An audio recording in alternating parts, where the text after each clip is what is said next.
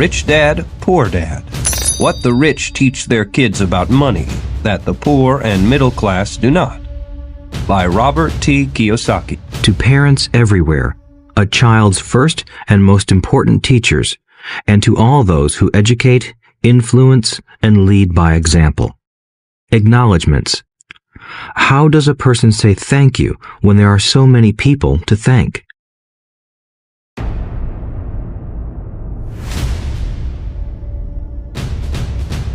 Obviously, this book is a thank you to my two fathers, who were powerful role models, and to my mom, who taught me love and kindness.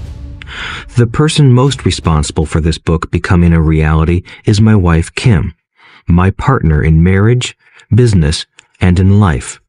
She makes my life complete. Introduction. Rich Dad, Poor Dad. Having two dads offered me the choice of contrasting points of view, one of a rich man and one of a poor man. I had two fathers, a rich one and a poor one. One was highly educated and intelligent. He had a PhD and completed 4 years of undergraduate work in less than 2 years. He then went on to Stanford University, the University of Chicago, and Northwestern University to do his advanced studies, all on full financial scholarships. The other father never finished the 8th grade. Both men were successful in their careers, working hard all their lives. Both earned substantial incomes, yet one always struggled financially. The other would become one of the richest men in Hawaii. One died, leaving tens of millions of dollars to his family, charities, and his church. The other left bills to be paid. Both men were strong, charismatic, and influential. Both men offered me advice, but they did not advise the same things. Both men believed strongly in education, but did not recommend the same course of study. If I had had only one dad, I would have had to accept or reject his advice. Having two dads offered me the choice of contrasting points of view, one of a rich man and one of a poor man. Instead of simply accepting or rejecting one or the other, I found myself thinking more, comparing, and then choosing for myself. The problem was that the rich man was not rich yet, and the poor man was not yet poor. Both were just starting out on their careers, and both were struggling with money and families. But they had very different points of view about money. For example, one dad would say, "The love of money is the root of all evil." The other said, "The lack of money is the root of all evil." As a young boy, having two strong fathers, both influencing me, was difficult. I wanted to be a good son and listen, but the two fathers did not say the same things. The contrast in their points of view, particularly about money, was so extreme that I grew curious and intrigued. I began to start thinking for long periods of time about what each was saying. Much of my private time was spent reflecting, asking myself questions such as, why does he say that? And then asking the same question of the other dad's statement. It would have been much easier to simply say, yeah, he's right, I agree with that. Or to simply reject the point of view by saying, the old man doesn't know what he's talking about. Instead, having two dads whom I loved forced me to think and ultimately choose a way of thinking for myself.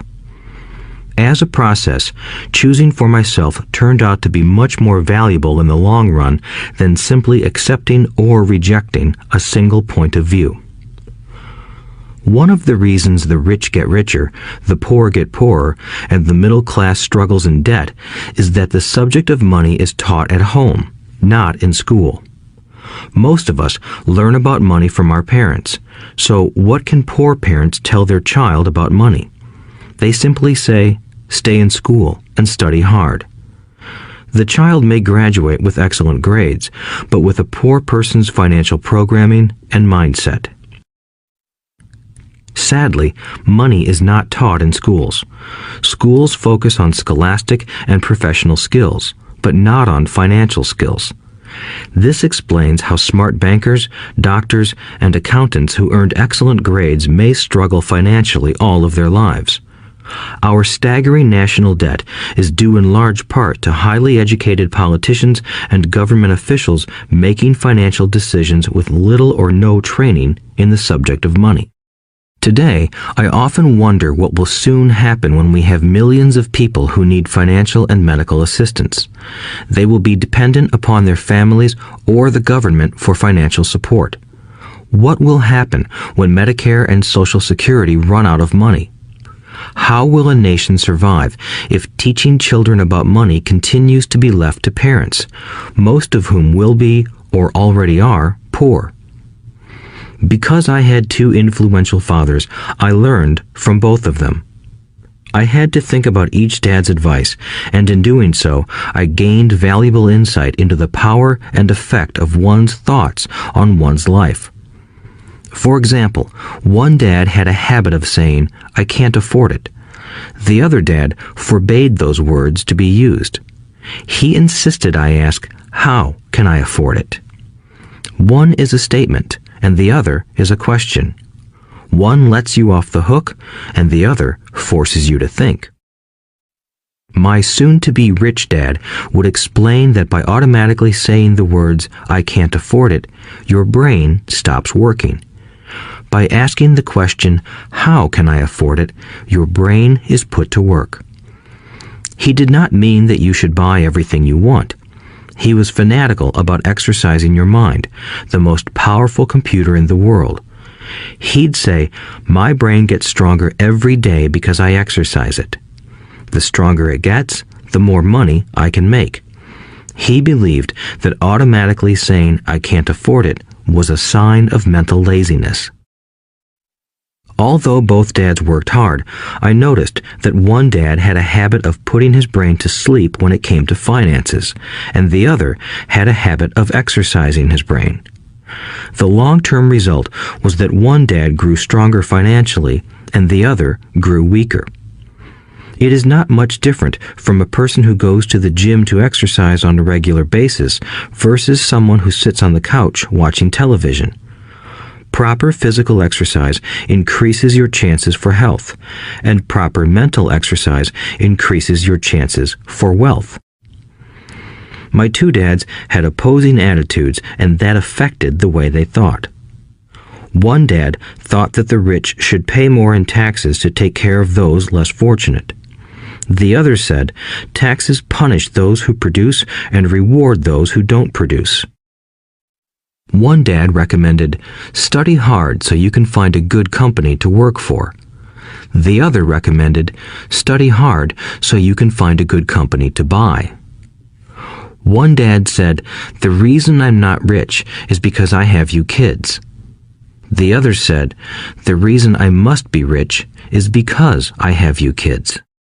One encouraged talking about money and business at the dinner table, while the other forbade the subject of money to be discussed over a meal. One said, when it comes to money, play it safe. Don't take risks. The other said, learn to manage risk. One believed, our home is our largest investment and our greatest asset. The other believed, my house is a liability, and if your house is your largest investment, you're in trouble. Both dads paid their bills on time, yet one paid his bills first, while the other paid his bills last. One dad believed in a company or the government taking care of you and your needs. He was always concerned about pay raises, retirement plans, medical benefits, sick leave, vacation days, and other perks. He was impressed with two of his uncles who joined the military and earned a retirement and entitlement package for life after 20 years of active service. He loved the idea of medical benefits and PX privileges the military provided its retirees. He also loved the tenure system available through the university. The idea of job protection for life and job benefits seemed more important at times than the job. He would often say, I've worked hard for the government and I'm entitled to these benefits. The other believed in total financial self-reliance. He spoke out against the entitlement mentality and how it created weak and financially needy people. He was emphatic about being financially competent. One dad struggled to save a few dollars. The other created investments. One dad taught me how to write an impressive resume so I could find a good job. The other taught me how to write strong business and financial plans so I could create jobs. Being a product of two strong dads allowed me the luxury of observing the effects different thoughts have on one's life. I noticed that people really do shape their lives through their thoughts. For example, my poor dad always said, "I'll never be rich," and that prophecy became reality. My rich dad, on the other hand, always referred to himself as rich. He would say things like, "I'm a rich man and rich people don't do this." Even when he was flat broke after a major financial setback, he continued to refer to himself as a rich man. He would cover himself by saying, "There is a difference between being poor and being broke. Broke is temporary. Poor is eternal." My poor dad would say, "I'm not interested in money," or "money doesn't matter." My rich dad always said, "Money is power." The power of our thoughts may never be measured or appreciated, but it became obvious to me as a young boy that it was important to be aware of my thoughts and how I expressed myself. I noticed that my poor dad was poor, not because of the amount of money he earned, which was significant, but because of his thoughts and actions. As a young boy having two fathers, I became acutely aware of being careful about which thoughts I chose to adopt as my own.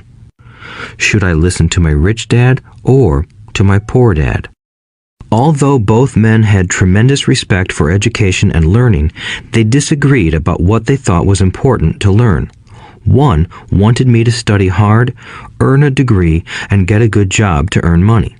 He wanted me to study to become a professional, an attorney or an accountant, and to go to business school for my MBA. The other encouraged me to study to be rich, to understand how money works, and to learn how to have it work for me. "I don't work for money" were words he would repeat over and over. "Money works for me."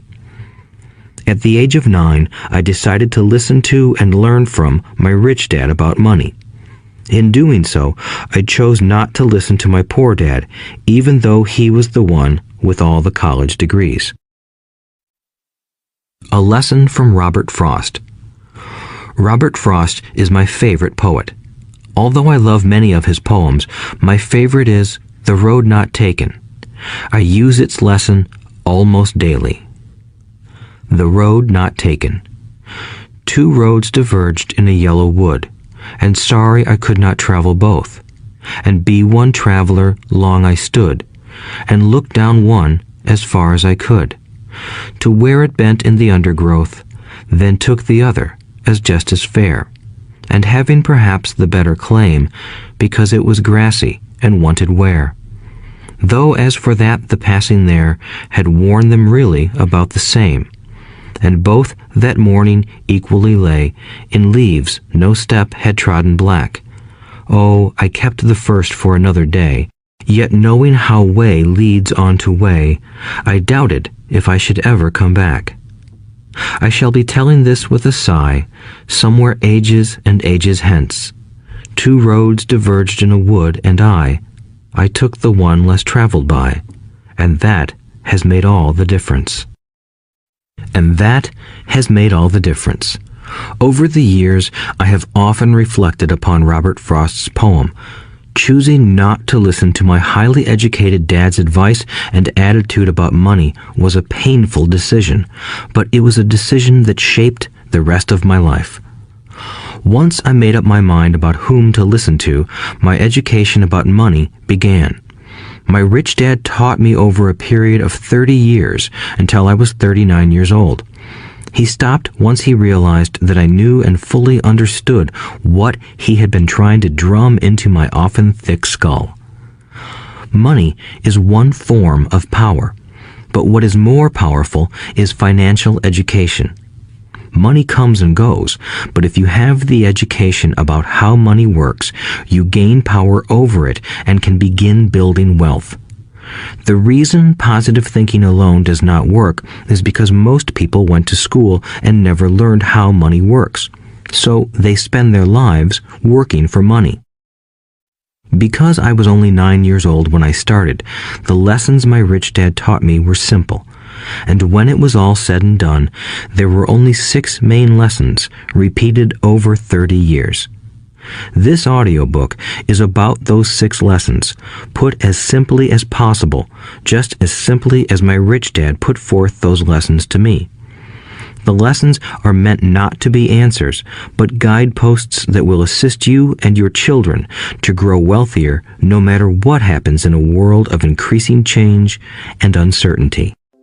Chapter 1. Lesson 1. The rich don't work for money. The poor and the middle class work for money. The rich have money work for them. Dad, can you tell me how to get rich? My dad put down the evening paper. Why do you want to get rich, son? Because today Jimmy's mom drove up in their new Cadillac and they were going to their beach house for the weekend. He took 3 of his friends, but Mike and I weren't invited. They told us we weren't invited because we were poor kids. They did? My dad asked incredulously. Yeah, they did, I replied in a hurt tone. My dad silently shook his head, pushed his glasses up the bridge of his nose, and went back to reading the paper. I stood waiting for an answer. The year was 1956. I was 9 years old. By some twist of fate, I attended the same public school where the rich people sent their kids. We were primarily a sugar plantation town. The managers of the plantation and the other affluent people, such as doctors, business owners, and bankers, sent their children to this elementary school. After grade 6, their children were generally sent off to private schools. Because my family lived on one side of the street, I went to this school. Had I lived on the other side of the street, I would have gone to a different school with kids from families more like mine. After grade 6, these kids and I would go on to the public intermediate and high school. There was no private school for them or for me.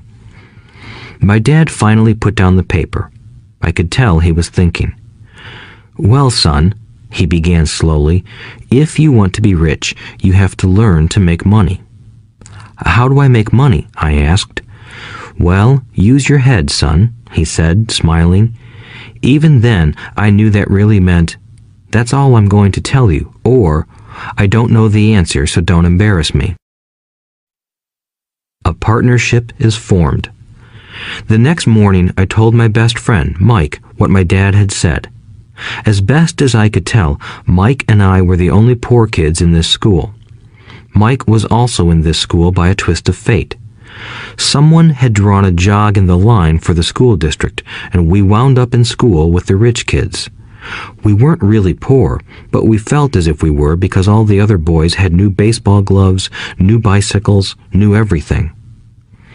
Mom and Dad provided us with the basics, like food and shelter and clothes, but that was about it. My dad used to say, if you want something, work for it. We wanted things, but there was not much work available for 9-year-old boys. So what do we do to make money? Mike asked. I don't know, I said, but do you want to be my partner? He agreed, and so on that Saturday morning, Mike became my first business partner. We spent all morning coming up with ideas on how to make money. Occasionally, we talked about all the cool guys at Jimmy's beach house having fun. It hurt a little, but that hurt was good because it inspired us to keep thinking of a way to make money. Finally, that afternoon, a bolt of lightning struck. It was an idea Mike got from a science book he had read. Excitedly, we shook hands, and the partnership now had a business.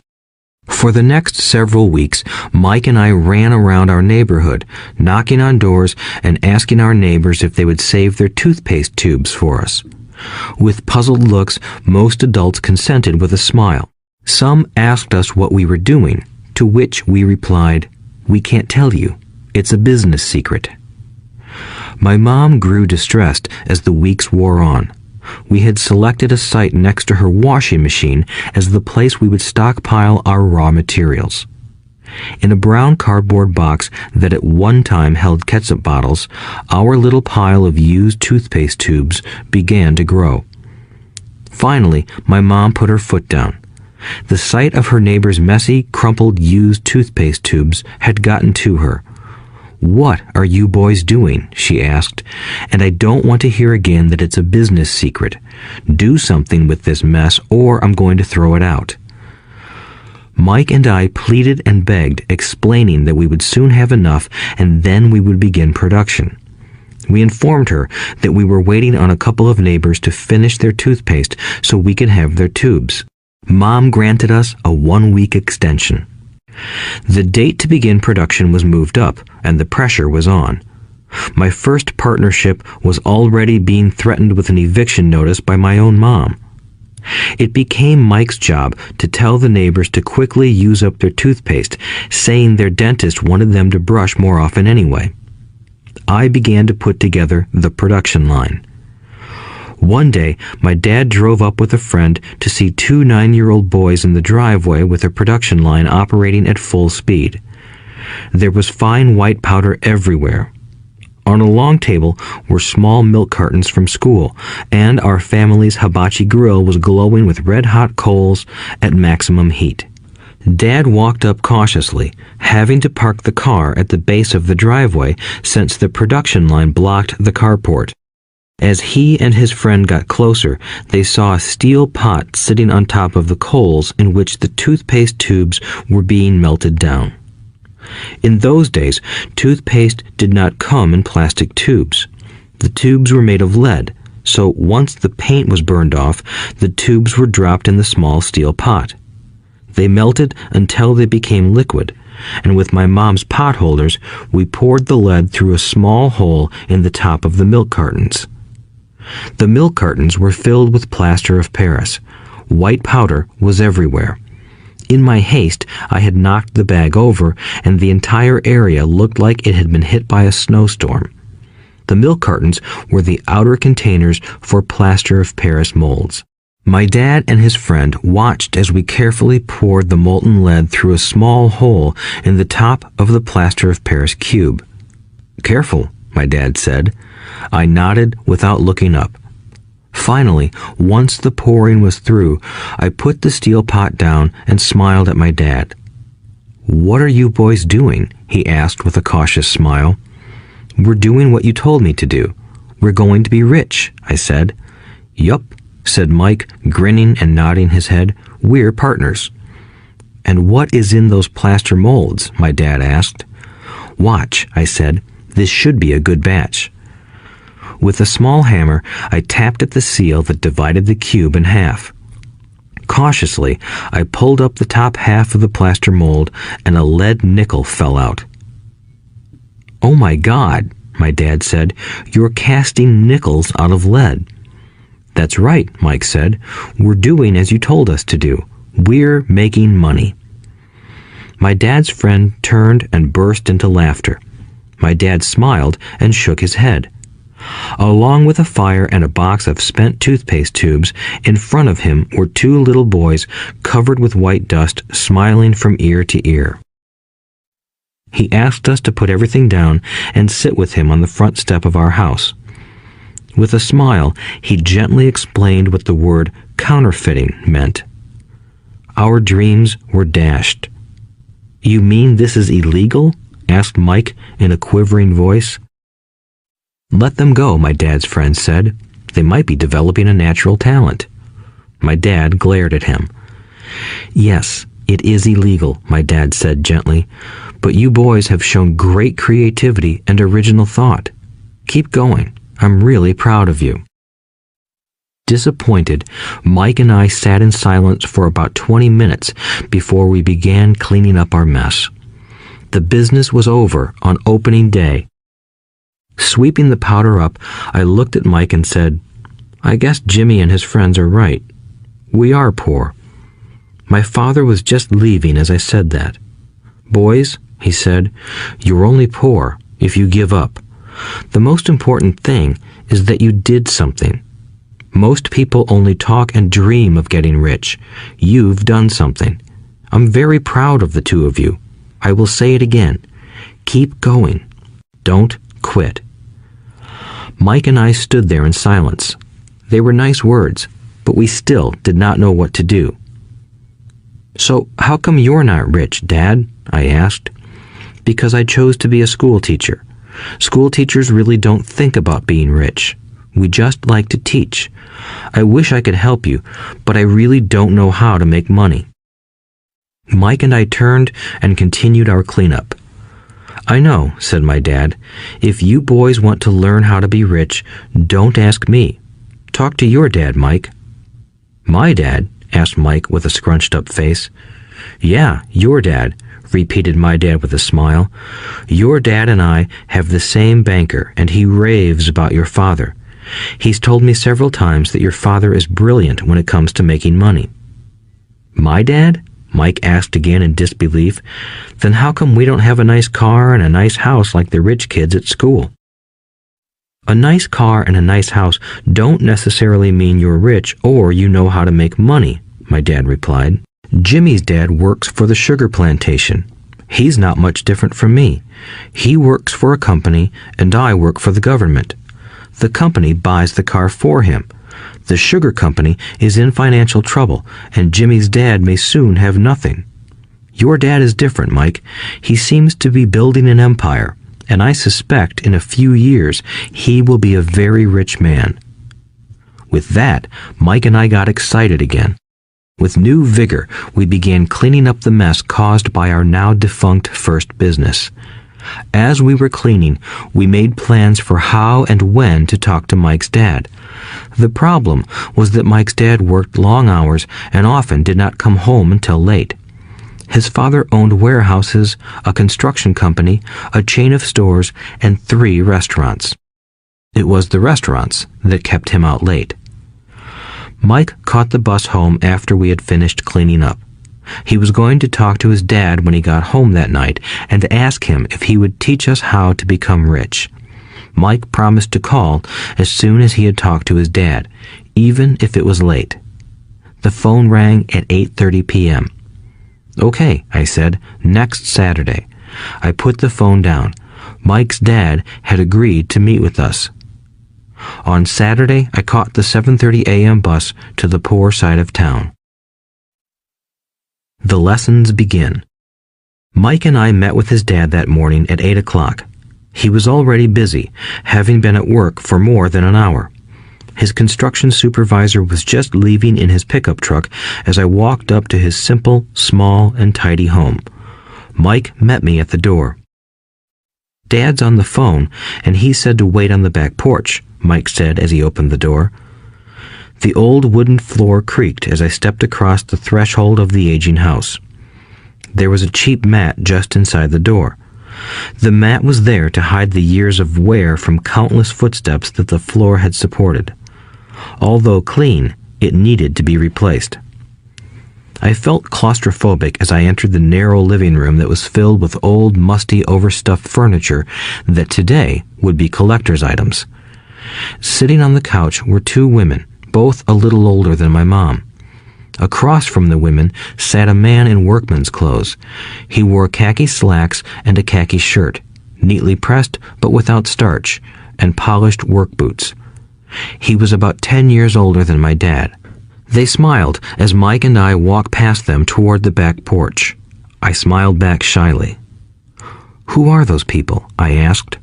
"Oh, they work for my dad. The older man runs his warehouses, and the women are the managers of the restaurants. And as you arrived, you saw the construction supervisor who was working on a road project about 50 miles from here. His other supervisor, who was building a track of houses, left before you got here." "Does this go on all the time?" I asked. "Not always, but quite often," said Mike, smiling as he pulled up a chair to sit down next to me. "I asked my dad if he would teach us to make money," Mike said. "Oh, and what did he say to that?" I asked with cautious curiosity. "Well, he had a funny look on his face at first, and then he said he would make us an offer." "Oh," I said, rocking my chair back against the wall. I sat there, perched on two rear legs of the chair. Mike did the same thing. "Do you know what the offer is?" I asked. "No, but we'll soon find out." Suddenly, Mike's dad burst through the rickety screen door and onto the porch. Mike and I jumped to our feet, not out of respect, but because we were startled. "Ready, boys?" he asked as he pulled up a chair to sit down with us. We nodded our heads as we pulled our chairs away from the wall to sit in front of him. He was a big man, about 6 feet tall and 200 pounds. My dad was taller, about the same weight, and 5 years older than Mike's dad. They sort of looked alike, though not of the same ethnic makeup. Maybe their energy was similar. "Mike says you want to learn to make money. Is that correct, Robert?" I nodded my head quickly, but with a little trepidation. He had a lot of power behind his words and smile. "Okay, here's my offer. I'll teach you, but I won't do it classroom style. You work for me, I'll teach you. You don't work for me, I won't teach you. I can teach you faster if you work, and I'm wasting my time if you just want to sit and listen like you do in school. That's my offer. Take it or leave it." May I ask a question first?" I asked. "No. Take it or leave it. I've got too much work to do to waste my time. If you can't make up your mind decisively, then you'll never learn to make money anyway. Opportunities come and go. Being able to know when to make quick decisions is an important skill. You have the opportunity that you asked for. School is beginning, or it's over in 10 seconds, Mike's dad said with a teasing smile. "Take it," I said. "Take it," said Mike. "Good," said Mike's dad. "Mrs. Martin will be by in 10 minutes. After I'm through with her, you'll ride with her to my superette and you can begin working. I'll pay you 10 cents an hour and you'll work 3 hours every Saturday." "But I have a softball game today," I said. Mike's dad lowered his voice to a stern tone. "Take it or leave it," he said. "I'll take it," I replied, choosing to work and learn instead of playing. 30 cents later. By 9 a.m. that day, Mike and I were working for Mrs. Martin. She was a kind and patient woman. She always said that Mike and I reminded her of her 2 grown sons. Although kind, she believed in hard work and kept us moving. We spent 3 hours taking canned goods off the shelves, brushing each can with a feather duster to get the dust off, and then restacking them neatly. It was excruciatingly boring work. Mike's dad, whom I called my rich dad, owned 9 of these little superettes, each with a large parking lot. They were the early version of the 7-Eleven convenience stores, little neighborhood grocery stores where people bought items such as milk, bread, butter, and cigarettes.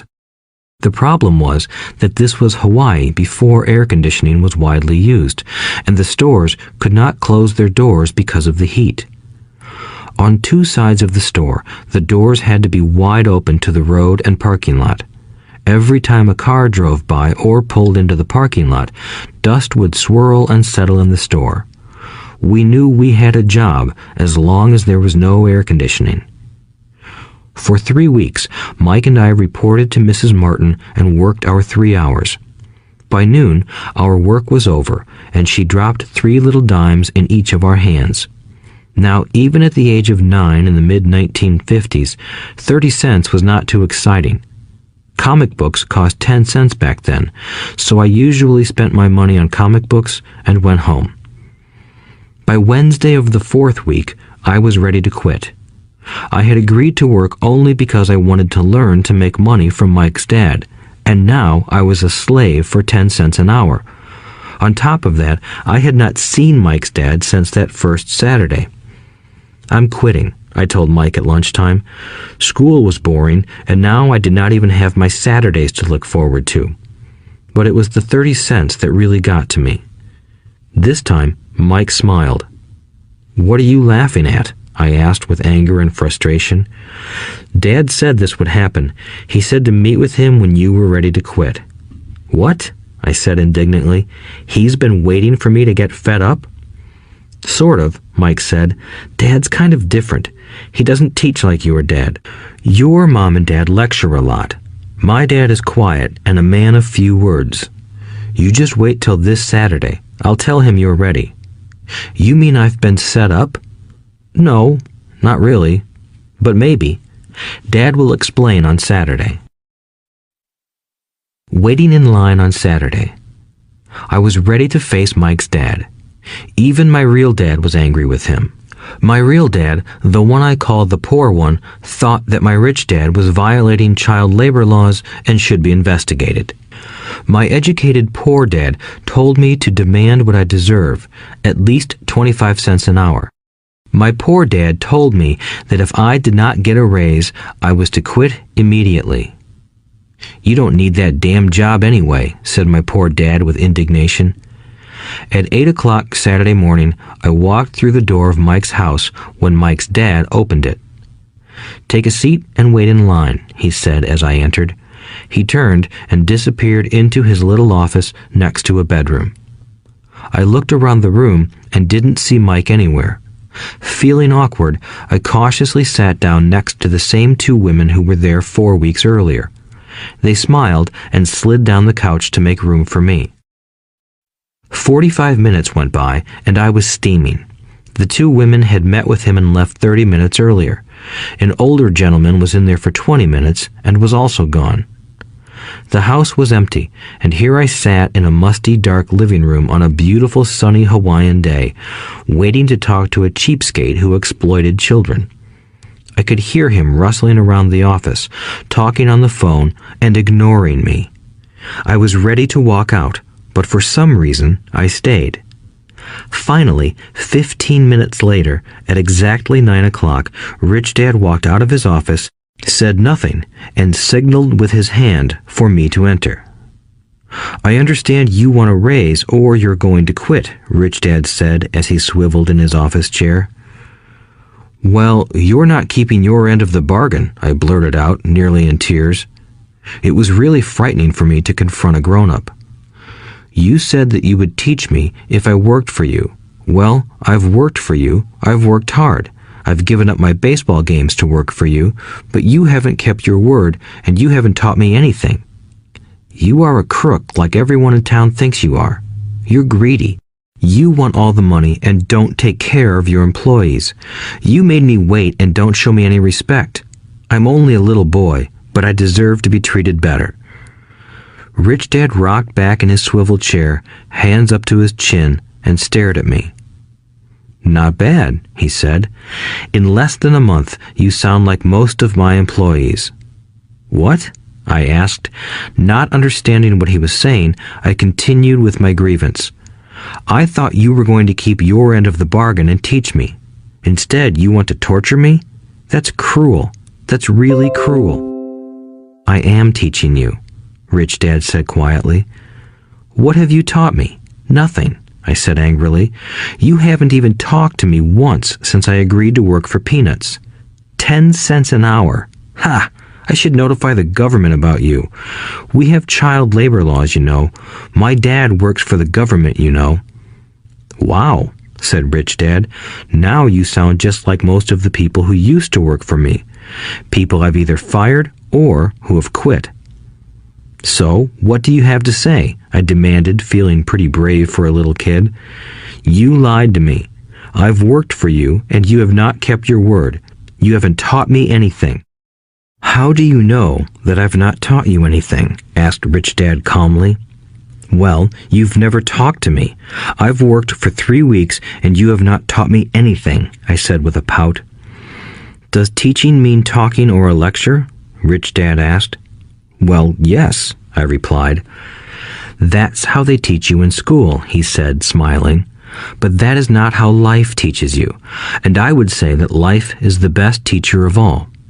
Most of the time, life does not talk to you. It just sort of pushes you around. Each push is life saying, wake up, there's something I want you to learn. What is this man talking about? I asked myself silently. Life pushing me around was life talking to me? Now I knew I had to quit my job. I was talking to someone who needed to be locked up. If you learn life's lessons, you will do well. If not, life will just continue to push you around. People do two things. Some just let life push them around. Others get angry and push back. But they push back against their boss, or their job, or their husband or wife. They do not know it's life that's pushing. I had no idea what he was talking about. Life pushes all of us around. Some people give up and others fight. A few learn the lesson and move on. They welcome life pushing them around. To these few people, it means they need and want to learn something. They learn and move on. Most quit, and a few, like you, fight. Rich Dad stood and shut the creaky old wooden window that needed repair. If you learn this lesson, you will grow into a wise, wealthy, and happy young man. If you don't, you will spend your life blaming a job, low pay, or your boss for your problems. You'll live life always hoping for that big break that will solve all your money problems. Rich Dad looked over at me to see if I was still listening. His eyes met mine. We stared at each other, communicating through our eyes. Finally, I looked away once I had absorbed his message. I knew he was right. I was blaming him, and I did ask to learn. I was fighting. Rich Dad continued. Or, if you are the kind of person who has no guts, you just give up every time life pushes you. If you are that kind of person, you'll live all your life playing it safe, doing the right things, saving yourself for some event that never happens. Then you die a boring old man. You'll have lots of friends who really like you because you were such a nice, hard-working guy. But the truth is that you let life push you into submission. Deep down, you were terrified of taking risks. You really wanted to win, but the fear of losing was greater than the excitement of winning. Deep inside, you and only you will know you didn't go for it. You chose to play it safe. Our eyes met again. "You've been pushing me around?" I asked. "Some people might say that," smiled Rich Dad. "I would say that I just gave you a taste of life." "What taste of life?" I asked, still angry, but now curious and ready to learn. "You boys are the first people that have ever asked me to teach them how to make money. I have more than 150 employees, and not one of them has asked me what I know about money. They ask me for a job and a paycheck, but never to teach them about money. So most will spend the best years of their lives working for money, not really understanding what it is they are working for." I sat there listening intently. "So when Mike told me you wanted to learn how to make money, I decided to design a course that mirrored real life. I could talk until I was blue in the face, but you wouldn't hear a thing. So I decided to let life push you around a bit so you could hear me. That's why I only paid you 10 cents. "So what is the lesson I learned from working for only 10 cents an hour?" I asked. "That you're cheap and exploit your workers?" Rich Dad rocked back and laughed heartily. Finally, he said, "You'd best change your point of view. Stop blaming me and thinking I'm the problem. If you think I'm the problem, then you have to change me. If you realize that you're the problem, then you can change yourself, learn something, and grow wiser. Most people want everyone else in the world to change but themselves. Let me tell you, it's easier to change yourself than everyone else." "I don't understand," I said. "Don't blame me for your problems," Rich Dad said, growing impatient. "But you only pay me 10 cents. "So what are you learning?" Rich Dad asked, smiling. "That you're cheap," I said with a sly grin. "See, you think I'm the problem," said Rich Dad. "But you are. Well, keep that attitude and you'll learn nothing. Keep the attitude that I'm the problem, and what choices do you have?" "Well, if you don't pay me more or show me more respect and teach me, I'll quit." "Well put," Rich Dad said, "and that's exactly what most people do. They quit and go looking for another job, a better opportunity and higher pay, actually thinking that this will solve the problem. In most cases, it won't.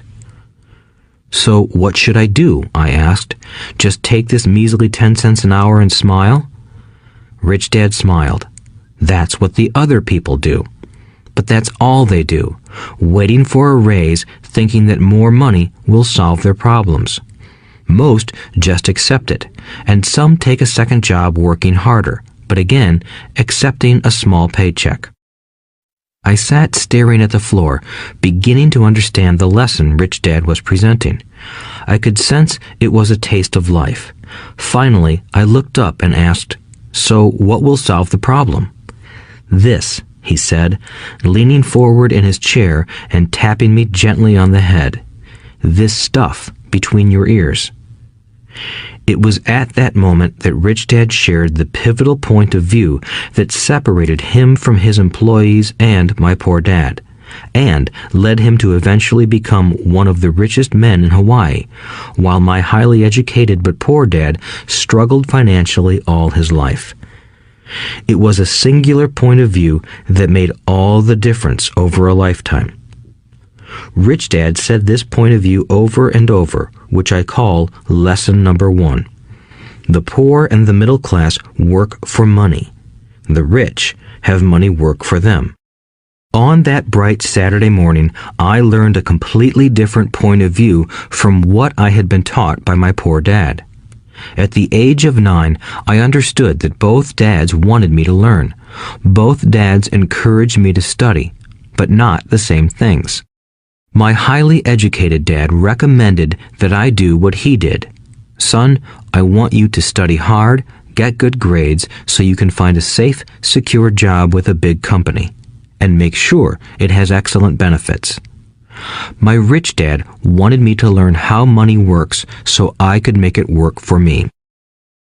These lessons I would learn through life with his guidance, not because of a classroom. My rich dad continued my first lesson.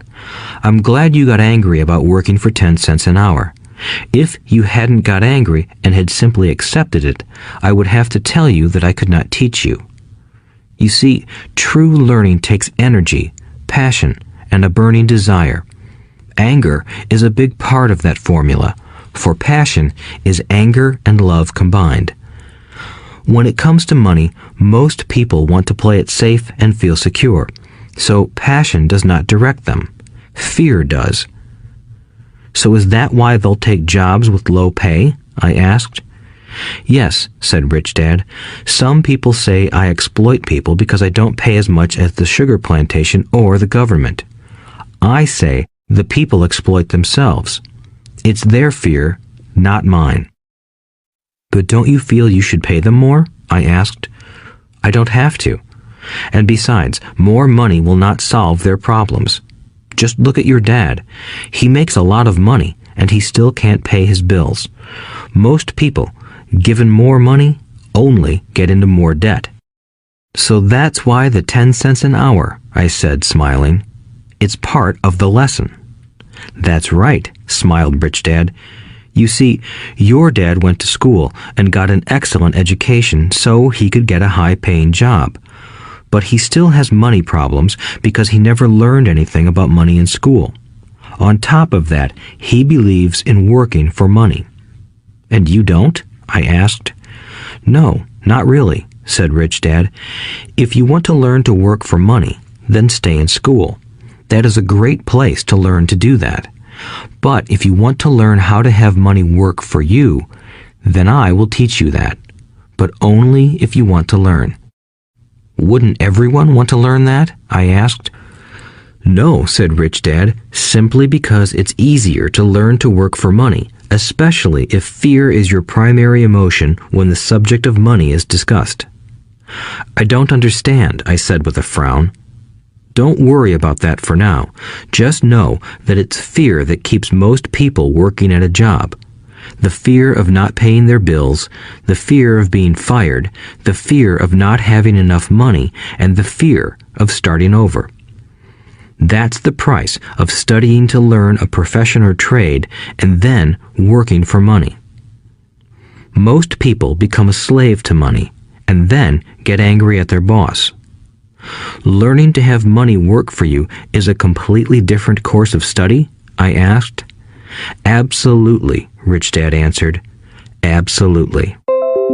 We sat in the silence on that beautiful Hawaiian Saturday morning.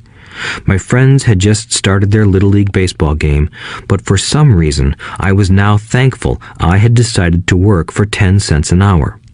I sensed that I was about to learn something my friends wouldn't learn in school. Ready to learn? Asked Rich Dad. Absolutely, I said with a grin. I have kept my promise. I've been teaching you from afar, my Rich Dad said. At 9 years old, you've gotten a taste of what it feels like to work for money.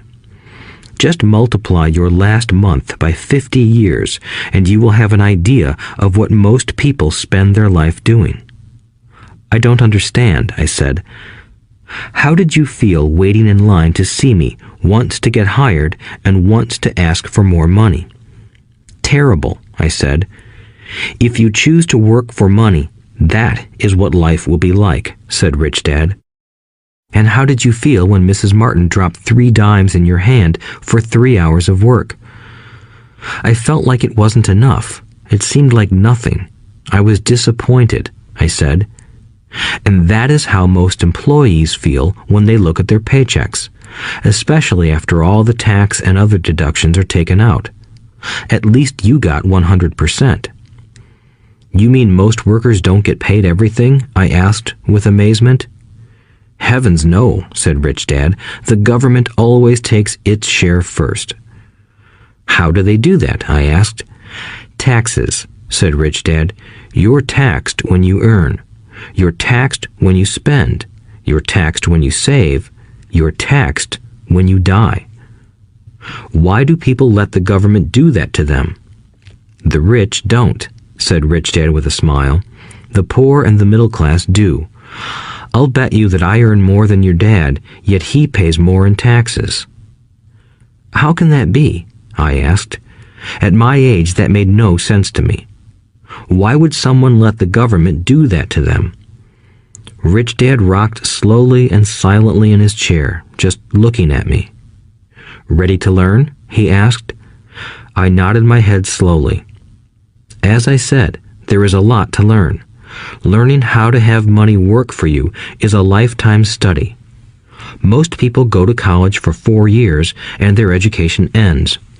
I already know that my study of money will continue over my lifetime, simply because the more I find out, the more I find out I need to know.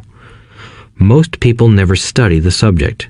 They go to work, get their paycheck, balance their checkbooks, and that's it. Then they wonder why they have money problems. They think that more money will solve the problem, and don't realize that it's their lack of financial education that is the problem. So my dad has tax problems because he doesn't understand money? I asked, confused. Look, said Rich Dad, taxes are just one small section on learning how to have money work for you. Today, I just wanted to find out if you still have the passion to learn about money. Most people don't. They want to go to school, learn a profession, have fun at their work, and earn lots of money. One day they wake up with big money problems, and then they can't stop working. That's the price of only knowing how to work for money instead of studying how to have money work for you. So, do you still have the passion to learn? Asked Rich Dad. I nodded my head. Good, said Rich Dad. Now get back to work. This time, I will pay you nothing. What? I asked in amazement. You heard me. Nothing. You will work the same 3 hours every Saturday, but this time you will not be paid 10 cents per hour. You said you wanted to learn to not work for money, so I'm not going to pay you anything. I couldn't believe what I was hearing. I've already had this conversation with Mike, and he's already working, dusting and stacking canned goods for free. You better hurry and get back there. That's not fair, I shouted. You've got to pay something.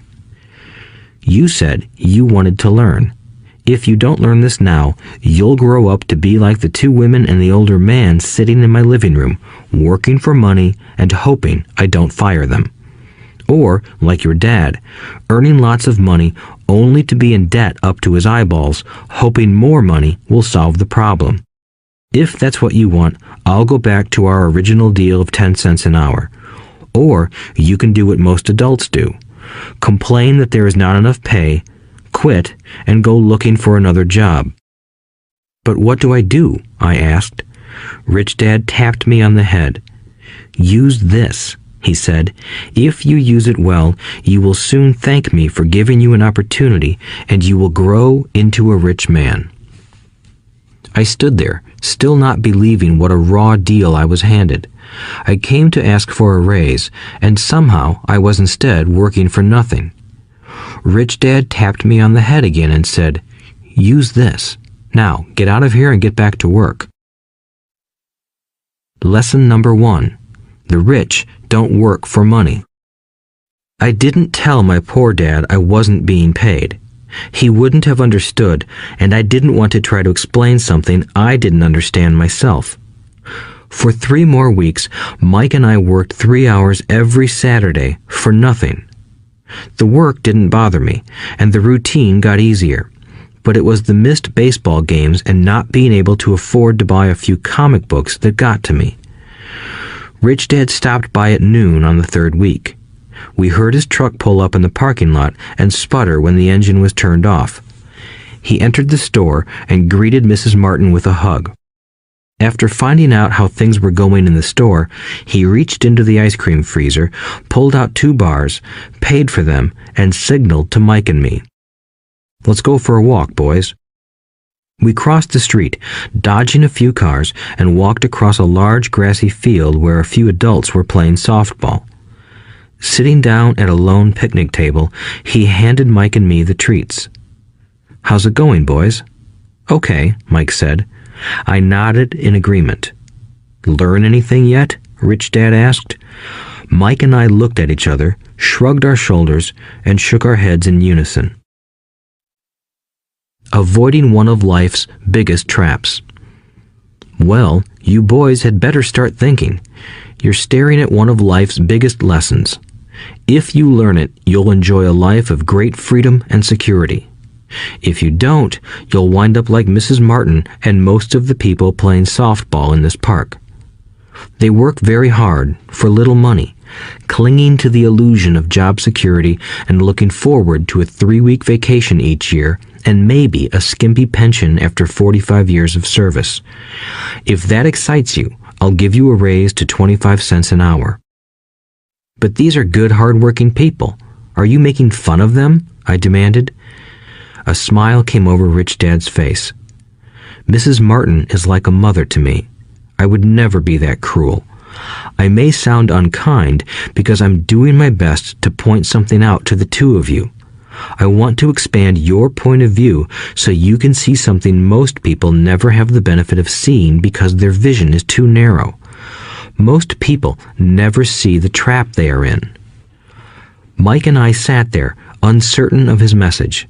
He sounded cruel, yet we could sense he was trying to drive home a point. With a smile, Rich Dad said, "Doesn't that 25 cents an hour sound good?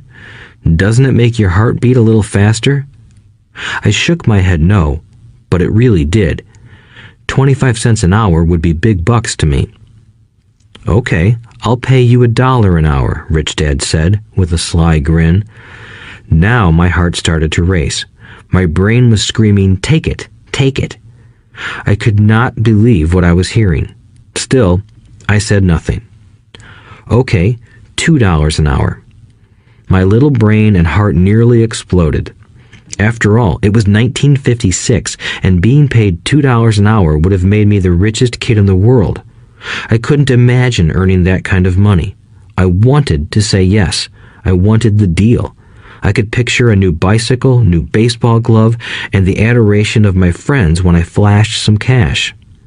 On top of that, Jimmy and his rich friends could never call me poor again. But somehow, my mouth stayed shut. The ice cream had melted and was running down my hand. Rich Dad was looking at two boys staring back at him, eyes wide open and brains empty.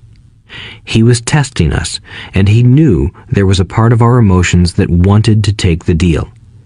He understood that every person has a weak and needy part of their soul that can be bought, and he knew that every individual also had a part of their soul that was resilient and could never be bought. It was only a question of which one was stronger. Okay, $5 an hour. Suddenly, I was silent. Something had changed. The offer was too big and ridiculous.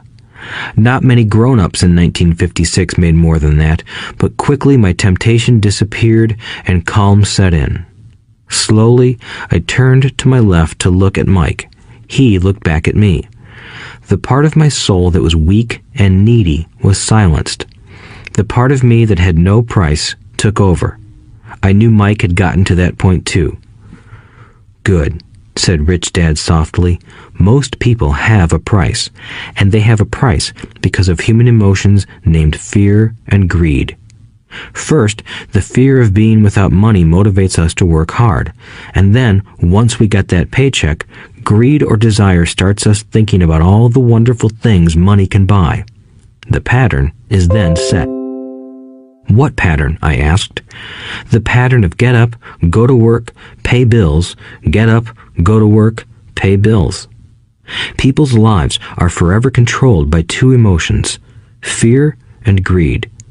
Offer them more money, and they continue the cycle by increasing their spending. This is what I call the rat race. "There is another way?" Mike asked. "Yes," said Rich Dad slowly, "but only a few people find it." "And what is that way?" Mike asked. "That's what I hope you boys will learn as you work and study with me. That is why I took away all forms of pay." "Any hints?" Mike asked. "We're kind of tired of working hard, especially for nothing." "Well, the first step is telling the truth," said Rich Dad. "We haven't been lying," I said. "I did not say you were lying. I said to tell the truth," Rich Dad retorted. "The truth about what?" I asked. "How you're feeling," Rich Dad said. "You don't have to say it to anyone else. Just admit it to yourself." "You mean the people in this park, the people who work for you, Mrs. Martin, they don't do that?" I asked. "I doubt it," said Rich Dad. "Instead, they feel the fear of not having money. They don't confront it logically. They react emotionally instead of using their heads," Rich Dad said. "Then, they get a few bucks in their hands, and again, the emotions of joy, desire, and greed take over. And again they react instead of think." "So their emotions control their brain," Mike said. "That's correct," said Rich Dad. "Instead of admitting the truth about how they feel, they react to their feelings and fail to think.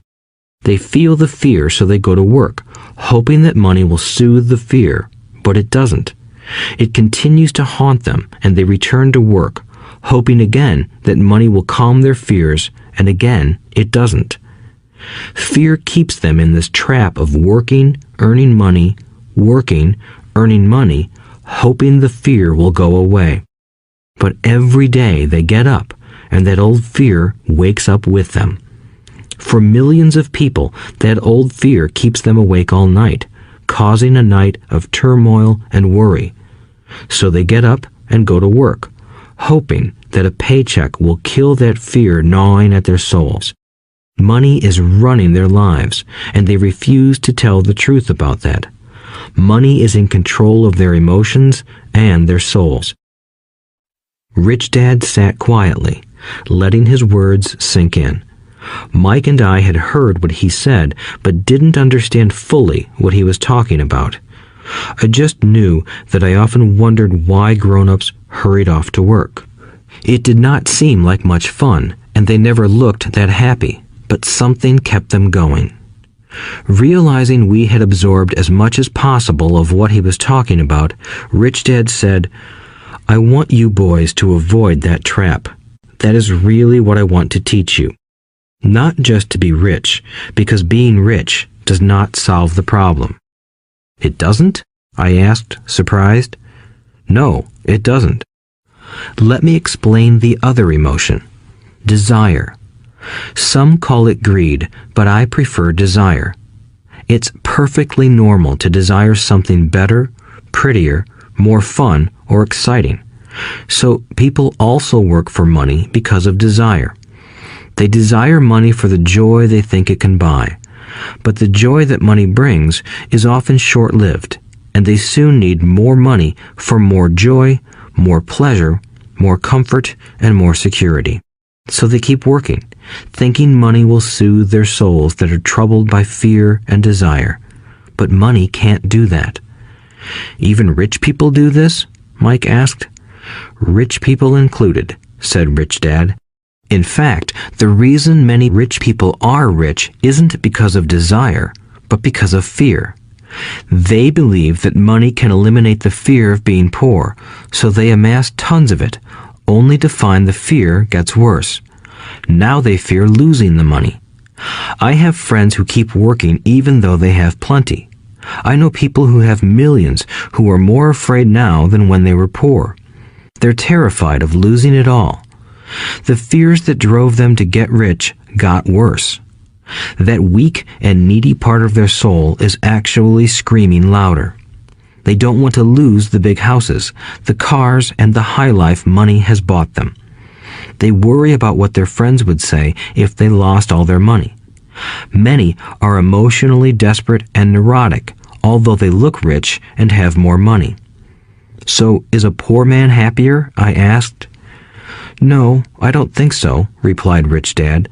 The avoidance of money is just as psychotic as being attached to money. As if on cue, the town derelict went past our table, stopping by the large rubbish can and rummaging around in it. The three of us watched him with great interest, when before we probably would have just ignored him. Rich Dad pulled $1 out of his wallet and gestured to the older man. Seeing the money, the derelict came over immediately, took the bill, thanked Rich Dad profusely, and hurried off, ecstatic with his good fortune. He's not much different from most of my employees, said Rich Dad.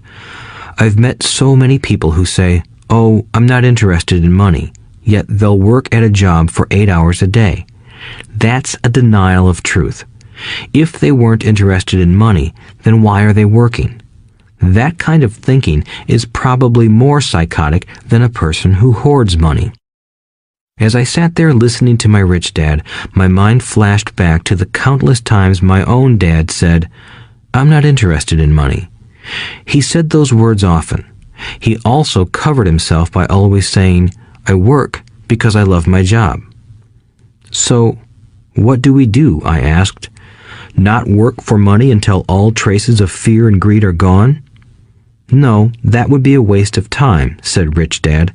Emotions are what make us human. The word emotion stands for energy in motion. Be truthful about your emotions and use your mind and emotions in your favor, not against yourself. Whoa, said Mike. Don't worry about what I just said. It will make more sense in years to come. Just be an observer, not a reactor, to your emotions. Most people do not know that it's their emotions that are doing the thinking. Your emotions are your emotions, but you have got to learn to do your own thinking. Can you give me an example? I asked. Sure, replied Rich Dad. When a person says, I need to find a job, it's most likely an emotion doing the thinking. Fear of not having money generates that thought. But people do need money if they have bills to pay, I said. Sure they do, smiled Rich Dad. All I'm saying is that it's fear that is all too often doing the thinking. I don't understand, said Mike. For example, said Rich Dad, if the fear of not having enough money arises, instead of immediately running out to get a job, they instead might ask themselves this question. Will a job be the best solution to this fear over the long run? In my opinion, the answer is no. A job is really a short-term solution to a long-term problem. But my dad is always saying, stay in school and get good grades so you can find a safe, secure job, I interjected, somewhat confused. Yes, I understand he says that, said Rich Dad, smiling.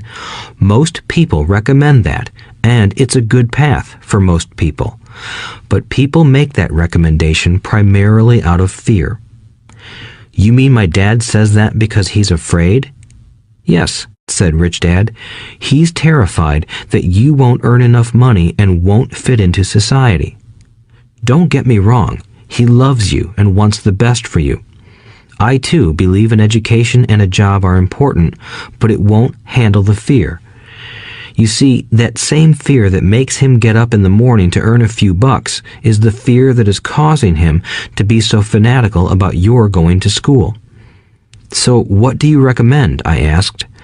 I want to teach you to master the power of money instead of being afraid of it. They don't teach that in school, and if you don't learn it, you become a slave to money. It was finally making sense. He wanted us to widen our views and to see what the Mrs. Martins of this world couldn't see. He used examples that sounded cruel at the time, but I've never forgotten them. My vision widened that day, and I began to see the trap that lay ahead for most people. You see, we're all employees ultimately. We just work at different levels, said Rich Dad. I just want you boys to have a chance to avoid the trap caused by those two emotions, fear and desire.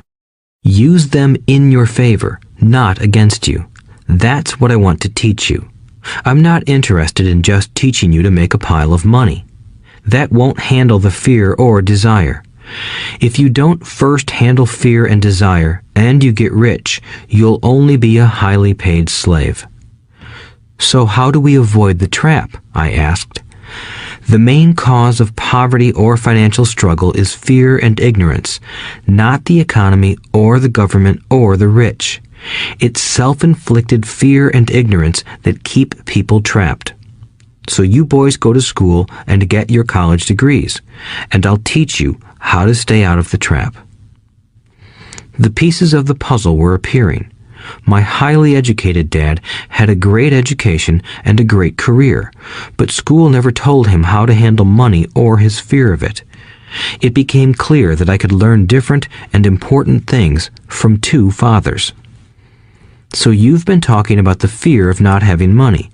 How does the desire for money affect our thinking? Mike asked. How did you feel when I tempted you with a pay raise? Did you notice your desires rising? We nodded our heads.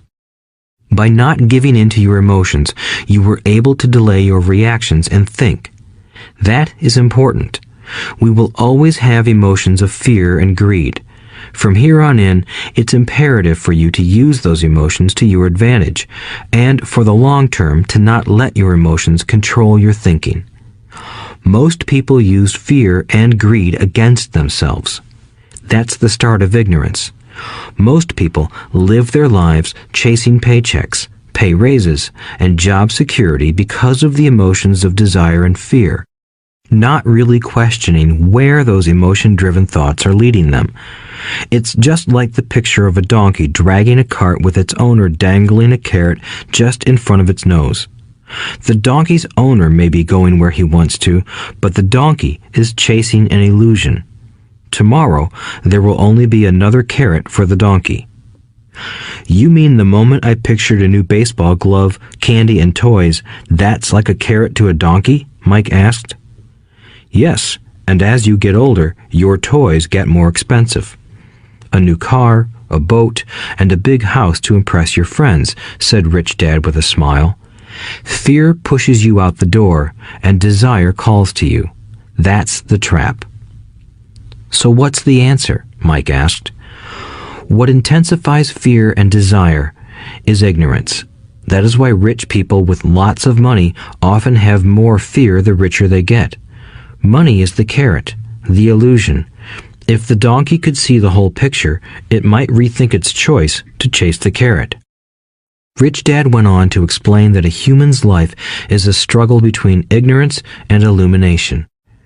He explained that once a person stops searching for information and self-knowledge, ignorance sets in. That struggle is a moment-to-moment decision to learn to open or close one's mind. Look, school is very important. You go to school to learn a skill or profession to become a contributing member of society.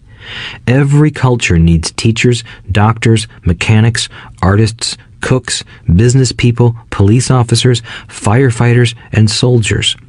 Schools train them so society can thrive and flourish, said Rich Dad. Unfortunately, for many people, school is the end, not the beginning.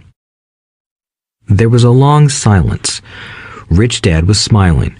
I didn't comprehend everything he said that day, but as with most great teachers, his words continued to teach for years.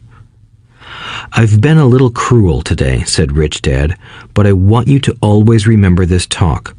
I want you to always think of Mrs. Martin, and I want you always to remember that donkey. Never forget that fear and desire can lead you into life's biggest trap if you are not aware of them controlling your thinking. To spend your life living in fear, never exploring your dreams, is cruel. To work hard for money, thinking that it will buy you things that will make you happy, is also cruel.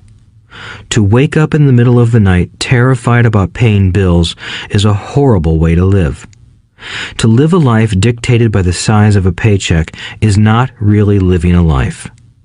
Thinking that a job makes you secure is lying to yourself. That's cruel, and that's the trap I want you to avoid. I've seen how money runs people's lives. Don't let that happen to you. Please, don't let money run your life. A softball rolled under our table. Rich Dad picked it up and threw it back.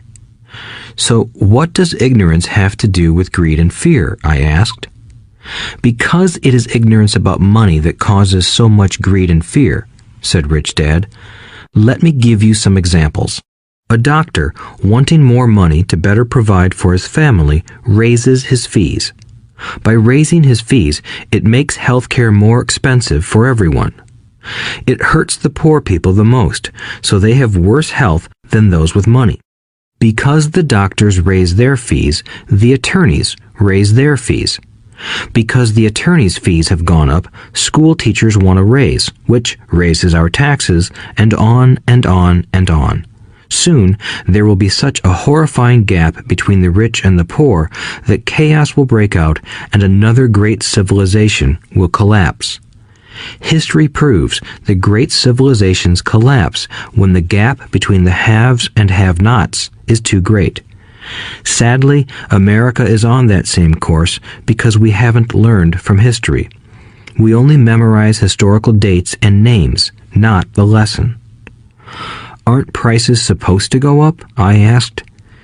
In an educated society with a well-run government, prices should actually come down. Of course, that is often only true in theory. Prices go up because of greed and fear caused by ignorance. If schools taught people about money, there would be more money and lower prices. But schools focus only on teaching people to work for money, not how to harness money's power. But don't we have business schools? Mike asked. And haven't you encouraged me to go for my MBA? Yes, said Rich Dad, but all too often business schools train employees to become sophisticated bean counters. Heaven forbid a bean counter takes over a business. All they do is look at the numbers, fire people, and kill the business. I know this because I hire bean counters. All they think about is cutting costs and raising prices, which cause more problems. Bean counting is important. I wish more people knew it, but it, too, is not the whole picture, added Rich Dad angrily. So, is there an answer? Asked Mike. Yes, said Rich Dad. Learn to use your emotions to think, not think with your emotions. When you boys mastered your emotions by agreeing to work for free, I knew there was hope. When you again resisted your emotions when I tempted you with more money, you were again learning to think in spite of being emotionally charged. That's the first step. Why is that step so important? I asked. Well, that's up to you to find out. If you want to learn, I'll take you boys into the briar patch, a place almost everyone else avoids. If you go with me, you'll let go of the idea of working for money and instead learn to have money work for you. And what will we get if we go with you? What if we agree to learn from you? What will we get? I asked. The same thing Brer Rabbit got, said Rich Dad, referring to the classic children's story. Is there a briar patch? I asked. Yes, said Rich Dad. The briar patch is our fear and greed. Confronting fear, weaknesses, and neediness by choosing our own thoughts is the way out. Choosing our thoughts? Mike asked, puzzled. Yes, choosing what we think rather than reacting to our emotions. Instead of just getting up and going to work because not having the money to pay your bills is scaring you, ask yourself, is working harder at this the best solution to this problem? Most people are too afraid to rationally think things through and instead run out the door to a job they hate. The tar baby is in control. That's what I mean by choosing your thoughts. And how do we do that? Mike asked. That's what I will teach you. I'll teach you to have a choice of thoughts rather than a knee-jerk reaction, like gulping down your morning coffee and running out the door. Remember what I said before. A job is only a short-term solution to a long-term problem. Most people have only one problem in mind, and it's short-term. It's the bills at the end of the month, the tar baby. Money controls their lives, or should I say the fear and ignorance about money controls it. So they do as their parents did. They get up every day and go work for money, not taking the time to ask the question, is there another way? Their emotions now control their thinking, not their heads. Can you tell the difference between emotions thinking and the head thinking? Mike asked. Oh yes, I hear it all the time, said Rich Dad. I hear things like, well, everyone has to work, or the rich are crooks, or I'll get another job, I deserve this raise, you can't push me around, or I like this job because it's secure. No one asks, is there something I'm missing here? Which would break through the emotional thought and give you time to think clearly. As we headed back to the store, Rich Dad explained that the rich really did make money. They did not work for it. He went on to explain that when Mike and I were casting 5-cent pieces out of lead, thinking we were making money, we were very close to thinking the way the rich think. The problem was that creating money is legal for the government and banks to do, but illegal for us to do. There are legal ways to create money from nothing, he told us.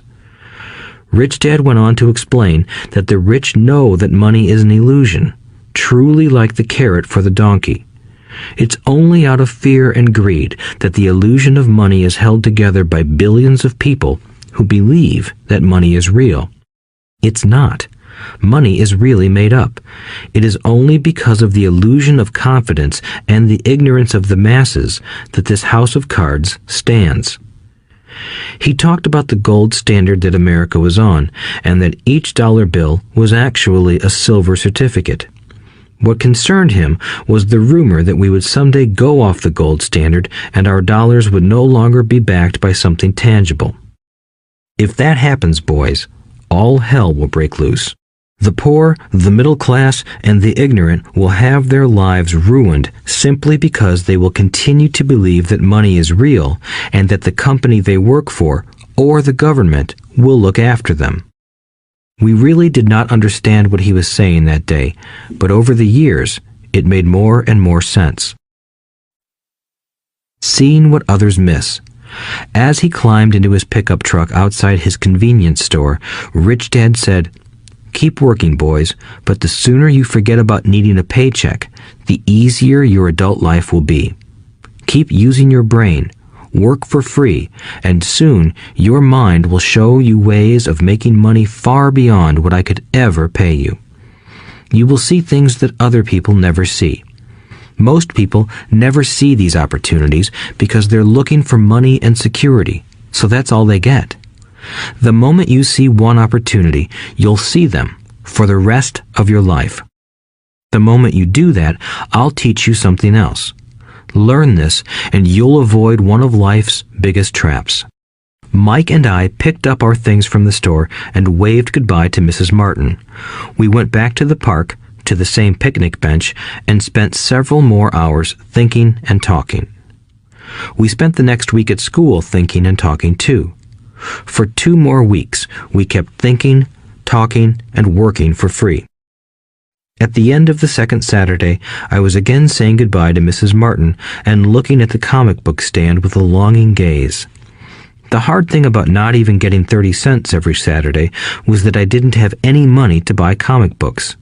Suddenly, as Mrs. Martin said goodbye to Mike and me, I saw her do something I'd never seen her do before. Mrs. Martin was cutting the front page of the comic book in half. She kept the top half of the comic book cover and threw the rest of the book into a large cardboard box. When I asked her what she did with the comic books, she said, "I throw them away. I give the top half of the cover back to the comic book distributor for credit when he brings in the new comics. He's coming in an hour." Mike and I waited for an hour. Soon the distributor arrived, and I asked him if we could have the comic books. To my delight, he said, "You can have them if you work for this store and do not resell them." Remember our old business partnership? Well, Mike and I revived it. Using a spare room in Mike's basement, we began piling hundreds of comic books in that room. Soon, our comic book library was open to the public.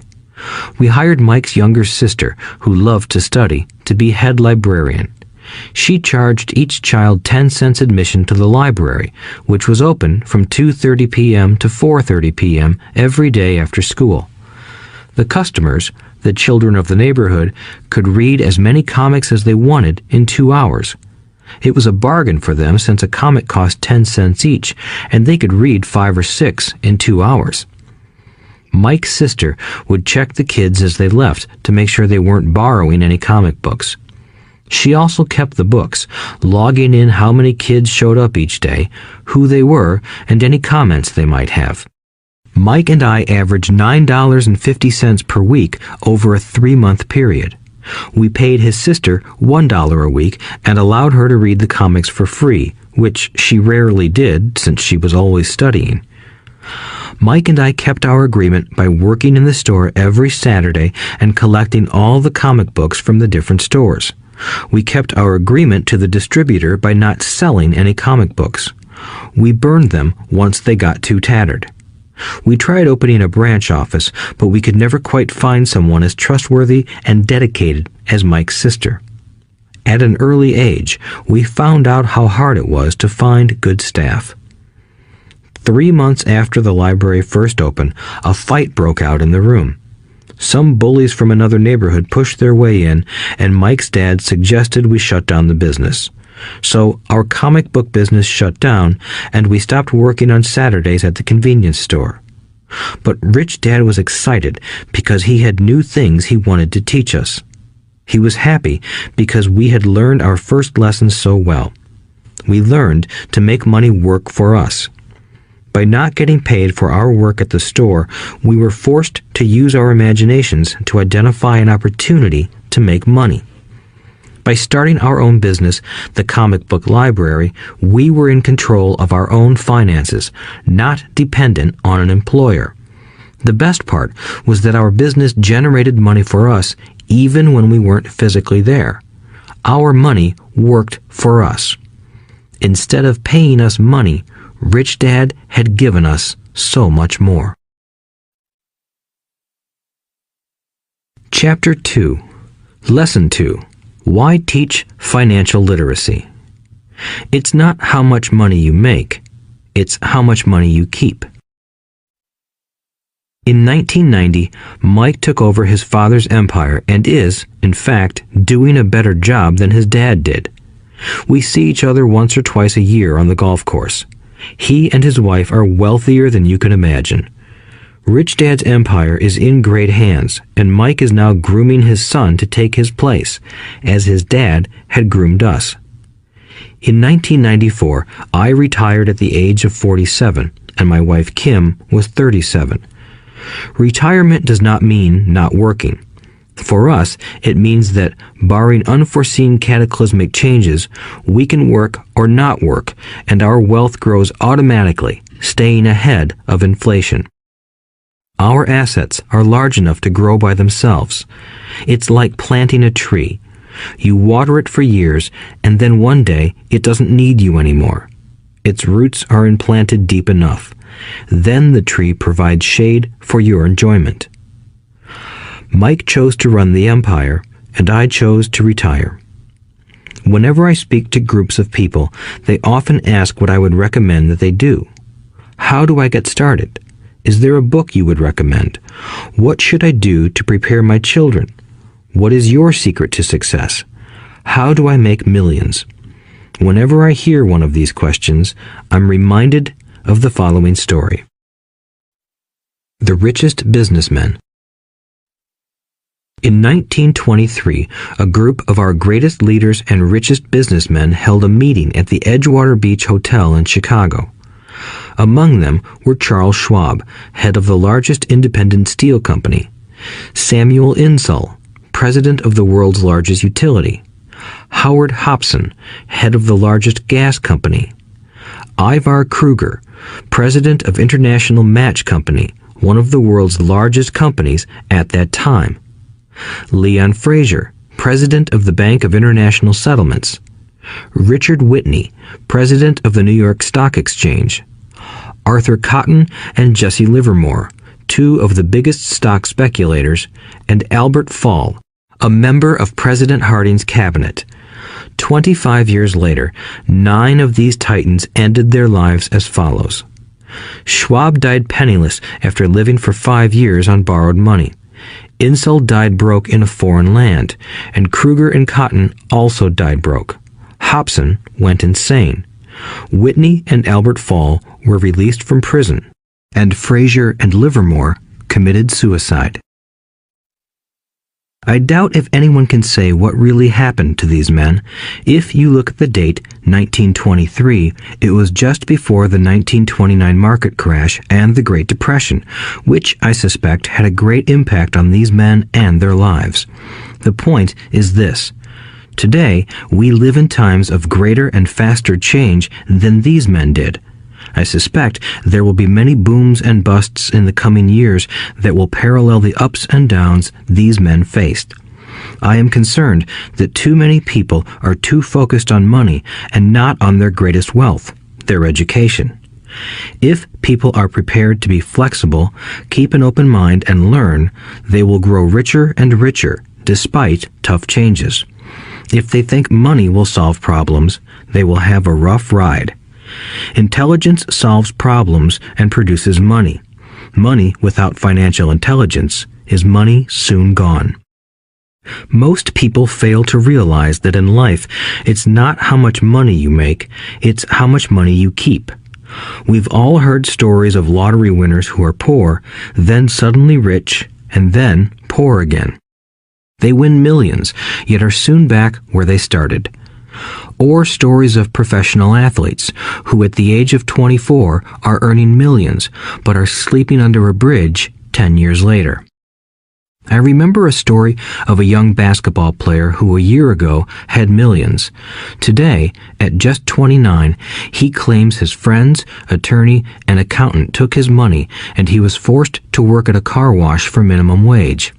He was fired from the car wash because he refused to take off his championship ring as he was wiping off the cars.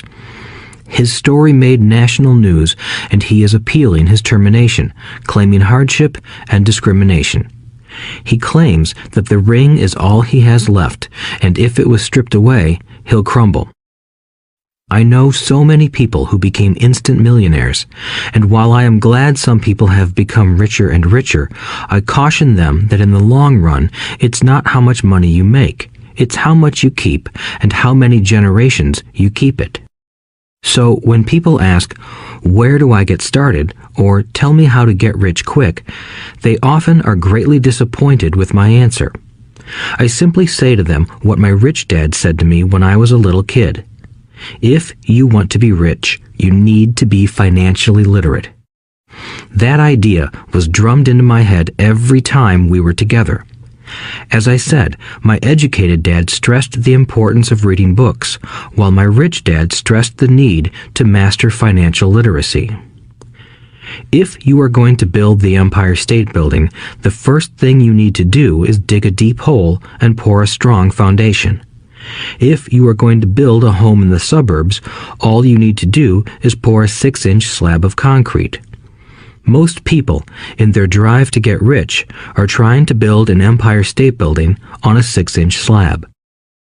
Our school system, created in the agrarian age, still believes in homes with no foundation. Dirt floors are still the rage, so kids graduate from school with virtually no financial foundation. One day, sleepless and deep in debt in suburbia, living the American dream, they decide that the answer to their financial problems is to find a way to get rich quick. Construction on the skyscraper begins. It goes up quickly, and soon, instead of the Empire State Building, we have the Leaning Tower of suburbia. The sleepless nights return. As for Mike and me in our adult years, both of our choices were possible because we were taught to pour a strong financial foundation when we were just kids.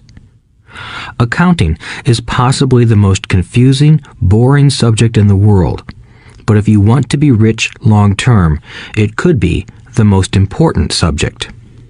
For Rich Dad, the question was how to take a boring and confusing subject and teach it to kids. The answer he found was to make it simple by teaching it in pictures. My rich dad poured a strong financial foundation for Mike and me. Since we were just kids, he created a simple way to teach us. For years, he only drew pictures and used few words. Mike and I understood the simple drawings, the jargon, the movement of money, and then in later years, Rich Dad began adding numbers. Today, Mike has gone on to master much more complex and sophisticated accounting analysis because he had to in order to run his empire. I am not as sophisticated because my empire is smaller, yet we come from the same simple foundation. Over the following pages, we will discuss those same simple line drawings Mike's dad created for us.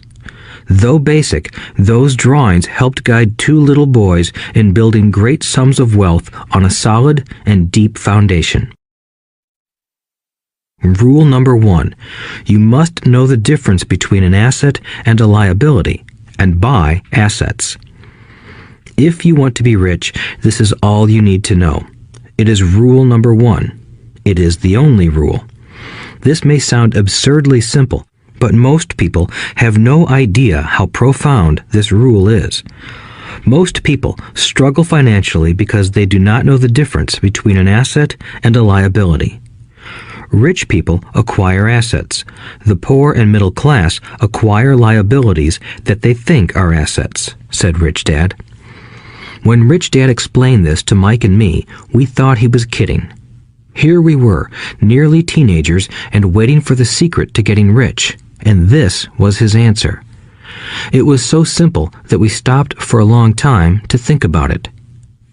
"What is an asset?" asked Mike. "Don't worry right now," said Rich Dad. "Just let the idea sink in. If you can comprehend the simplicity, your life will have a plan and be financially easy. It is simple. That is why the idea is missed." "You mean all we need to know is what an asset is, acquire them, and we'll be rich?" I asked. Rich Dad nodded his head. "It's that simple." "If it's that simple, how come everyone is not rich?" I asked. Rich Dad smiled. "Because people do not know the difference between an asset and a liability." I remember asking, how could adults be so misguided? If it is that simple, if it is that important, why would everyone not want to find out? It took Rich Dad only a few minutes to explain what assets and liabilities were. As an adult, I have difficulty explaining it to other adults. The simplicity of the idea escapes them because they have been educated differently. They were taught by other educated professionals, such as bankers, accountants, real estate agents, financial planners, and so forth. The difficulty comes in asking adults to unlearn or become children again. An intelligent adult often feels it is demeaning to pay attention to simplistic definitions. Rich Dad believed in the KISS principle. Keep it simple, stupid, or keep it super simple. So he kept it simple for us, and that made our financial foundation strong. So what causes the confusion? How could something so simple be so screwed up? Why would someone buy an asset that was really a liability? The answer is found in basic education. We focus on the word literacy and not financial literacy. What defines something to be an asset or a liability are not words. In fact, if you really want to be confused, look up the words asset and liability in the dictionary. I know the definition may sound good to a trained accountant, but for the average person, it makes no sense. But we adults are often too proud to admit that something does not make sense. To us young boys, Rich Dad said, "What defines an asset are not words, but numbers. And if you can't read the numbers, you can't tell an asset from a hole in the ground." In accounting, Rich Dad would say, it's not the numbers, but what the numbers are telling you. It's just like words. It's not the words, but the story the words are telling you. If you want to be rich, you've got to read and understand numbers. If I heard that once, I heard it 1,000 times from my rich dad. And I also heard the rich acquire assets and the poor and middle class acquire liabilities. Here is how to tell the difference between an asset and a liability. Most accountants and financial professionals do not agree with the definitions, but these simple drawings were the start of strong financial foundations for two young boys. An asset is something that puts money in my pocket. A liability is something that takes money out of my pocket. This is really all you need to know. If you want to be rich, simply spend your life buying assets. If you want to be poor or middle class, spend your life buying liabilities. Illiteracy, both in words and numbers, is the foundation of financial struggle. If people are having difficulties financially, there is something that they don't understand, either in words or numbers. The rich are rich because they are more literate in different areas than people who struggle financially. So if you want to be rich and maintain your wealth, it's important to be financially literate in words as well as numbers. Numbers alone mean little, just as words out of context mean little. It's the story that counts. In financial reporting, reading numbers is looking for the plot, the story of where the cash is flowing. In 80% of most families, the financial story paints a picture of hard work to get ahead. However, this effort is for naught because they spend their lives buying liabilities instead of assets. Everyone has living expenses, the need for food, shelter, and clothing. It is the cash flow that tells the story of how a person handles their money. The reason I started with the story of the richest men in America is to illustrate the flaw in believing that money will solve all problems. That is why I cringe whenever I hear people ask me how to get rich quicker or where they should start. I often hear, "I'm in debt, so I need to make more money." But more money will often not solve the problem. In fact, it may compound the problem. Money often makes obvious our tragic human flaws, putting a spotlight on what we don't know. That is why, all too often, a person who comes into a sudden windfall of cash, let's say an inheritance, a pay raise, or lottery winnings, soon returns to the same financial mess, if not worse than the mess they were in before. Money only accentuates the cash flow pattern running in your head. If your pattern is to spend everything you get, most likely an increase in cash will just result in an increase in spending. Thus the saying, "A fool and his money is one big party." I have said many times that we go to school to gain scholastic and professional skills, both of which are important. We learn to make money with our professional skills. In the 1960s, when I was in high school, if someone did well academically, people assumed this bright student would go on to be a medical doctor because it was the profession with the promise of the greatest financial reward. Today, doctors face financial challenges I wouldn't wish on my worst enemy. Insurance companies taking control of the business, managed healthcare, government intervention, and malpractice suits. Today, kids want to be famous athletes, movie stars, rock stars, beauty queens, or CEOs because that is where the fame, money, and prestige are. That is the reason it is so hard to motivate kids in school today. They know that professional success is no longer solely linked to academic success, as it once was. Because students leave school without financial skills, millions of educated people pursue their profession successfully, but later find themselves struggling financially. They work harder, but don't get ahead.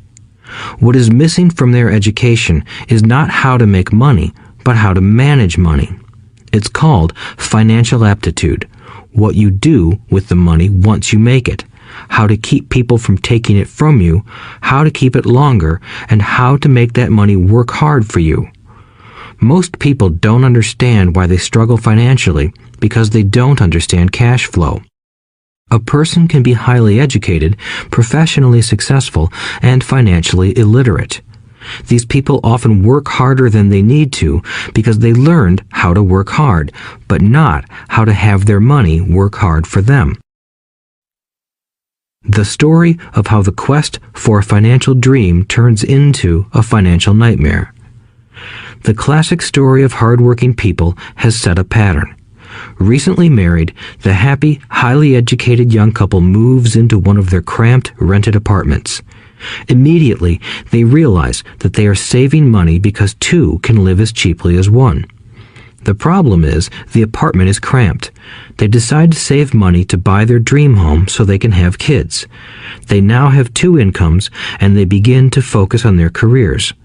Their incomes begin to increase. As their incomes go up, their expenses go up as well.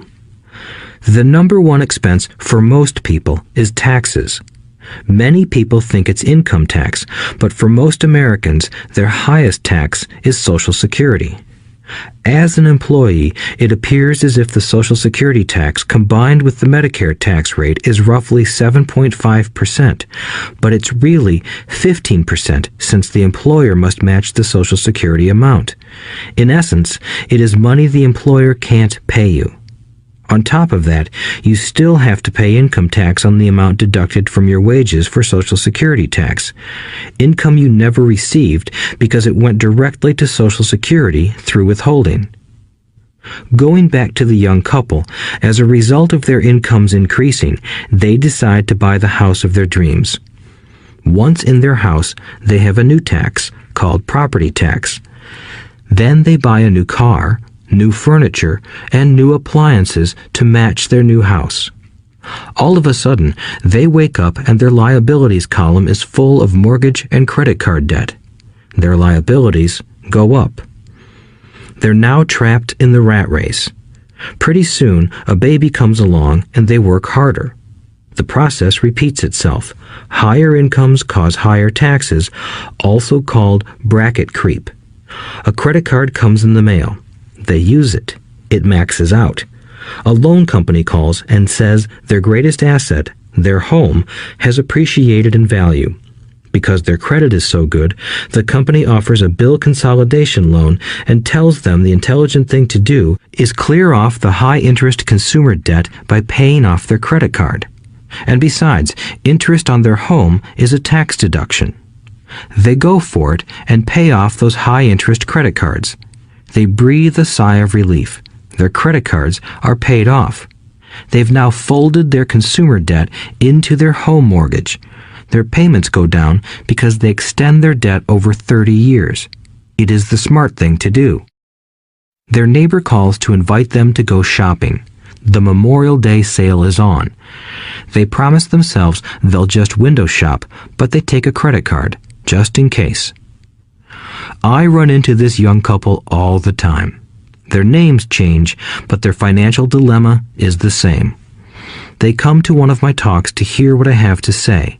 They ask me, "Can you tell us how to make more money?" They don't understand that their trouble is really how they choose to spend the money they do have. It is caused by financial illiteracy and not understanding the difference between an asset and a liability. More money seldom solves someone's money problems. Intelligence solves problems. There is a saying a friend of mine says over and over to people in debt. If you find you have dug yourself into a hole, stop digging. As a child, my dad often told us that the Japanese were aware of 3 powers: the power of the sword, the jewel, and the mirror. The sword symbolizes the power of weapons. America has spent trillions of dollars on weapons, and because of this, is a powerful military presence in the world. The jewel symbolizes the power of money. There is some degree of truth to the saying, "Remember the golden rule. He who has the gold makes the rules." The mirror symbolizes the power of self-knowledge. This self-knowledge, according to Japanese legend, was the most treasured of the 3. All too often, the poor and middle class allow the power of money to control them. By simply getting up and working harder, failing to ask themselves if what they do makes sense, they shoot themselves in the foot as they leave for work every morning. By not fully understanding money, the vast majority of people allow its awesome power to control them. If they used the power of the mirror, they would have asked themselves, "Does this make sense?" All too often, instead of trusting their inner wisdom, that genius inside, most people follow the crowd. They do things because everybody else does them. They conform rather than question. Often, they mindlessly repeat what they have been told. Diversify. Your home is an asset. Your home is your biggest investment. You get a tax break for going into greater debt. Get a safe job. Don't make mistakes. Don't take risks. It is said that the fear of public speaking is a fear greater than death for most people. According to psychiatrists, the fear of public speaking is caused by the fear of ostracism, the fear of standing out, the fear of criticism, the fear of ridicule, and the fear of being an outcast.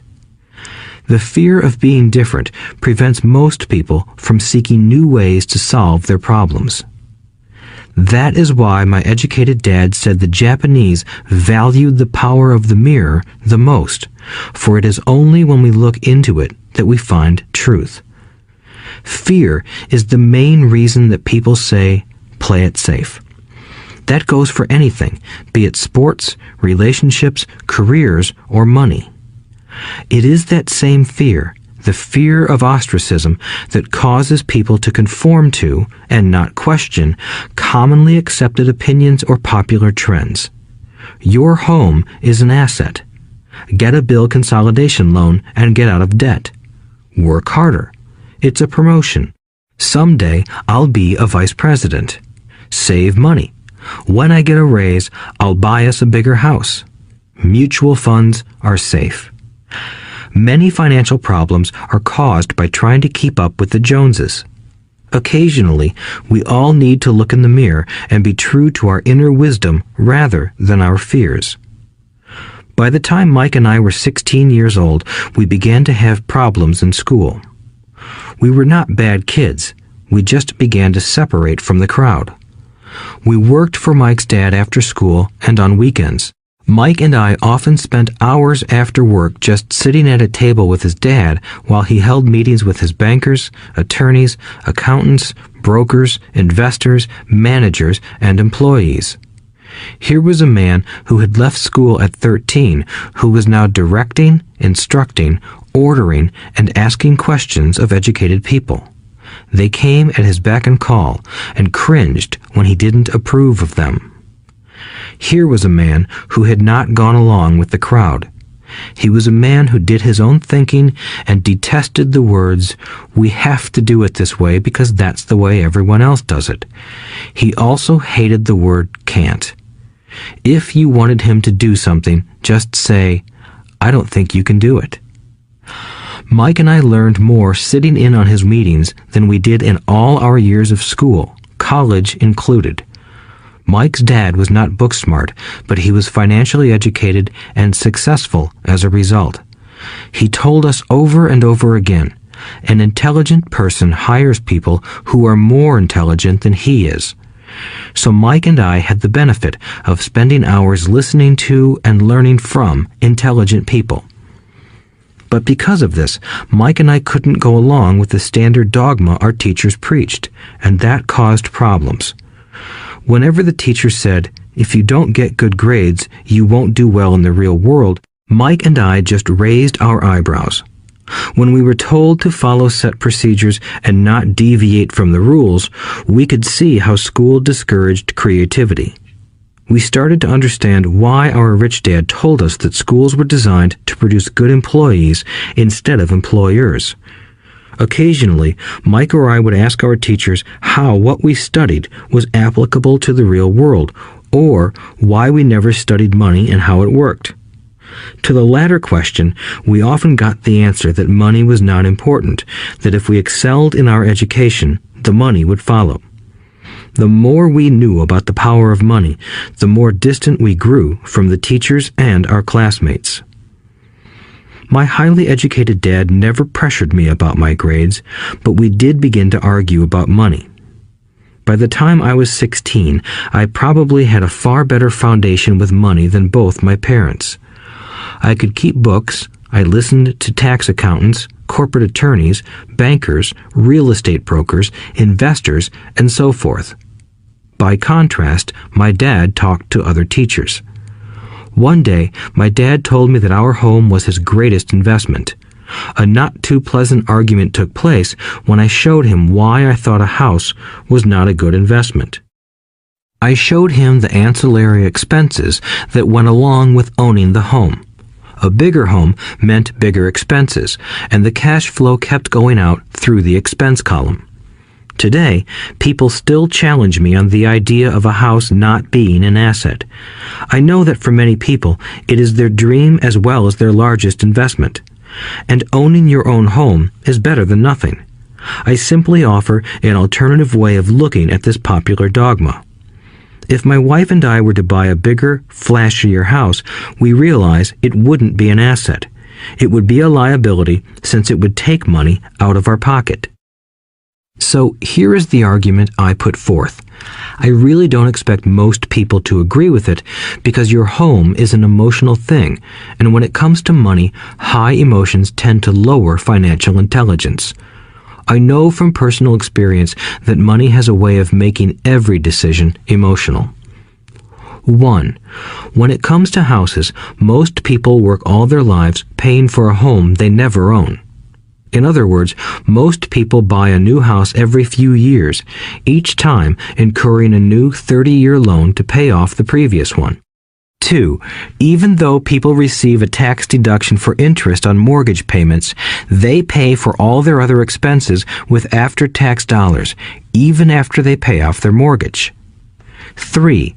My wife's parents were shocked when the property taxes on their home increased to $1,000 a month. This was after they had retired, so the increase put a strain on their retirement budget and they felt forced to move. 4. Houses do not always go up in value. I have friends who owe $1 million for a home that today would sell for far less. 5. The greatest losses of all are those from missed opportunities. If all your money is tied up in your house, you may be forced to work harder because your money continues blowing out of the expense column instead of adding to the asset column, the classic middle-class cash flow pattern. If a young couple would put more money into their asset column early on, their later years would be easier. Their assets would have grown and would be available to help cover expenses. All too often, a house only serves as a vehicle for incurring a home equity loan to pay for mounting expenses. In summary, the end result in making a decision to own a house that is too expensive in lieu of starting an investment portfolio impacts an individual in at least the following 3 ways. 1. Loss of time during which other assets could have grown in value. 2. Loss of additional capital which could have been invested instead of paying for high maintenance expenses related directly to the home. 3. Loss of education. Too often, people count their house and savings and retirement plans as all they have in their asset column. Because they have no money to invest, they simply don't invest. This costs them investment experience. Most never become what the investment world calls a sophisticated investor. And the best investments are usually first sold to sophisticated investors, who then turn around and sell them to the people playing it safe. I am not saying don't buy a house. What I'm saying is that you should understand the difference between an asset and a liability. When I want a bigger house, I first buy assets that will generate the cash flow to pay for the house. My educated dad's personal financial statement best demonstrates the life of someone caught in the rat race. His expenses match his income, never allowing him enough left over to invest in assets. As a result, his liabilities are larger than his assets. Why the rich get richer. A review of my rich dad's financial statement shows why the rich get richer. The asset column generates more than enough income to cover expenses, with the balance reinvested into the asset column. The asset column continues to grow, and therefore, the income it produces grows with it.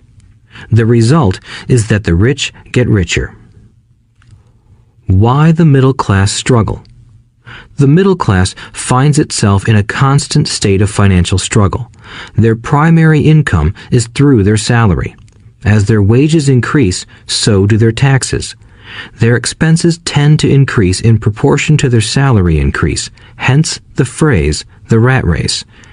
They treat their home as their primary asset instead of investing in income-producing assets. This pattern of treating your home as an investment and the philosophy that a pay raise means you can buy a larger home or spend more is the foundation of today's debt-ridden society. Increased spending throws families into greater debt and into more financial uncertainty, even though they may be advancing in their jobs and receiving raises on a regular basis. This is high-risk living caused by weak financial education. The massive loss of jobs in recent times proves how shaky the middle class really is financially. Company pension plans are being replaced by 401k plans. Social Security is obviously in trouble and can't be relied upon as a source for retirement.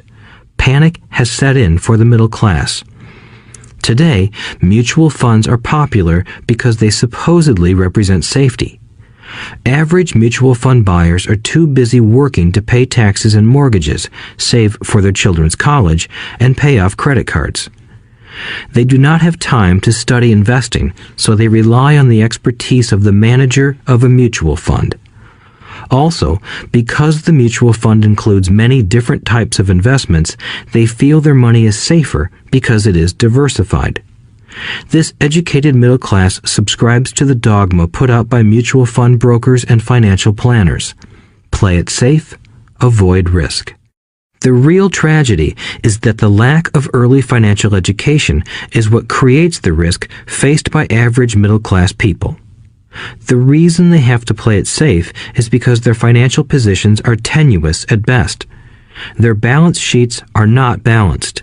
Instead, they are loaded with liabilities and have no real assets that generate income. Typically, their only source of income is their paycheck. Their livelihood becomes entirely dependent on their employer. So when genuine deals of a lifetime come along, these people can't take advantage of them because they are working so hard, are taxed to the max, and are loaded with debt. As I said at the start of this section, the most important rule is to know the difference between an asset and a liability. Once you understand the difference, concentrate your efforts on buying income-generating assets. That's the best way to get started on a path to becoming rich. Keep doing that, and your asset column will grow. Keep liabilities and expenses down so more money is available to continue pouring into the asset column. Soon, the asset base will be so deep that you can afford to look at more speculative investments. Investments that may have returns of 100% to infinity. $5,000 investments that are soon turned into $1 million or more. Investments that the middle class calls too risky. The investment is not risky for the financially literate. As an employee who is also a homeowner, your working efforts are generally as follows. 1. You work for the company. Employees make their business owner or the shareholders rich, not themselves. Your efforts and success will help provide for the owner's success and retirement. 2. You work for the government. The government takes its share from your paycheck before you even see it. By working harder, you simply increase the amount of taxes taken by the government. Most people work from January to May just for the government. 3. You work for the bank. After taxes, your next largest expense is usually your mortgage and credit card debt. The problem with simply working harder is that each of these 3 levels takes a greater share of your increased efforts. You need to learn how to have your increased efforts benefit you and your family directly. Once you have decided to concentrate on minding your own business, focusing your efforts on acquiring assets instead of a bigger paycheck, how do you set your goals? Most people must keep their job and rely on their wages to fund their acquisition of assets. As their assets grow, how do they measure the extent of their success? When does someone know that they are rich, that they have wealth? As well as having my own definitions for assets and liabilities, I also have my own definition for wealth. Actually, I borrowed it from a man named R. Buckminster Fuller. Some call him a quack, and others call him a genius. Years ago, he got architects buzzing because he applied for a patent for something he called a geodesic dome. But in the application, Fuller also said something about wealth. It was pretty confusing at first, but after reading it, it began to make some sense. Wealth is a person's ability to survive so many number of days forward, or, if I stopped working today, how long could I survive? Unlike net worth, the difference between your assets and liabilities, which is often filled with a person's expensive junk and opinions of what things are worth, this definition creates the possibility for developing a truly accurate measurement. I could now measure and know where I was in terms of my goal to become financially independent. Although net worth often includes non-cash producing assets, like stuff you bought that now sits in your garage, wealth measures how much money your money is making and, therefore, your financial survivability. Wealth is the measure of the cash flow from the asset column compared with the expense column. Let's use an example. Let's say I have cash flow from my asset column of $1,000 a month, and I have monthly expenses of $2,000 a month. What is my wealth? Let's go back to Buckminster Fuller's definition. Using his definition, how many days forward can I survive? Assuming a 30-day month, I have enough cash flow for half a month. When I achieve $2,000 a month cash flow from my assets, then I will be wealthy. So, while I'm not yet rich, I am wealthy. I now have income generated from assets each month that fully cover my monthly expenses. If I want to increase my expenses, I first must increase my cash flow to maintain this level of wealth. Also note that it is at this point that I'm no longer dependent on my wages. I have focused on and been successful in building an asset column that has made me financially independent. If I quit my job today, I would be able to cover my monthly expenses with the cash flow from my assets. My next goal would be to have the excess cash flow from my assets reinvested into the asset column. The more money that goes into my asset column, the more my asset column grows. The more my assets grow, the more my cash flow grows. And as long as I keep my expenses less than the cash flow from these assets, I grow richer with more and more income from sources other than my physical labor. As this reinvestment process continues, I am well on my way to becoming rich. Just remember this simple observation. The rich buy assets. The poor only have expenses. The middle class buy liabilities they think are assets. So how do I start minding my own business? What is the answer? Listen to the founder of McDonald's in the next chapter. Chapter 3. Lesson 3. Mind your own business. The rich focus on their asset columns while everyone else focuses on their income statements. In 1974, Ray Kroc, the founder of McDonald's, was asked to speak to the MBA class at the University of Texas at Austin. A friend of mine was a student in that MBA class. After a powerful and inspiring talk, the class adjourned and the students asked Ray if he would join them at their favorite hangout to have a few beers. Ray graciously accepted. "What business am I in?" Ray asked once the group had all their beers in hand. Everyone laughed, my friend said. Most of the MBA students thought Ray was just fooling around. No one answered, so Ray asked again. "What business do you think I'm in?" The students laughed again, and finally one brave soul yelled out, "Ray, who in the world doesn't know that you're in the hamburger business?" Ray chuckled. "That's what I thought you would say." He paused and then quickly added, "Ladies and gentlemen, I'm not in the hamburger business. My business is real estate." As my friend tells the story, Ray spent a good amount of time explaining his viewpoint. In his business plan, Ray knew that the primary business focus was to sell hamburger franchises, but what he never lost sight of was the location of each franchise. He knew that the land and its location were the most significant factors in the success of each franchise. Basically, the person who bought the franchise was also buying the real estate under the franchise for Ray Kroc's organization. Today, McDonald's is the largest single owner of real estate in the world, owning even more than the Catholic Church. McDonald's owns some of the most valuable intersections and street corners in America and around the globe. My friend considers this as one of the most important lessons in his life. Today, he owns car washes, but his business is the real estate under those car washes. The previous chapter presented that most people work for everyone but themselves. They work first for the owners of the company, then for the government through taxes, and finally for the bank that owns their mortgage. When I was a young boy, we did not have a McDonald's nearby. Yet my rich dad was responsible for teaching Mike and me the same lesson that Ray Kroc talked about at the University of Texas. It is secret number 3 of the rich. The secret is mind your own business. Financial struggle is often directly the result of people working all their lives for someone else. Many people will simply have nothing at the end of their working days to show for their efforts.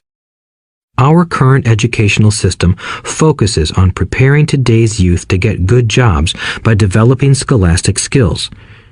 Their lives will revolve around their wages or, as described earlier, their income column. Many will study further to become engineers, scientists, cooks, police officers, artists, writers, and so on. These professional skills allow them to enter the workforce and work for money. But there is a big difference between your profession and your business. Often I ask people, "What is your business?" And they will say, "Oh, I'm a banker." Then I ask them if they own the bank, and they usually respond, "No, I work there." In that instance, they have confused their profession with their business. Their profession may be a banker, but they still need their own business. A problem with school is that you often become what you study. So if you study cooking, you become a chef. If you study the law, you become an attorney. And a study of auto mechanics makes you a mechanic. The mistake in becoming what you study is that too many people forget to mind their own business. They spend their lives minding someone else's business and making that person rich. To become financially secure, a person needs to mind their own business. Your business revolves around your asset column, not your income column. As stated earlier, the number one rule is to know the difference between an asset and a liability and to buy assets. The rich focus on their asset columns, while everyone else focuses on their income statements. That is why we hear so often, "I need a raise. If only I had a promotion. I am going back to school to get more training so I can get a better job. I am going to work overtime. Maybe I can get a second job." In some circles, these are sensible ideas, but you are still not minding your own business. These ideas all still focus on the income column and will only help a person become more financially secure if the additional money is used to purchase income-generating assets. The primary reason the majority of the poor and middle class are fiscally conservative, which means I can't afford to take risks, is that they have no financial foundation. They have to cling to their jobs and play it safe. When downsizing became the in thing to do, millions of workers found out their largest so-called asset, their home, was eating them alive. Their asset was costing them money every month. Their car, another asset, was eating them alive. The golf clubs in the garage that cost $1,000 were not worth $1,000 anymore. Without job security, they had nothing to fall back on. What they thought were assets could not help them survive in a time of financial crisis. I assume most of us have filled out a credit application to buy a house or a car. It's always interesting to look at the net worth section because of what accepted banking and accounting practices allow a person to count as assets. One day when I wanted a loan, my financial position did not look too good. So I added my new golf clubs, my art collection, books, electronics, Armani suits, wristwatches, shoes, and other personal effects to boost the number in the asset column. But I was turned down because I had too much investment real estate. The loan committee didn't like that I made so much money from rent. They wanted to know why I did not have a normal job with a salary. They did not question the Armani suits, golf clubs, or art collection. Life is sometimes tough when you do not fit the standard profile.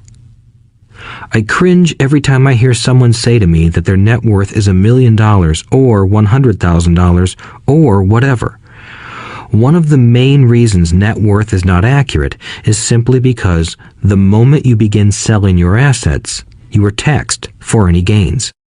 So many people have put themselves in deep financial trouble when they run short of income. To raise cash, they sell their assets, but their personal assets can generally be sold for only a fraction of the value that is listed on their personal balance sheet. Or, if there is a gain on the sale of the assets, they are taxed on the gain. So again, the government takes its share, thus reducing the amount available to help them out of debt. That is why I say someone's net worth is often worth less than they think. Start minding your own business. Keep your daytime job, but start buying real assets, not liabilities or personal effects that have no real value once you get them home. A new car loses nearly 25% of the price you pay for it the moment you drive it off the lot. It is not a true asset even if your banker lets you list it as one. My $400 new titanium driver was worth $150 the moment I teed off. Keep expenses low. reduce liabilities, and diligently build a base of solid assets. For young people who have not yet left home, it is important for parents to teach them the difference between an asset and a liability. Get them to start building a solid asset column before they leave home, get married, buy a house, have kids, and get stuck in a risky financial position, clinging to a job and buying everything on credit. I see so many young couples who get married and trap themselves into a lifestyle that will not let them get out of debt for most of their working years. For many people, just as the last child leaves home, the parents realize they have not adequately prepared for retirement and they begin to scramble to put some money away. Then their own parents become ill and they find themselves with new responsibilities. So, what kind of assets am I suggesting that you or your children acquire? In my world, real assets fall into the following categories. Businesses that do not require my presence.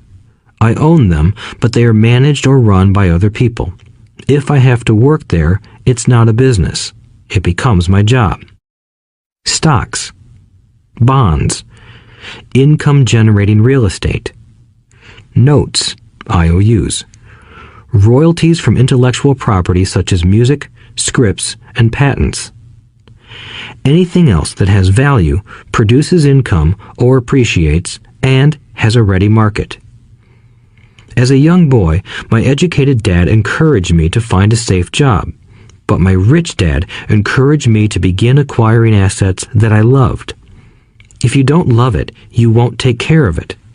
I collect real estate simply because I love buildings and land. I love shopping for them, and I could look at them all day long. When problems arise, the problems aren't so bad that it changes my love for real estate. For people who hate real estate, they shouldn't buy it. I also love stocks of small companies, especially startups, because I am an entrepreneur, not a corporate person. In my early years, I worked in large organizations such as Standard Oil of California, the U.S. Marine Corps, and Xerox Corporation. I enjoyed my time with those organizations and have fond memories, but I know deep down I am not a company man. I like starting companies, not running them. So my stock buys are usually of small companies. Sometimes I even start the company and take it public. Fortunes are made in new stock issues, and I love the game. Many people are afraid of small cap companies and call them risky, and they are. But that risk is diminished if you love what the investment is, understand it, and know the game. With small companies, my investment strategy is to be out of the stock in a year. On the other hand, my real estate strategy is to start small and keep trading up for bigger properties, and, therefore, delay paying taxes on the gain. This allows the value to increase dramatically. I generally hold real estate less than 7 years. For years, even while I was with the Marine Corps and Xerox, I did what my rich dad recommended. I kept my day job, but I still minded my own business. I was active in my asset column trading real estate and small stocks. Rich Dad always stressed the importance of financial literacy. The better I was at understanding the accounting and cash management, the better I would be at analyzing investments and eventually starting and building my own company. I don't encourage anyone to start a company unless they really want to. Knowing what I know about running a company, I wouldn't wish that task on anyone. There are times when people can't find employment and starting a company seems like the best solution. But the odds are against success. 9 out of 10 companies fail in 5 years. Of those that survive the first 5 years, 9 out of every 10 of those eventually fail as well. So only if you really have the desire to own your own company do I recommend it. Otherwise, keep your day job and mind your own business. When I say mind your own business, I mean to build and keep your asset column strong. Once a dollar goes into it, never let it come out. Think of it this way. Once a dollar goes into your asset column, it becomes your employee. The best thing about money is that it works 24 hours a day and can work for generations. Keep your day job, Be a great hard-working employee, but keep building that asset column. As your cash flow grows, you can indulge in some luxuries. An important distinction is that rich people buy luxuries last, while the poor and middle class tend to buy luxuries first. The poor and the middle class often buy luxury items like big houses, diamonds, furs, jewelry, or boats because they want to look rich. They look rich, but in reality they just get deeper in debt on credit. The old money people, the long-term rich, build their asset column first. Then the income generated from the asset column buys their luxuries. The poor and middle class buy luxuries with their own sweat, blood, and children's inheritance. A true luxury is a reward for investing in and developing a real asset. For example, when my wife Kim and I had extra money coming from our apartment houses, she went out and bought her Mercedes. It didn't take any extra work or risk on her part because the apartment house bought the car. She did, however, have to wait 4 years while the real estate investment portfolio grew and began generating enough extra cash flow to pay for the car. But the luxury, the Mercedes, was a true reward because she proved she knew how to grow her asset column. That car now means a lot more to her than simply another pretty car. It means she used her financial intelligence to afford it. Instead, most people impulsively go out and buy a new car or some other luxury on credit. They may feel bored and just want a new toy. Buying a luxury on credit often causes a person to eventually resent that luxury because the debt becomes a financial burden. After you've taken the time and invested in and built your own business, you are now ready to learn the biggest secret of the rich, the secret that puts the rich way ahead of the pack. Chapter 4. Lesson 4. The History of Taxes and the Power of Corporations. My rich dad just played the game smart, and he did it through corporations, the biggest secret of the rich. I remember in school being told the story of Robin Hood and his merry men. My teacher thought it was a wonderful story of a romantic hero who robbed from the rich and gave to the poor. My rich dad did not see Robin Hood as a hero. He called Robin Hood a crook. Robin Hood may be long gone, but his followers live on. I often still hear people say, "Why don't the rich pay for it?" Or, "The rich should pay more in taxes and give it to the poor." It is this Robin Hood fantasy, or taking from the rich to give to the poor, that has caused the most pain for the poor and the middle class. The reason the middle class is so heavily taxed is because of the Robin Hood ideal. The reality is that the rich are not taxed. It's the middle class who pays for the poor, especially the educated, upper-income middle class. Again, to understand fully how things happen, we need to look at the history of taxes. Although my highly educated dad was an expert on the history of education, my rich dad fashioned himself an expert on the history of taxes. Rich Dad explained to Mike and me that originally in England and America, there were no taxes. Occasionally, there were temporary taxes levied in order to pay for wars. The king or the president would put the word out and ask everyone to chip in. Taxes were levied in Britain for the fight against Napoleon from 1799 to 1816, and in America to pay for the Civil War from 1861 to 1865. In 1874, England made income tax a permanent levy on its citizens. In 1913, an income tax became permanent in the United States with the adoption of the 16th Amendment to the U.S. Constitution. At one time, Americans were anti-tax. It had been the tax on tea that led to the famous Tea Party in Boston Harbor, an incident that helped ignite the Revolutionary War. It took approximately 50 years in both England and the United States to sell the idea of a regular income tax. What these historical dates fail to reveal is that both of these taxes were initially levied against only the rich.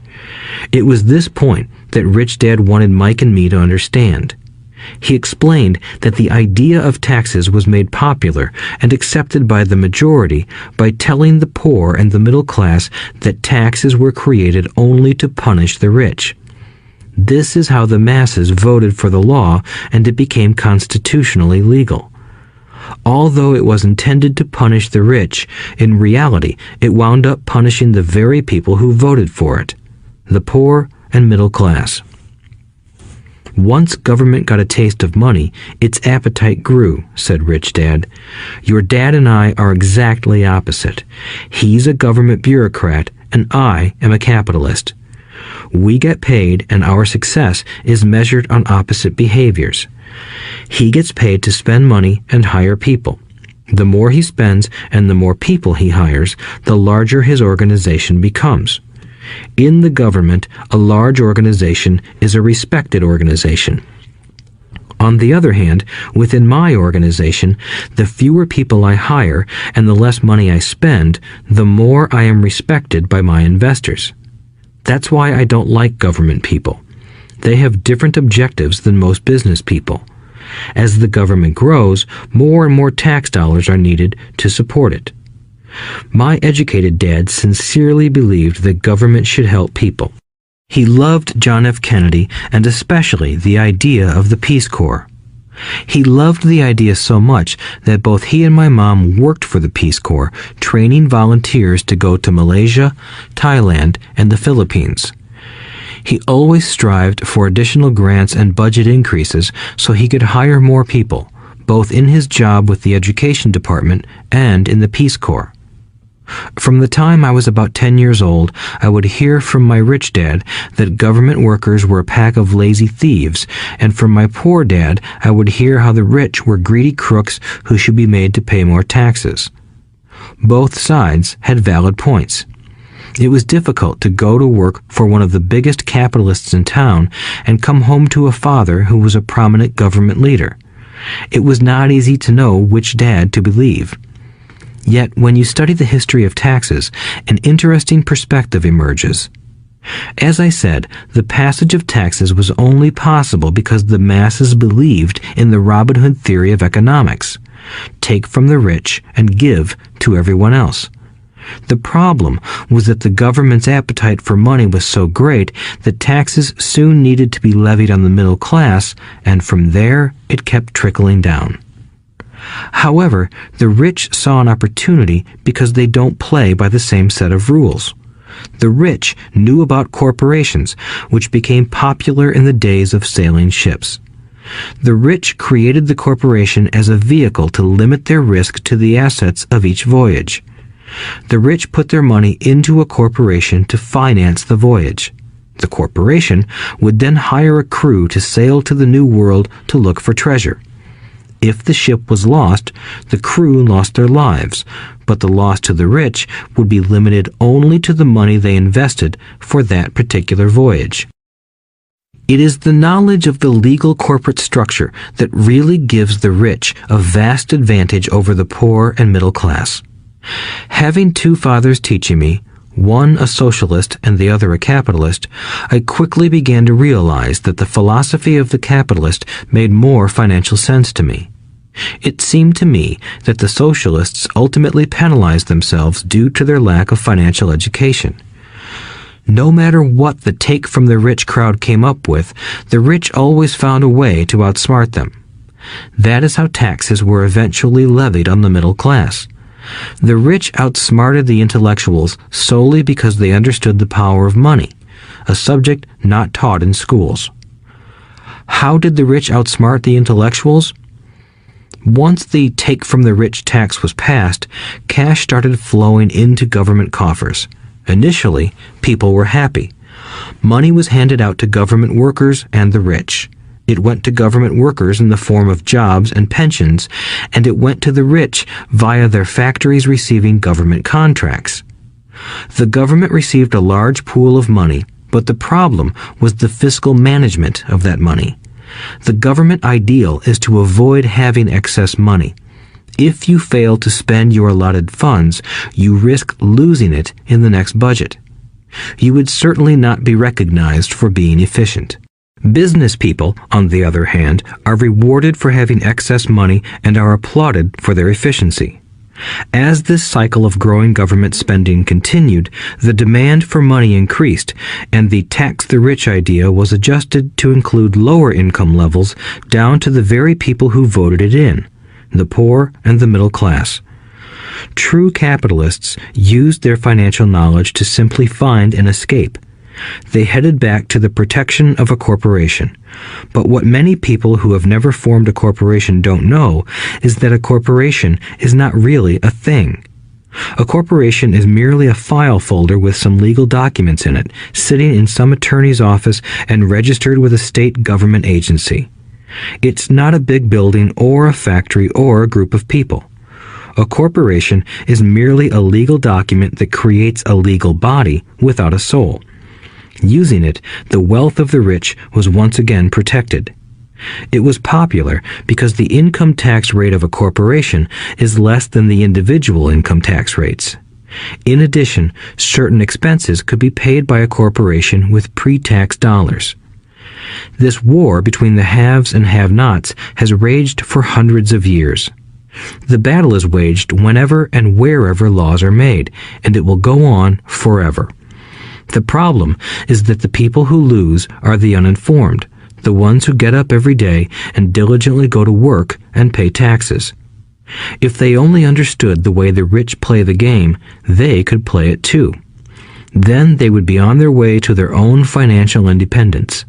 This is why I cringe every time I hear a parent advise their children to go to school so they can find a safe, secure job. An employee with a safe, secure job without financial aptitude has no escape. Average Americans today work 5 to 6 months for the government just to cover their taxes. In my opinion, that is simply too long. The harder you work, the more you pay the government.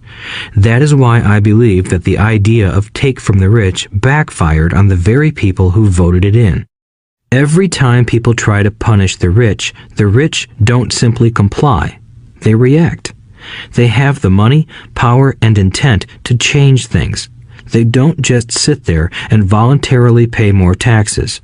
Instead, they search for ways to minimize their tax burden. They hire smart attorneys and accountants and persuade politicians to change laws or create legal loopholes. They use their resources to effect change. The tax code of the United States also allows other ways to reduce taxes. Most of these vehicles are available to anyone, but it is the rich who find them because they are minding their own business. For example, 1031 is jargon for Section 1031 of the Internal Revenue Code, which allows a seller to delay paying taxes on a piece of real estate that is sold for a capital gain through an exchange for a more expensive piece of real estate. Real estate is one investment vehicle that has a great tax advantage. As long as you keep trading up in value, you will not be taxed on the gains until you liquidate.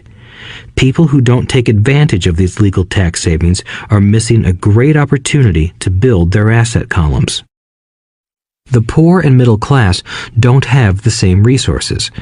They sit there and let the government's needles enter their arm and allow the blood donation to begin. Today, I am constantly shocked at the number of people who pay more taxes or take fewer deductions simply because they are afraid of the government. I have friends who have had their businesses shut down and destroyed, only to find out it was a mistake on the part of the government. I realize all that, but the price of working from January to May is a high price to pay for that intimidation. My poor dad never fought back. My rich dad didn't either. He just played the game smarter, and he did it through corporations, the biggest secret of the rich. You may remember the first lesson I learned from my rich dad. I was a little boy of 9 who had to sit and wait for him to choose to talk to me. I sat in his office waiting for him to get to me. He was ignoring me on purpose. He wanted me to recognize his power and to desire to have that power for myself one day. During all the years I studied and learned from him, he always reminded me that knowledge is power. And with money comes great power that requires the right knowledge to keep it and make it multiply. Without that knowledge, the world pushes you around. Rich Dad constantly reminded Mike and me that the biggest bully was not the boss or the supervisor, but the tax man. The tax man will always take more if you let him. The first lesson of having money work for you, as opposed to you working for money, is all about power. If you work for money, you give the power to your employer. If money works for you, you keep the power and control it. Once we had this knowledge of the power of money working for us, he wanted us to be financially smart and not let anyone or anything push us around. If you're ignorant, it's easy to be bullied. If you know what you're talking about, you have a fighting chance. That is why he paid so much for smart tax accountants and attorneys. It was less expensive to pay them than to pay the government. His best lesson to me was, be smart and you won't be pushed around as much. He knew the law because he was a law-abiding citizen and because it was expensive to not know the law. If you know you're right, you're not afraid of fighting back, even if you are taking on Robin Hood and his band of merry men. My highly educated dad always encouraged me to land a good job with a strong corporation. He spoke of the virtues of working your way up the corporate ladder. He didn't understand that, by relying solely on a paycheck from a corporate employer, I would be a docile cow ready for milking. When I told my rich dad of my father's advice, he only chuckled. "Why not own the ladder?" was all he said. As a young boy, I did not understand what Rich Dad meant by owning my own corporation. It was an idea that seemed impossible and intimidating. Although I was excited by the idea, my inexperience wouldn't let me envision the possibility that grown-ups would someday work for a company I would own. The point is that, if not for my rich dad, I would have probably followed my educated dad's advice.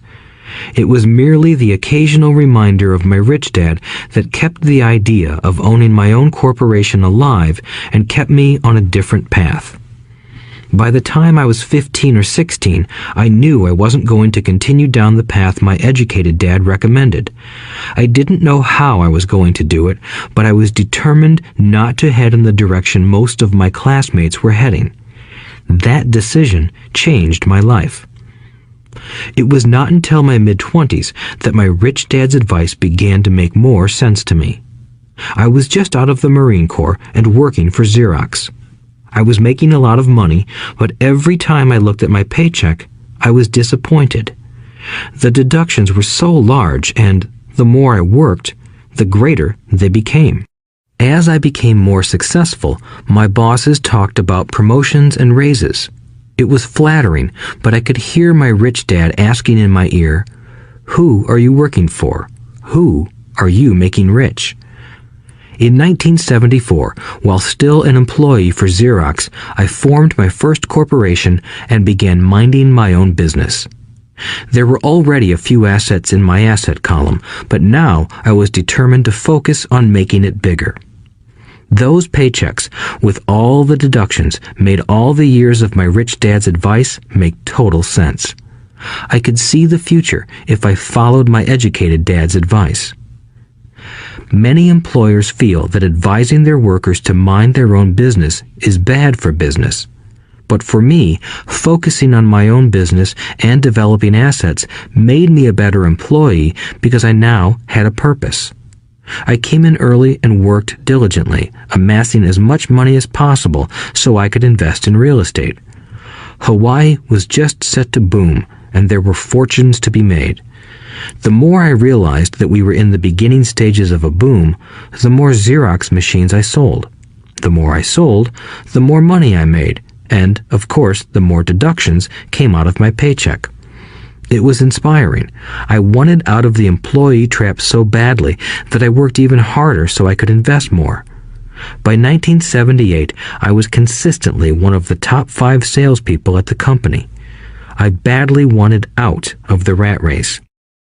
In less than 3 years, I was making more in my real estate holding corporation than I was making at Xerox, and the money I was making in my asset column in my own corporation was money working for me, not me pounding on doors selling copiers.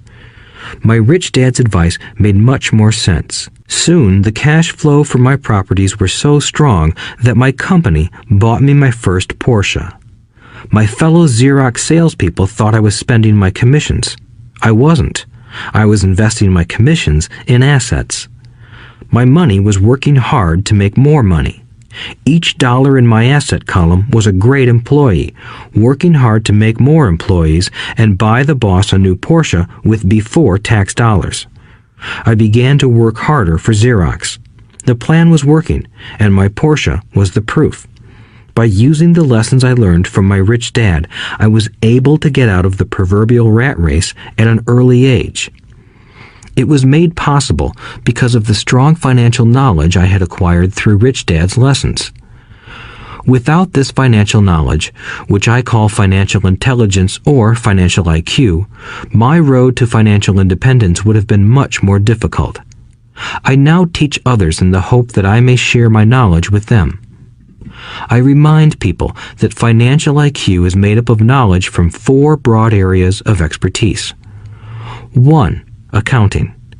Accounting is financial literacy or the ability to read numbers.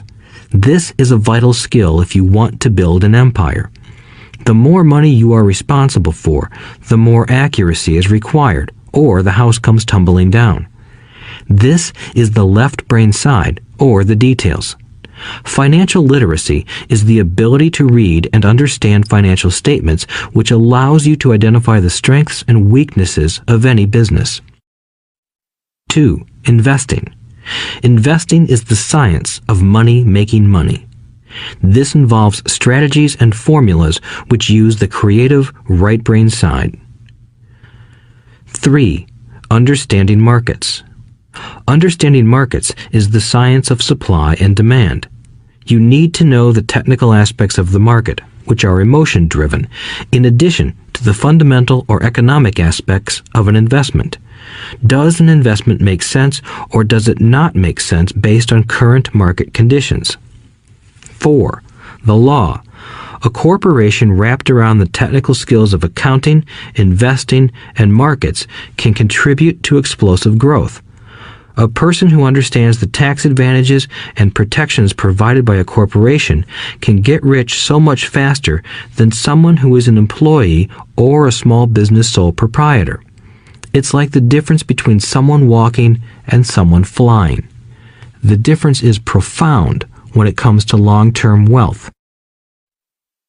Tax advantages. A corporation can do many things that an employee cannot, like pay expenses before paying taxes. That is a whole area of expertise that is very exciting.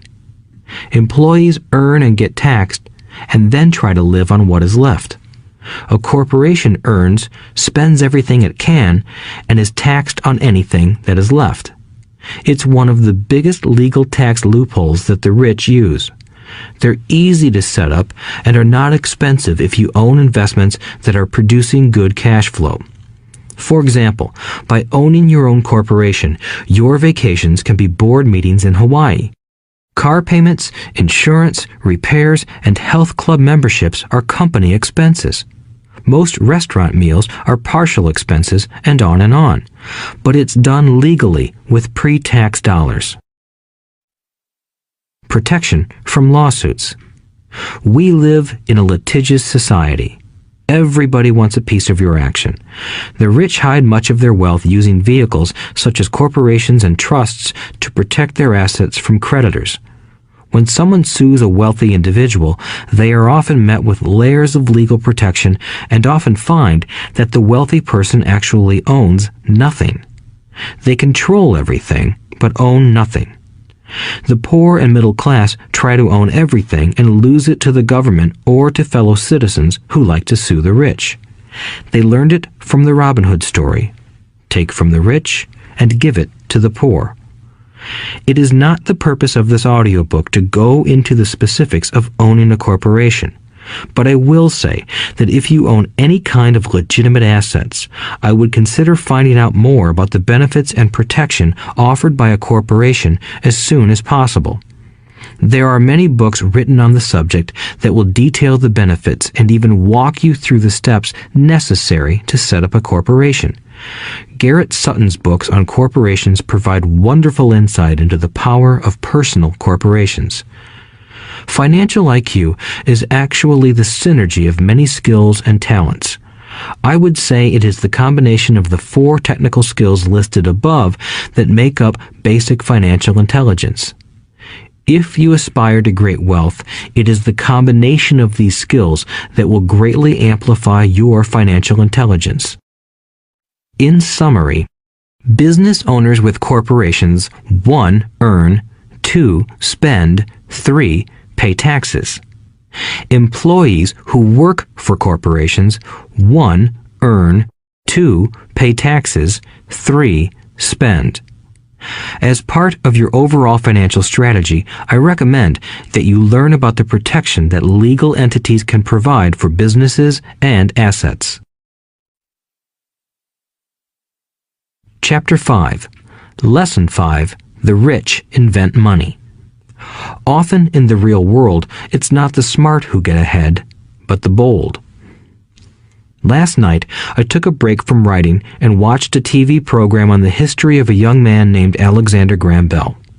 Bell had just patented his telephone and was having growing pains because the demand for his new invention was so strong.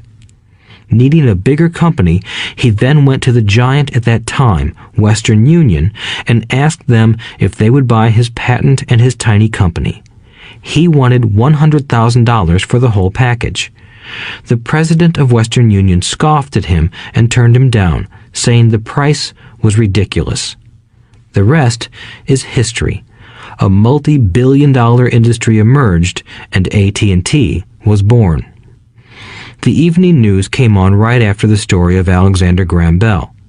On the news was a story of another downsizing at a local company. The workers were angry and complained that the company ownership was unfair. A terminated manager of about 45 years of age had his wife and 2 babies at the plant and was begging the guards to let him talk to the owners to ask if they would reconsider his termination. He had just bought a house and was afraid of losing it. The camera focused in on his pleading for all the world to see.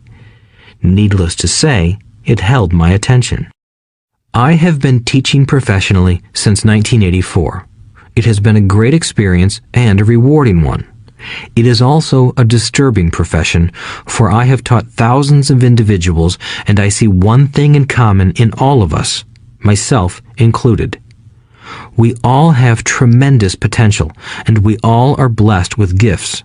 Yet the one thing that holds all of us back is some degree of self-doubt. It is not so much the lack of technical information that holds us back, but more the lack of self-confidence. Some are more affected than others.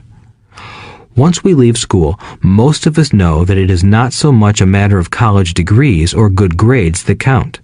In the real world, outside of academics, something more than just grades is required.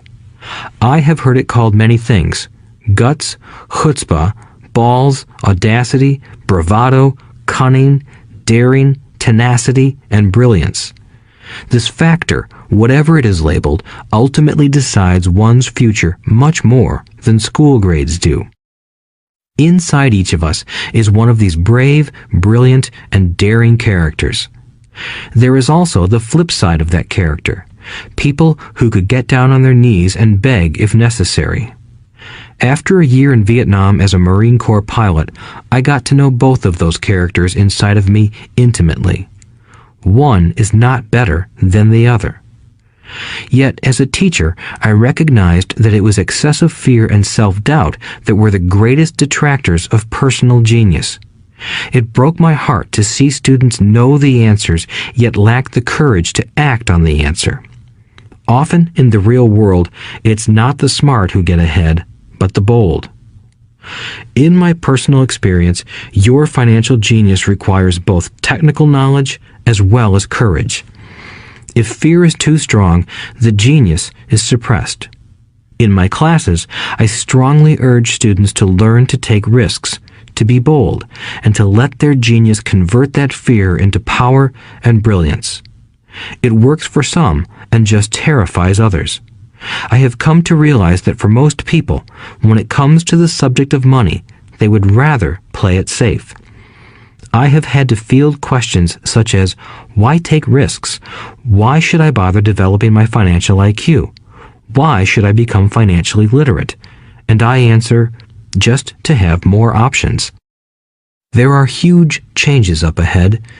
In the coming years, there will be more people just like the young inventor Alexander Graham Bell. There will be 100 people like Bill Gates and hugely successful companies like Microsoft created every year all over the world. And there will also be many more bankruptcies, layoffs, and downsizings. So why bother developing your financial IQ? No one can answer that but you. Yet I can tell you why I myself do it. I do it because it is the most exciting time to be alive. I'd rather be welcoming change than dreading change. I'd rather be excited about making millions than worrying about not getting a raise. This period we are in now is a most exciting time, unprecedented in our world's history. Generations from now, people will look back at this period of time and remark at what an exciting era it must have been. It was the death of the old and birth of the new. It was full of turmoil, and it was exciting. So why bother developing your financial IQ? Because if you do, you will prosper greatly. And if you don't, this period of time will be a frightening one. It will be a time of watching some people move boldly forward while others cling to worn-out life preservers. Land was wealth 300 years ago, so the person who owned the land owned the wealth. Later, wealth was in factories and production, and America rose to dominance. The industrialist owned the wealth. Today, wealth is in information, and the person who has the most timely information owns the wealth. The problem is that information flies around the world at the speed of light. The new wealth cannot be contained by boundaries and borders as land and factories were. The changes will be faster and more dramatic. There will be a dramatic increase in the number of new multimillionaires. There also will be those who are left behind. I find so many people struggling today, often working harder, simply because they cling to old ideas. They want things to be the way they were, and they resist change. I know people who are losing their jobs or their houses, and they blame technology or the economy or their boss. Sadly, they fail to realize that they might be the problem. Old ideas are their biggest liability. It is a liability simply because they fail to realize that while that idea or way of doing something was an asset yesterday, yesterday is gone. One afternoon, I was teaching how to invest using a board game I had invented, Cash Flow, as a teaching tool. A friend had brought someone along to attend the class. This friend of a friend was recently divorced, had been badly burned in the divorce settlement, and was now searching for some answers. Her friend thought the class might help. The game was designed to help people learn how money works. In playing the game, they learn about the interaction of the income statement with the balance sheet. They learn how cash flows between the two and how the road to wealth is through striving to increase your monthly cash flow from the asset column to the point that it exceeds your monthly expenses. Once you accomplish this, you are able to get out of the rat race and out onto the fast track. As I have said, some people hate the game, some love it, and others miss the point. This woman missed a valuable opportunity to learn something. In the opening round, she drew a doodad card with the boat on it. At first, she was happy. "Oh, I've got a boat." Then, as her friend tried to explain how the numbers worked on her income statement and balance sheet, she got frustrated because she had never liked math. The rest of her table waited while her friend continued explaining the relationship between the income statement, balance sheet, and monthly cash flow. Suddenly, when she realized how the numbers worked, it dawned on her that her boat was eating her alive. Later on in the game, she was also downsized and had a child. It was a horrible game for her. After the class, her friend came by and told me that she was upset. She had come to the class to learn about investing and did not like the idea that it took so long to play a silly game. Her friend attempted to tell her to look within herself to see if the game reflected her in any way. With that suggestion, the woman demanded her money back. She said that the very idea that a game could be a reflection of her was ridiculous. Her money was promptly refunded, and she left. Since 1984, I have made millions simply by doing what the school system does not do. In school, most teachers lecture. I hated lectures as a student. I was soon bored, and my mind would drift. In 1984, I began teaching via games and simulations, and I still rely on these tools today. I always encourage adult students to look at games as reflecting back to them what they know and what they need to learn. Most importantly, games reflect behavior. They are instant feedback systems. Instead of the teacher lecturing you, the game is giving you a personalized lecture, one that is custom-made just for you. The friend of the woman who left later called to give me an update. She said her friend was fine and had calmed down. In her cooling off period, she could see some slight relationship between the game and her life. Although she and her husband did not own a boat, they did own everything else imaginable. She was angry after their divorce, both because he had run off with a younger woman and because, after 20 years of marriage, they had accumulated little in the way of assets. There was virtually nothing for them to split. Their 20 years of married life had been incredible fun, but all they had accumulated was a ton of doodads. She realized that her anger at doing the numbers, the income statement and balance sheet, came from her embarrassment about not understanding them. She believed that finances were the man's job. She maintained the house and did the entertaining, and he handled the finances. She was now quite certain that in the last 5 years of their marriage, he had hidden money from her. She was angry at herself for not being more aware of where the money was going, as well as for not knowing about the other woman. Just like a board game, the world is always providing us with instant feedback. We could learn a lot if we tuned in more. One day, not long ago, I complained to my wife that the cleaners must have shrunk my pants. My wife gently smiled and poked me in the stomach to inform me that the pants had not shrunk. Something else had expanded. Me. The cash flow game was designed to give every player personal feedback. Its purpose is to give you options. If you draw the boat card and it puts you into debt, the question is, now what can you do? How many different financial options can you come up with? That is the purpose of the game, to teach players to think and create new and various financial options. Thousands of people throughout the world have played this game. The players who get out of the rat race the quickest are the people who understand numbers and have creative financial minds. They recognize different financial options. Rich people are often creative and take calculated risks.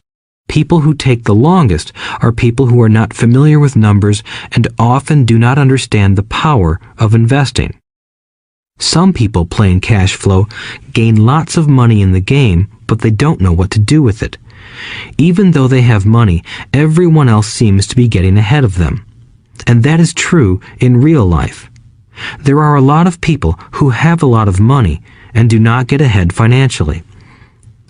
Limiting your options is the same as hanging on to old ideas. I have a friend from high school who now works at 3 jobs.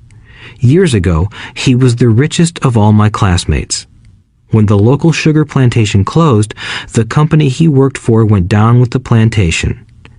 In his mind, he had but one option, and that was the old option: work hard. The problem was that he couldn't find an equivalent job that recognized his seniority from the old company. As a result, he is overqualified for the jobs he currently has. so his salary is lower. He now works 3 jobs to earn enough to survive. I have watched people playing cash flow complain that the right opportunity cards are not coming their way, so they sit there. I know people who do that in real life. They wait for the right opportunity. I have watched people get the right opportunity card and then not have enough money. Then they complain that they would have gotten out of the rat race if they had had more money. So they sit there. I know people in real life who do that also. They see all the great deals, but they have no money. And I have seen people pull a great opportunity card, read it out loud, and have no idea that it is a great opportunity. They have the money, the time is right, they have the card, but they can't see the opportunity staring them in the face. They fail to see how it fits into their financial plan for escaping the rat race. And I know more people like that than all the others combined. Most people have an opportunity of a lifetime flash right in front of them, and they fail to see it. A year later, they find out about it, after everyone else got rich. Financial intelligence is simply having more options. If the opportunities aren't coming your way, what else can you do to improve your financial position? If an opportunity lands in your lap and you have no money and the bank won't talk to you, what else can you do to get the opportunity to work in your favor? If your hunch is wrong and what you've been counting on doesn't happen, how can you turn a lemon into millions? That is financial intelligence. It is not so much what happens, but how many different financial solutions you can think of to turn a lemon into millions. It is how creative you are in solving financial problems. Most people only know one solution: work hard, save, and borrow. So why would you want to increase your financial intelligence? Because you want to be the kind of person who creates your own luck. You take whatever happens and make it better. Few people realize that luck is created, just as money is. And if you want to be luckier and create money instead of working hard, then your financial intelligence is important. If you are the kind of person who is waiting for the right thing to happen, you might wait for a long time. It's like waiting for all the traffic lights to be green for 5 miles before you'll start your trip. As young boys, Mike and I were constantly told by my rich dad that money is not real. Rich Dad occasionally reminded us of how close we came to the secret of money on that first day we got together and began making money out of plaster of Paris. The poor and middle class work for money, he would say. The rich make money. The more real you think money is, the harder you will work for it. If you can grasp the idea that money is not real, you will grow richer faster. What is it? Was a question Mike and I often came back with. What is money if it is not real? What we agree it is, was all Rich Dad would say. The single most powerful asset we all have is our mind. If it is trained well, it can create enormous wealth seemingly instantaneously. An untrained mind can also create extreme poverty that can crush a family for generations. In the information age, money is increasing exponentially. A few individuals are getting ridiculously rich from nothing, just ideas and agreements. If you ask many people who trade stocks or other investments for a living, they see it done all the time. Often, millions can be made instantaneously from nothing. And by nothing, I mean no money was exchanged. It is done via agreement, a hand signal in a trading pit, a blip on a trader's screen in Lisbon from a trader's screen in Toronto and back to Lisbon, a call to my broker to buy and a moment later to sell. Money did not change hands.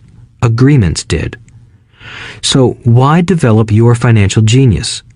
Only you can answer that. I can tell you why I have been developing this area of my intelligence. I do it because I want to make money fast. Not because I need to, but because I want to. It is a fascinating learning process. I develop my financial IQ because I want to participate in the fastest game and biggest game in the world. And, in my own small way, I would like to be part of this unprecedented evolution of humanity, the era where humans work purely with their minds and not with their bodies. Besides, it is where the action is. It is what is happening. It's hip, it's scary, and it's fun. That is why I invest in my financial intelligence, developing the most powerful asset I have. I want to be with people moving boldly forward. I do not want to be with those left behind. I will give you a simple example of creating money. In the early 1990s, the economy of Phoenix, Arizona was horrible. I was watching a TV show when a financial planner came on and began forecasting doom and gloom. His advice was to save money. Put $100 away every month, he said. In 40 years, you will be a multimillionaire. Well, putting money away every month is a sound idea. It is one option, the option most people subscribe to. The problem is this. It blinds the person to what is really going on. It causes them to miss major opportunities for much more significant growth of their money. The world is passing them by. As I said, the economy was terrible at that time. For investors, this is the perfect market condition. A chunk of my money was in the stock market and in apartment houses. I was short of cash. Because people were giving properties away, I was buying. I was not saving money. I was investing. Kim and I had more than $1 million in cash working in a market that was rising fast. It was the best opportunity to invest. The economy was terrible. I just could not pass up these small deals. Houses that were once $100,000 were now $75,000. But instead of shopping with local real estate agents, I began shopping at the bankruptcy attorney's office or the courthouse steps. In these shopping places, a $75,000 house could sometimes be bought for $20,000 or less. For $2,000, which was loaned to me from a friend for 90 days for $200, I gave an attorney a cashier's check as a down payment. While the acquisition was being processed, I ran an ad advertising a $75,000 house for only $60,000 and no money down. The phone rang hard and heavy. Prospective buyers were screened, and once the property was legally mine, all the prospective buyers were allowed to look at the house. It was a feeding frenzy. The house sold in a few minutes. I asked for a $2,500 processing fee, which they gladly handed over, and the escrow and title company took over from there. I returned the $2,000 to my friend with an additional $200. He was happy, the home buyer was happy, the attorney was happy, and I was happy. I had sold a house for $60,000 that cost me $20,000. The $40,000 was created from money in my asset column in the form of a promissory note from the buyer. Total working time, 5 hours. So, now that you are on your way to becoming more financially literate and skilled at reading numbers, I will tell you why this is an example of money being invented. During this depressed market, Kim and I were able to do 6 of these simple transactions in our spare time. While the bulk of our money was in larger properties and the stock market, we were able to create more than $190,000 in assets, notes at 10% interest, in those 6 buy, create, and sell transactions. That comes to approximately $19,000 a year income, much of it sheltered through our private corporation. Much of that $19,000 a year goes to pay for our company cars, gas, trips, insurance, dinners with clients, and other things. By the time the government gets a chance to tax that income, it's been spent on legally allowed pre-tax expenses. This was a simple example of how money is invented, created, and protected using financial intelligence. Ask yourself, how long would it take to save $190,000? Would the bank pay you 10% interest on your money? And the promissory note is good for 30 years. I hope they never pay me the $190,000. I have to pay a tax if they pay me the principal, and besides, $19,000 paid over 30 years is a little over $500,000 in income. I have people ask what happens if the person doesn't pay. That does happen, and it's good news. That $60,000 home could be taken back and resold for $70,000 and another $2,500 collected as a loan processing fee. It would still be a zero-down transaction in the mind of the new buyer, and the process would go on. The first time I sold the house, I paid back the $2,000, so technically I have no money in the transaction. My return on investment, ROI, is infinity. It's an example of no money making a lot of money. In the second transaction, when resold, I would have put $2,000 in my pocket and re-extended the loan to 30 years. What would my ROI be if I got paid money to make money? I do not know, but it sure beats saving $100 a month, which actually starts out as $150 because it's after-tax income for 40 years earning low interest. And again, you're taxed on the interest. That is not too intelligent. It may be safe, but it's not smart.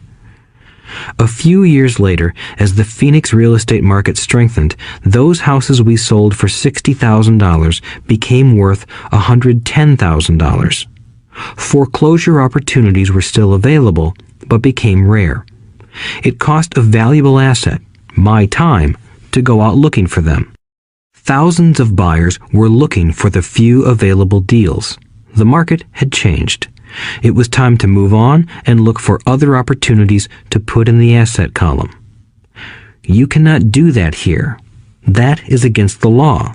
You're lying. I hear those comments much more often than, "Can you show me how to do that?" The math is simple. You do not need algebra or calculus, and the escrow company handles the legal transaction and the servicing of the payments. I have no roofs to fix or toilets to unplug because the owners do that. It's their house. Occasionally, someone does not pay, and that is wonderful because there are late fees, or they move out and the property is sold again. The court system handles that. And it may not work in your area. The market conditions may be different, but the example illustrates how a simple financial process can create hundreds of thousands of dollars with little money and low risk. It is an example of money being only an agreement. Anyone with a high school education can do it. Yet, most people won't. Most people listen to the standard advice of work hard and save money. For about 30 hours of work, approximately $190,000 was created in the asset column, and no taxes were paid. Which one sounds harder to you? 1. Work hard, pay 50% in taxes, save what is left, your savings, then earn 5%, which is also taxed. Or 2. Take the time to develop your financial intelligence, harness the power of your brain and the asset column. If you use option number 1, be sure to factor in how much time it takes you to save $190,000. Time is one of your greatest assets. Now, you may understand why I silently shake my head when I hear parents say, "My child is doing well in school and receiving a good education." It may be good, but is it adequate? I know the above investment strategy is a small one. It is used to illustrate how small can grow into big. Again, my success reflects the importance of a strong financial foundation, which starts with a strong financial education. I have said it before, but it's worth repeating. Financial intelligence is made up of these 4 main technical skills. 1. Accounting. Accounting is financial literacy, or the ability to read numbers. This is a vital skill if you want to build businesses or investments. 2. Investing. Investing is the science of money making money. 3. Understanding markets. Understanding markets is the science of supply and demand. Alexander Graham Bell gave the market what it wanted. So did Bill Gates. A $75,000 house offered for $60,000 that cost $20,000 was also the result of seizing an opportunity created by the market. Somebody was buying, and someone was selling. 4. The law. The law is the awareness of accounting, corporate, state, and federal regulations. I recommend playing by the rules. It is this basic foundation, or the combination of these skills, that is needed to be successful in the pursuit of wealth, whether it be through the buying of small homes, apartment buildings, companies, stocks, bonds, precious metals, baseball cards, or the like. A few years later, the real estate market rebounded and everyone else was getting in. The stock market was booming and everyone was getting in. The U.S. economy was getting back on its feet. I began selling and was now traveling to Peru, Norway, Malaysia, and the Philippines. The investment landscape had changed. We were no longer buying real estate. Now I just watch the values climb inside the asset column and will probably begin selling. I suspect that some of those 6 little house deals will sell and the $40,000 note will be converted to cash. I need to call my accountant to be prepared for cash and seek ways to shelter it. The point I would like to make is that investments come and go. The market goes up and comes down. Economies improve and crash. The world is always handing you opportunities of a lifetime, every day of your life, but all too often we fail to see them. But they are there. And the more the world changes and the more technology changes, the more opportunities there will be to allow you and your family to be financially secure for generations to come. So why bother developing your financial intelligence? Again, only you can answer that. I know why I continue to learn and develop. I do it because I know there are changes coming. I'd rather welcome change than cling to the past. I know there will be market booms and market crashes. I want to continually develop my financial intelligence because at each market change, some people will be on their knees begging for their jobs. Others, meanwhile, will take the lemons that life hands them, and we are all handed lemons occasionally, and turn them into millions. That's financial intelligence. I am often asked about the lemons I have turned into millions. I hesitate using many more examples of personal investments because I am afraid it comes across as bragging or tooting my own horn. That is not my intention. I use the examples only as numerical and chronological illustrations of actual and simple cases. I use the examples because I want you to know that it is easy. And the more familiar you become with the 4 pillars of financial intelligence, the easier it becomes. Personally, I use 2 main vehicles to achieve financial growth: real estate and small cap stocks. I use real estate as my foundation. Day in and day out, my properties provide cash flow and occasional spurts of growth and value. The small cap stocks are used for fast growth.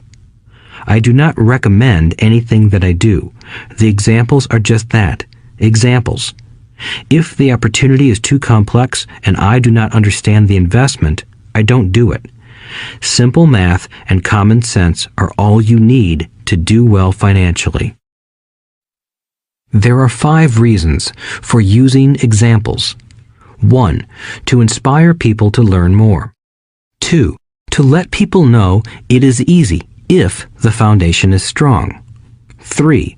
To show that anyone can achieve great wealth. 4. To show that there are millions of ways to achieve your goals. 5. To show that it's not rocket science. In 1989, I used to jog through a lovely neighborhood in Portland, Oregon. It was a suburb that had little gingerbread houses. They were small and cute. I almost expected to see Little Red Riding Hood skipping down the sidewalk on her way to Granny's. There were for sale signs everywhere. The timber market was terrible. The stock market had just crashed, and the economy was depressed. On one street, I noticed a for sale sign that was up longer than most. It looked old. Jogging past it one day, I ran into the owner, who looked troubled. "What are you asking for your house?" I asked. The owner turned and smiled weakly. "Make me an offer," he said. "It's been for sale for over a year. Nobody even comes by anymore to look at it." "I'll look," I said, and I bought the house a half hour later for $20,000 less than his asking price. It was a cute little 2-bedroom home with gingerbread trim on all the windows. It was light blue with gray accents and had been built in 1930. Inside, there was a beautiful rock fireplace, as well as 2 tiny bedrooms. It was a perfect rental house. I gave the owner $5,000 down for a $45,000 house that was really worth $65,000, except that no one wanted to buy it. The owner moved out in a week, happy to be free, and my first tenant moved in, a local college professor. After the mortgage, expenses, and management fees were paid, I put a little less than $40 in my pocket at the end of each month. Hardly exciting. A year later, the depressed Oregon real estate market had begun to pick up. California investors, flush with money from their still booming real estate market, were moving north and buying up Oregon and Washington. I sold that little house for $95,000 to a young couple from California who thought it was a bargain.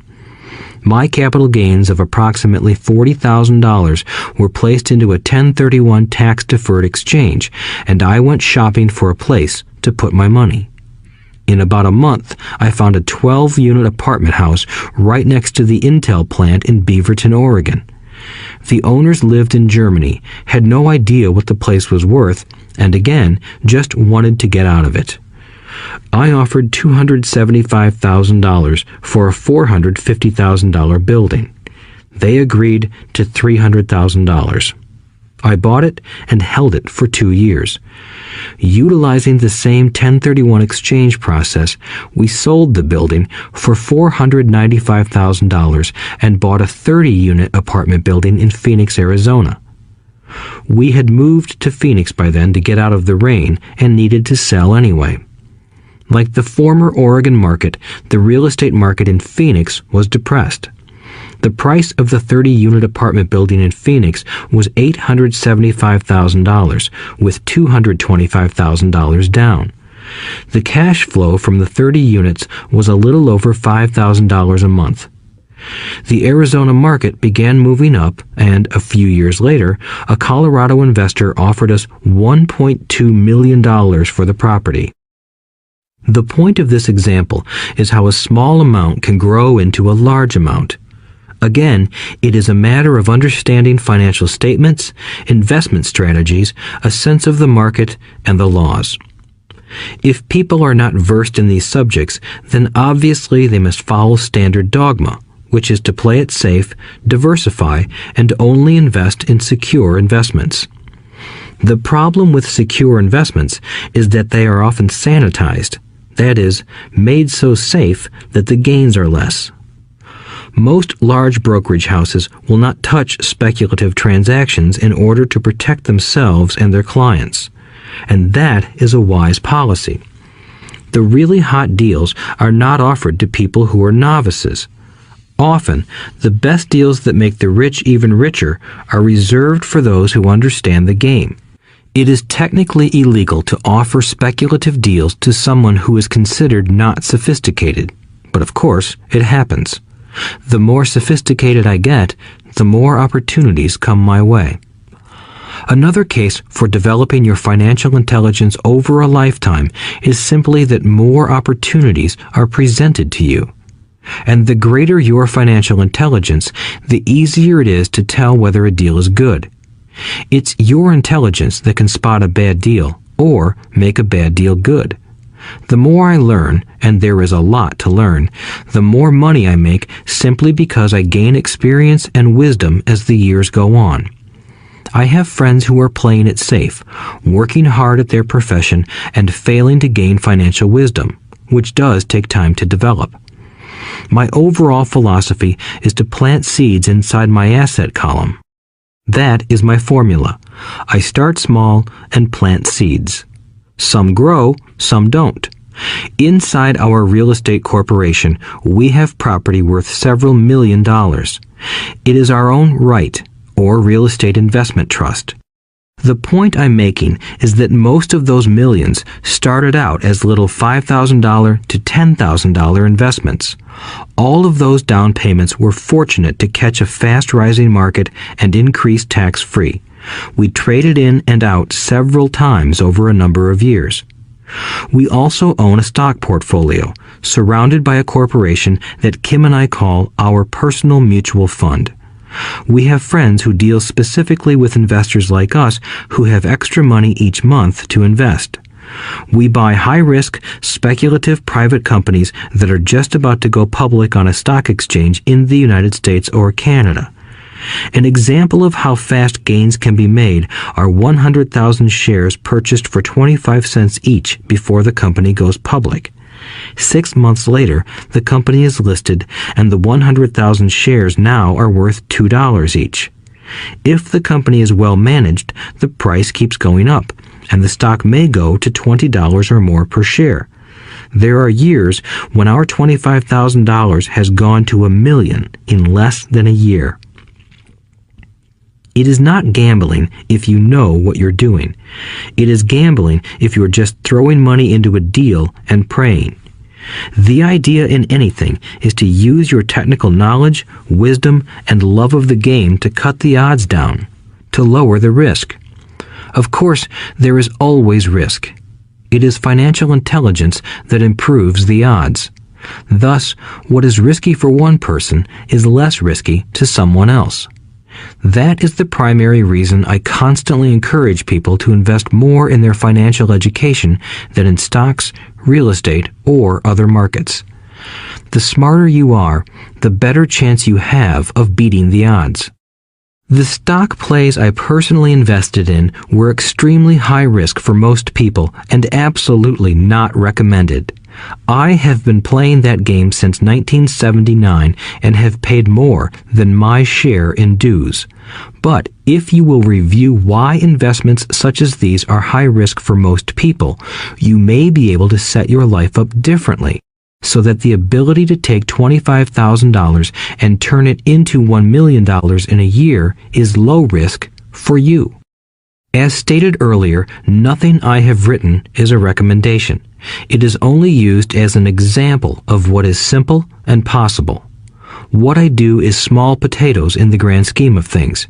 Yet, for the average individual, a passive income of more than $100,000 a year is nice and not hard to achieve.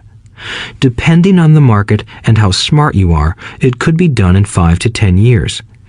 If you keep your living expenses modest, $100,000 coming in as additional income is pleasant, regardless of whether you work. You can work if you like, or take time off if you choose, and use the government tax system in your favor rather than against you. My personal basis is real estate. I love real estate because it's stable and slow-moving. I keep the base solid. The cash flow is fairly steady and, if properly managed, has a good chance of increasing in value.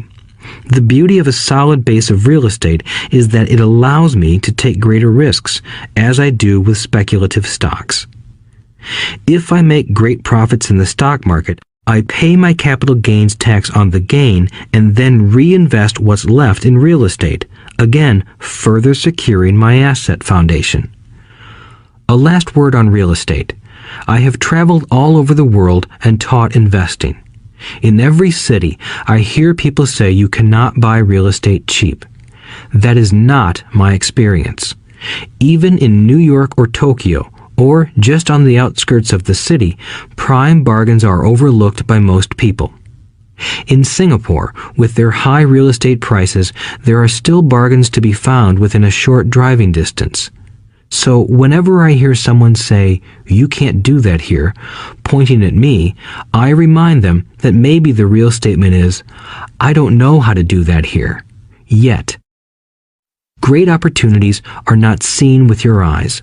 They are seen with your mind. Most people never get wealthy simply because they are not trained financially to recognize opportunities right in front of them. I am often asked, how do I start? In the final chapter of this audiobook, I offer 10 steps that I followed on the road to my financial freedom. But always remember to have fun. When you learn the rules and the vocabulary of investing and begin to build your asset column, I think you'll find that it's as fun a game as you've ever played. Sometimes you win, and sometimes you learn. But have fun.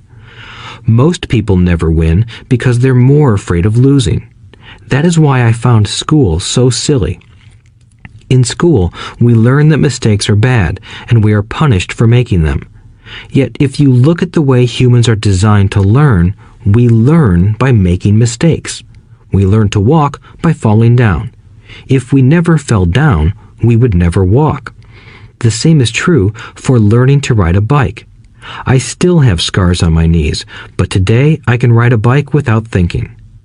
The same is true for getting rich. Unfortunately, the main reason most people are not rich is because they are terrified of losing. Winners are not afraid of losing, but losers are. Failure is part of the process of success. People who avoid failure also avoid success. I look at money much like my game of tennis. I play hard, make mistakes, correct, make more mistakes, correct, and I get better. If I lose the game, I reach across the net, shake my opponent's hand, smile, and say, "See you next Saturday." There are two kinds of investors. One, the first and most common type is a person who buys a packaged investment. They call a retail outlet, such as a real estate company, a stockbroker, or a financial planner, and they buy something. It could be a mutual fund, a right, a stock, or bond. It is a clean and simple way of investing. An analogy would be a shopper who goes to a computer store and buys a computer right off the shelf. 2. The second type is an investor who creates investments. This investor usually assembles a deal in the same way a person who buys components builds a computer. I do not know the first thing about putting components of a computer together, but I do know how to put pieces of opportunities together, or know people who know how. It is this second type of investor who is the more professional investor. Sometimes it may take years for all the pieces to come together. And sometimes they never do. It is this second type of investor that my rich dad encouraged me to be. It is important to learn how to put the pieces together, because that is where the huge wins reside, and sometimes some huge losses if the tide goes against you. If you want to be the second type of investor, you need to develop 3 main skills. These skills are in addition to those required to become financially intelligent. 1. Find an opportunity that everyone else missed. You see with your mind what others miss with their eyes. For example, a friend bought this run-down old house. It was spooky to look at. Everyone wondered why he bought it. What he saw that we did not was that the house came with 4 extra empty lots. He discovered that after going to the title company. After buying the house, he tore the house down and sold the 5 lots to a builder for 3 times what he paid for the entire package. He made $75,000 for 2 months of work. It's not a lot of money, but it sure beats minimum wage, and it's not technically difficult. 2. Raise money. The average person only goes to the bank. This second type of investor needs to know how to raise capital, and there are many ways that don't require a bank. To get started, I learned how to buy houses without a bank. It was the learned skill of raising money more than the houses themselves that was priceless. All too often, I hear people say, "The bank won't lend me money," or "I don't have the money to buy it." If you want to be a Type 2 investor, you need to learn how to do that which stops most people. In other words, a majority of people let their lack of money stop them from making a deal. If you can avoid that obstacle, you will be millions ahead of those who don't learn those skills. There have been many times I have bought a house, a stock, or an apartment building without a penny in the bank. I once bought an apartment house for $1.2 million. I did what is called tying it up with a written contract between seller and buyer. I then raised the $100,000 deposit, which bought me 90 days to raise the rest of the money. Why did I do it? Simply because I knew it was worth $2 million. I never raised the money. Instead, the person who put up the $100,000 gave me $50,000 for finding the deal, took over my position, and I walked away. Total working time? 3 days. Again, it's what you know more than what you buy. Investing is not buying. It's more a case of knowing. 3. Organize smart people. Intelligent people are those who work with or hire a person who is more intelligent than they are. When you need advice, make sure you choose your advisor wisely. There is a lot to learn, but the rewards can be astronomical. If you do not want to learn those skills, then being a Type 1 investor is highly recommended. It is what you know that is your greatest wealth. It is what you do not know that is your greatest risk. There is always risk, so learn to manage risk instead of avoiding it. Chapter 6. Lesson 6. Work to learn, don't work for money. Job security meant everything to my educated dad.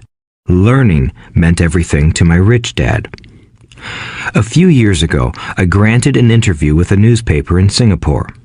The young female reporter was on time, and the interview got underway immediately. We sat in the lobby of a luxurious hotel, sipping coffee and discussing the purpose of my visit to Singapore. I was to share the platform with Zig Ziglar. He was speaking on motivation, and I was speaking on the secrets of the rich.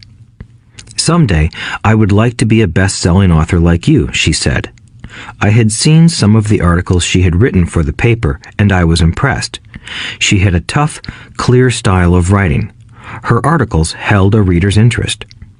You have a great style, I said in reply. What holds you back from achieving your dream? My work does not seem to go anywhere, she said quietly.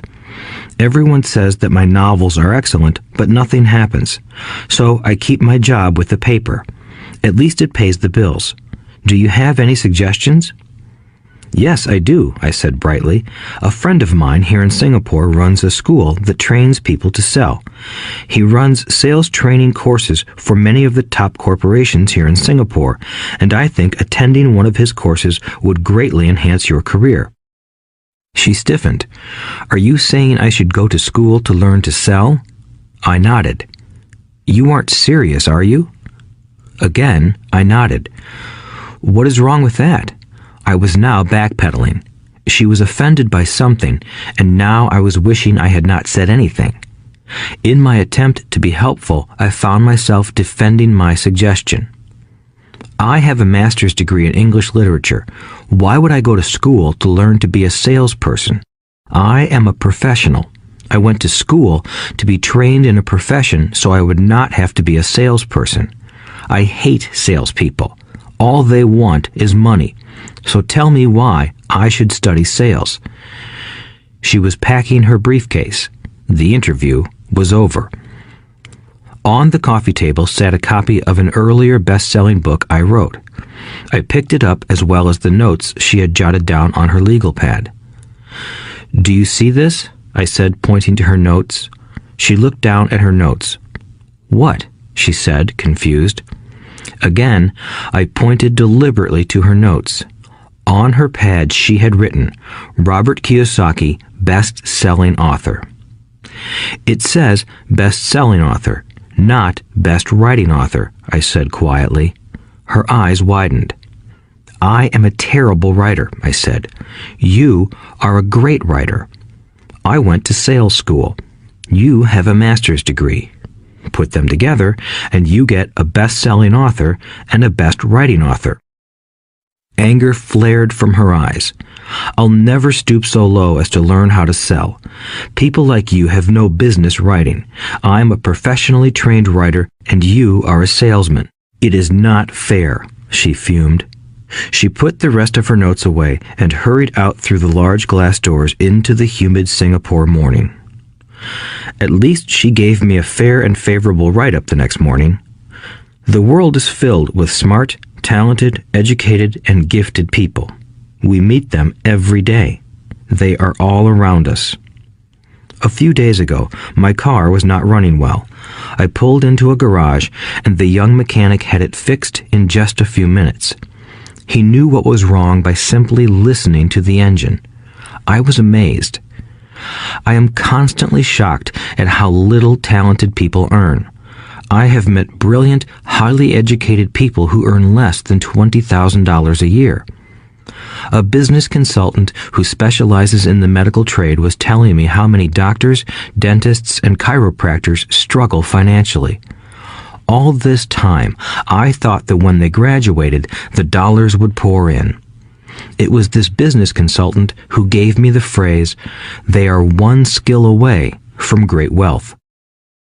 What this phrase means is that most people need only to learn and master one more skill, and their income would jump exponentially. I have mentioned before that financial intelligence is a synergy of accounting, investing, marketing, and law. Combine those 4 technical skills, and making money with money is easier than most people would believe. When it comes to money, the only skill most people know is to work hard. The classic example of a synergy of skills was that young writer for the newspaper. If she diligently learned the skills of sales and marketing, her income would jump dramatically. If I were her, I would take some courses in advertising copywriting as well as sales. Then, instead of working at the newspaper, I would seek a job at an advertising agency. Even if it were a cut in pay, she would learn how to communicate in shortcuts that are used in successful advertising. She also would spend time learning public relations, an important skill.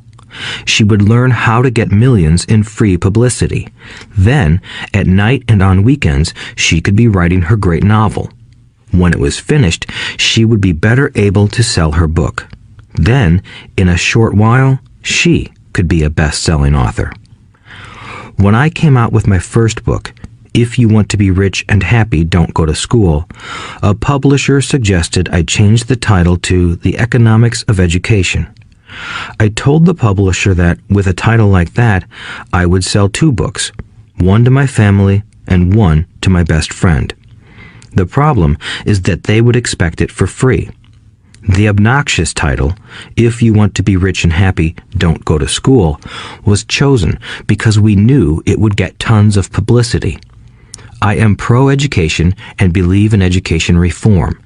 If I were not pro-education, why would I continue to press for changing our antiquated educational system? So I chose a title that would get me on more TV and radio shows simply because I was willing to be controversial. Many people thought I was a fruitcake, but the book sold and sold. When I graduated from the U.S. Merchant Marine Academy in 1969, my educated dad was happy. Standard Oil of California had hired me for its oil tanker fleet as a third mate. The pay was low compared with my classmates, but it was okay for a first real job after college. My starting pay was about $42,000 a year, including overtime, and I only had to work for 7 months. I had 5 months of vacation. If I had wanted to, I could have taken the run to Vietnam with a subsidiary shipping company and easily doubled my pay instead of taking 5 months of vacation. I had a great career ahead of me, yet I resigned after 6 months with the company and joined the Marine Corps to learn how to fly. My educated dad was devastated. Rich Dad congratulated me. In school and in the workplace, the popular opinion is the idea of specialization. That is, in order to make more money or get promoted, you need to specialize. That is why medical doctors immediately begin to seek a specialty such as orthopedics or pediatrics. The same is true for accountants, architects, lawyers, pilots, and others. My educated dad believed in the same dogma. That is why he was thrilled when he eventually achieved his doctorate. He often admitted that schools reward people who study more and more about less and less. Rich Dad encouraged me to do exactly the opposite. You want to know a little about a lot, was his suggestion. That is why for years I worked in different areas of his companies. For a while, I worked in his accounting department. Although I would probably never have been an accountant, he wanted me to learn via osmosis. Rich Dad knew I would pick up jargon and a sense of what is important and what is not. I also worked as a busboy and construction worker as well as in sales, reservations, and marketing. He was grooming Mike and me. That is why he insisted we sit in on the meetings with his bankers, lawyers, accountants, and brokers. He wanted us to know a little about every aspect of his empire. When I quit my high-paying job with Standard Oil, my educated dad had a heart-to-heart talk with me. He was bewildered. He could not understand my decision to resign from a career that offered high pay, great benefits, lots of time off, and opportunity for promotion. When he asked me one evening, "Why did you quit?" I could not explain it to him, though I tried hard to. My logic did not fit his logic.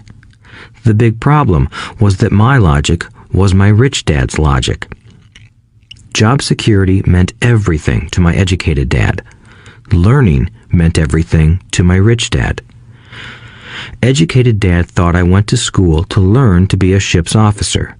Rich dad knew that I went to school to study international trade. So as a student, I made cargo runs, navigating large freighters, oil tankers, and passenger ships to the Far East and the South Pacific. Rich Dad emphasized that I should stay in the Pacific instead of taking ships to Europe because he knew that the emerging nations were in Asia, not Europe.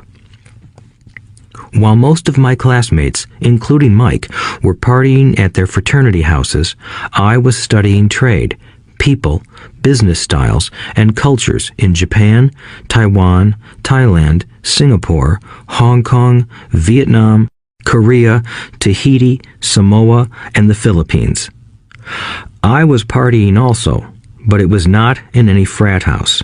I grew up rapidly. Educated Dad just could not understand why I decided to quit and join the Marine Corps.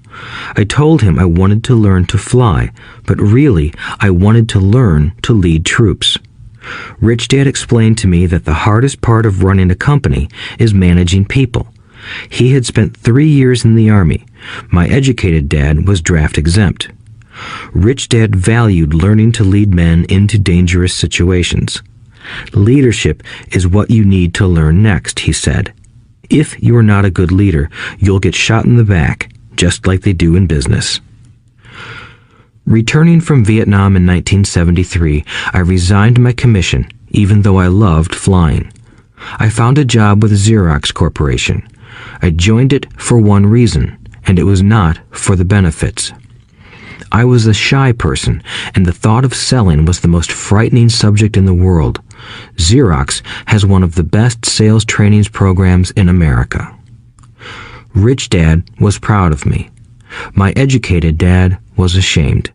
Being an intellectual, he thought that salespeople were below him. I worked with Xerox for 4 years until I overcame my fear of knocking on doors and being rejected. Once I could consistently be in the top 5 in sales, I again resigned and moved on, leaving behind another great career with an excellent company. In 1977, I formed my first company. Rich Dad had groomed Mike and me to take over companies, so I now had to learn to form them and put them together. My first product, the nylon and Velcro wallet, was manufactured in the Far East and shipped to a warehouse in New York, near where I had gone to school. My formal education was complete, and it was time to test my wings. If I failed, I would go broke. Rich Dad thought it best to go broke before 30. You still have time to recover, was his advice. On the eve of my 30th birthday, my first shipment left Korea for New York. Today, I still do business internationally, and as my rich dad encouraged me to do, I keep seeking the emerging nations. Today, my investment company invests in South American countries and Asian countries, as well as in Norway and Russia. There is an old cliche that goes, "Job is an acronym for just over broke." Unfortunately, I would say that applies to millions of people. Because school does not think financial intelligence is an intelligence, most workers live within their means. They work and they pay bills. There is another horrible management theory that goes, workers work hard enough to not be fired, and owners pay just enough so that workers won't quit. And if you look at the pay scales of most companies, again, I would say there is a degree of truth to that statement. The net result is that most workers never get ahead. They do what they've been taught to do, get a secure job. Most workers focus on working for pay and benefits that reward them in the short term, but are often disastrous in the long run. Instead, I recommend to young people to seek work for what they will learn more than what they will earn. Look down the road at what skills they want to acquire before choosing a specific profession and before getting trapped in the rat race. Once people are trapped in the lifelong process of bill paying, they become like those little hamsters running around in those metal wheels. Their little furry legs are spinning furiously, the wheel is turning furiously, but come tomorrow morning, they'll still be in the same cage. Great job. In the movie Jerry Maguire starring Tom Cruise, there are many great one-liners. Probably the most memorable is, "Show me the money." But there is one line I thought most truthful. It comes from the scene where Tom Cruise is leaving the firm. He has just been fired, and he is asking the entire company, "Who wants to come with me?" And the whole place is silent and frozen. Only one woman speaks up and says, "I'd like to, but I'm due for a promotion in 3 months." That statement is probably the most truthful statement in the whole movie. It is the type of statement that people use to keep themselves busy, working away to pay bills.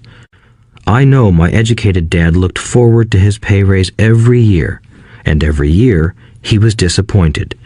So he would go back to school to earn more qualifications so he could get another raise. Then, once again, there would be another disappointment. The question I often ask people is, where is this daily activity taking you? Just like the little hamster, I wonder if people look at where their hard work is taking them. What does the future hold?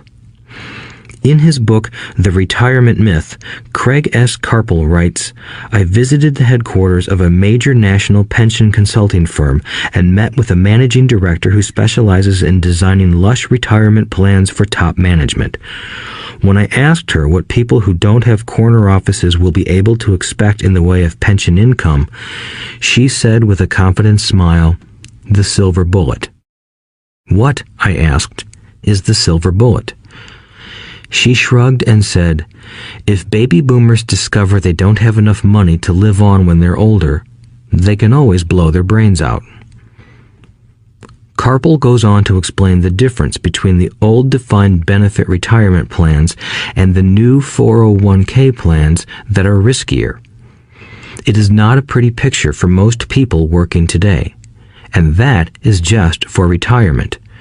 Add medical fees and long-term nursing home care, and the picture is frightening. Already, many hospitals in countries with socialized medicine need to make tough decisions such as who will live and who will die. They make those decisions purely on how much money they have and how old the patients are. If the patient is old, they often will give the medical care to someone younger. The older, poor patient gets put to the back of the line. Just as the rich can afford better education, the rich will be able to keep themselves alive, while those who have little wealth will die. So I wonder, are workers looking into the future or just until their next paycheck, never questioning where they are headed? When I speak to adults who want to earn more money, I always recommend the same thing. I suggest taking a long view of their life. Instead of simply working for the money and security, which I admit are important, I suggest they take a second job that will teach them a second skill. Often I recommend joining a network marketing company, also called multi-level marketing, if they want to learn sales skills. Some of these companies have excellent training programs that help people get over their fear of failure and rejection, which are the main reasons people are unsuccessful. Education is more valuable than money in the long run. When I offer this suggestion, I often hear in response, "Oh, that is too much hassle," or "I only want to do what I am interested in." If they say it's too much of a hassle, I ask, so you would rather work all your life giving 50% of what you earn to the government? If they tell me, I only do what I am interested in, I say, I'm not interested in going to the gym, but I go because I want to feel better and live longer. Unfortunately, there is some truth to the old statement, you can't teach an old dog new tricks. Unless a person is used to changing, it's hard to change.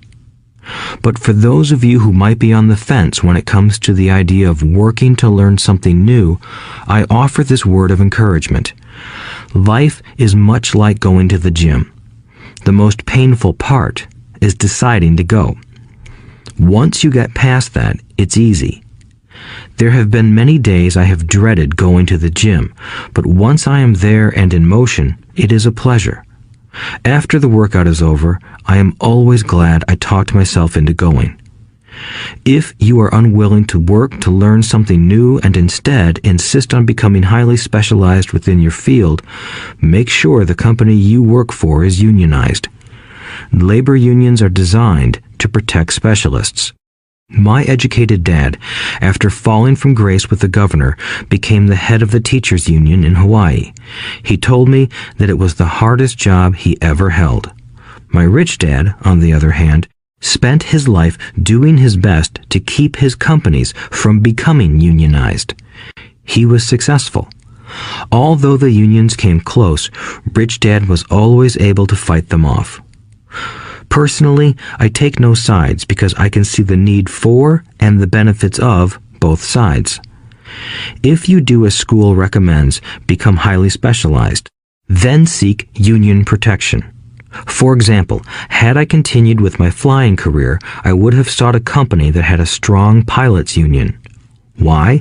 Because my life would be dedicated to learning a skill that was valuable in only one industry. If I were pushed out of that industry, my life's skills would not be as valuable to another industry. A displaced senior pilot with 100,000 hours of heavy airline transport time, earning $150,000 a year, would have a hard time finding an equivalent high-paying job teaching in school. Skills do not necessarily transfer from industry to industry. Skills the pilots are paid for in the airline industry are not as important in, say, the school system. The same is true even for doctors today. With all the changes in medicine, many medical specialists are needing to conform to medical organizations such as HMOs. School teachers definitely need to be union members. Today in America, the teachers' union is the largest and the richest labor union of all. The NEA, the National Education Association, has tremendous political clout. Teachers need the protection of their union because their skills are also of limited value to an industry outside of education. So the rule of thumb is highly specialized, then unionize. It's the smart thing to do. When I ask the classes I teach, how many of you can cook a better hamburger than McDonald's, almost all the students raise their hands. I then ask, so if most of you can cook a better hamburger, how come McDonald's makes more money than you? The answer is obvious. McDonald's is excellent at business systems. The reason so many talented people are poor is because they focus on building a better hamburger and know little to nothing about business systems. A friend of mine in Hawaii is a great artist. He makes a sizable amount of money. One day, his mother's attorney called to tell him that she had left him $35,000. That is what was left of her estate after the attorney and the government took their shares. Immediately, he saw an opportunity to increase his business by using some of this money to advertise. 2 months later, his first 4-color full-page ad appeared in an expensive magazine that targeted the very rich. The ad ran for 3 months. He received no replies from the ad, and all of his inheritance is now gone. He now wants to sue the magazine for misrepresentation. This is a common case of someone who can build a beautiful hamburger but knows little about business. When I asked him what he learned, his only reply was, "Advertising salespeople are crooks." I then asked him if he would be willing to take a course in sales and a course in direct marketing. His reply, "I don't have the time, and I don't want to waste my money." The world is filled with talented poor people. All too often, they're poor or struggle financially or earn less than they are capable of, not because of what they know, but because of what they do not know. They focus on perfecting their skills at building a better hamburger rather than the skills of selling and delivering the hamburger. Maybe McDonald's does not make the best hamburger, but they are the best at selling and delivering a basic average burger. Poor Dad wanted me to specialize. That was his view on how to be paid more. Even after being told by the governor of Hawaii that he could no longer work in state government, my educated dad continued to encourage me to get specialized. Educated Dad then took up the cause of the teachers' union, campaigning for further protection and benefits for these highly skilled and educated professionals. We argued often, but I know he never agreed that over-specialization is what caused the need for union protection. He never understood that the more specialized you become, the more you are trapped and dependent on that specialty. Rich Dad advised that Mike and I groom ourselves. Many corporations do the same thing. They find a young, bright student just out of business school and begin grooming that person to someday take over the company. So these bright young employees do not specialize in one department. They are moved from department to department to learn all the aspects of business systems. The rich often groom their children or the children of others. By doing so, their children gain an overall knowledge of the operations of the business and how the various departments interrelate. For the World War II generation, it was considered bad to skip from company to company. Today, it is considered smart. Since people will skip from company to company rather than seek greater specialization in skills, why not seek to learn more than to earn? In the short term, it may earn you less, but it will pay dividends in the long term. The main management skills needed for success are 1. Management of cash flow, 2. Management of systems, 3. Management of people. The most important specialized skills are sales and marketing.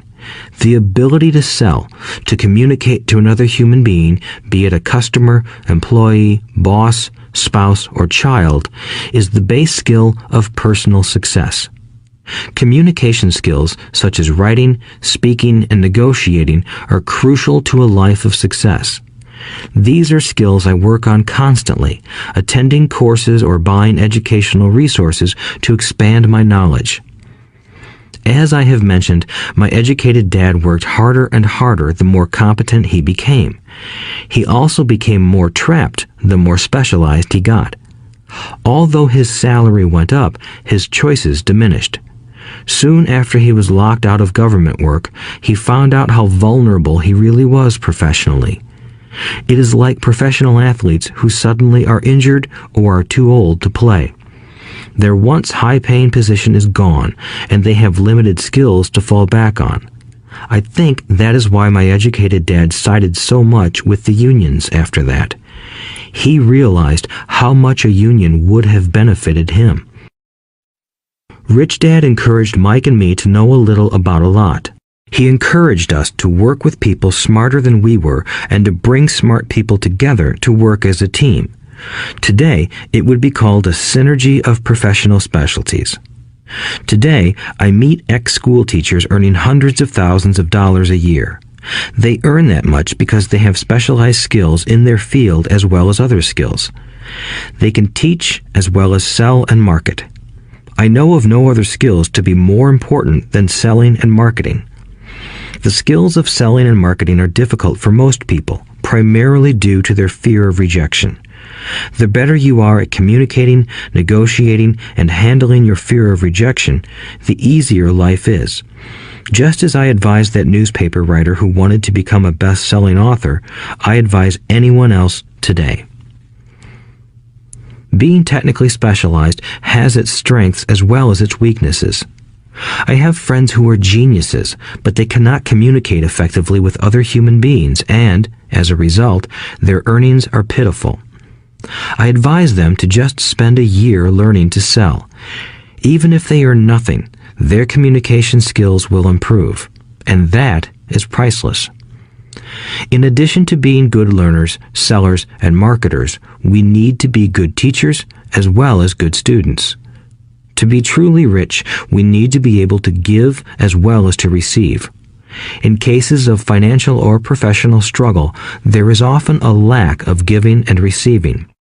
I know many people who are poor because they are neither good students nor good teachers. Both of my dads were generous men. Both made it a practice to give first. Teaching was one of their ways of giving. The more they gave, the more they received. One glaring difference was in the giving of money. My rich dad gave lots of money away. He gave to his church, to charities, and to his foundation.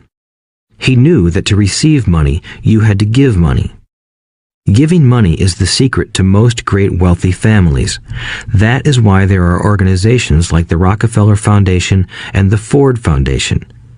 These are organizations designed to take their wealth and increase it, as well as give it away in perpetuity. My educated dad always said, "When I have some extra money, I'll give it." The problem was that there was never any extra.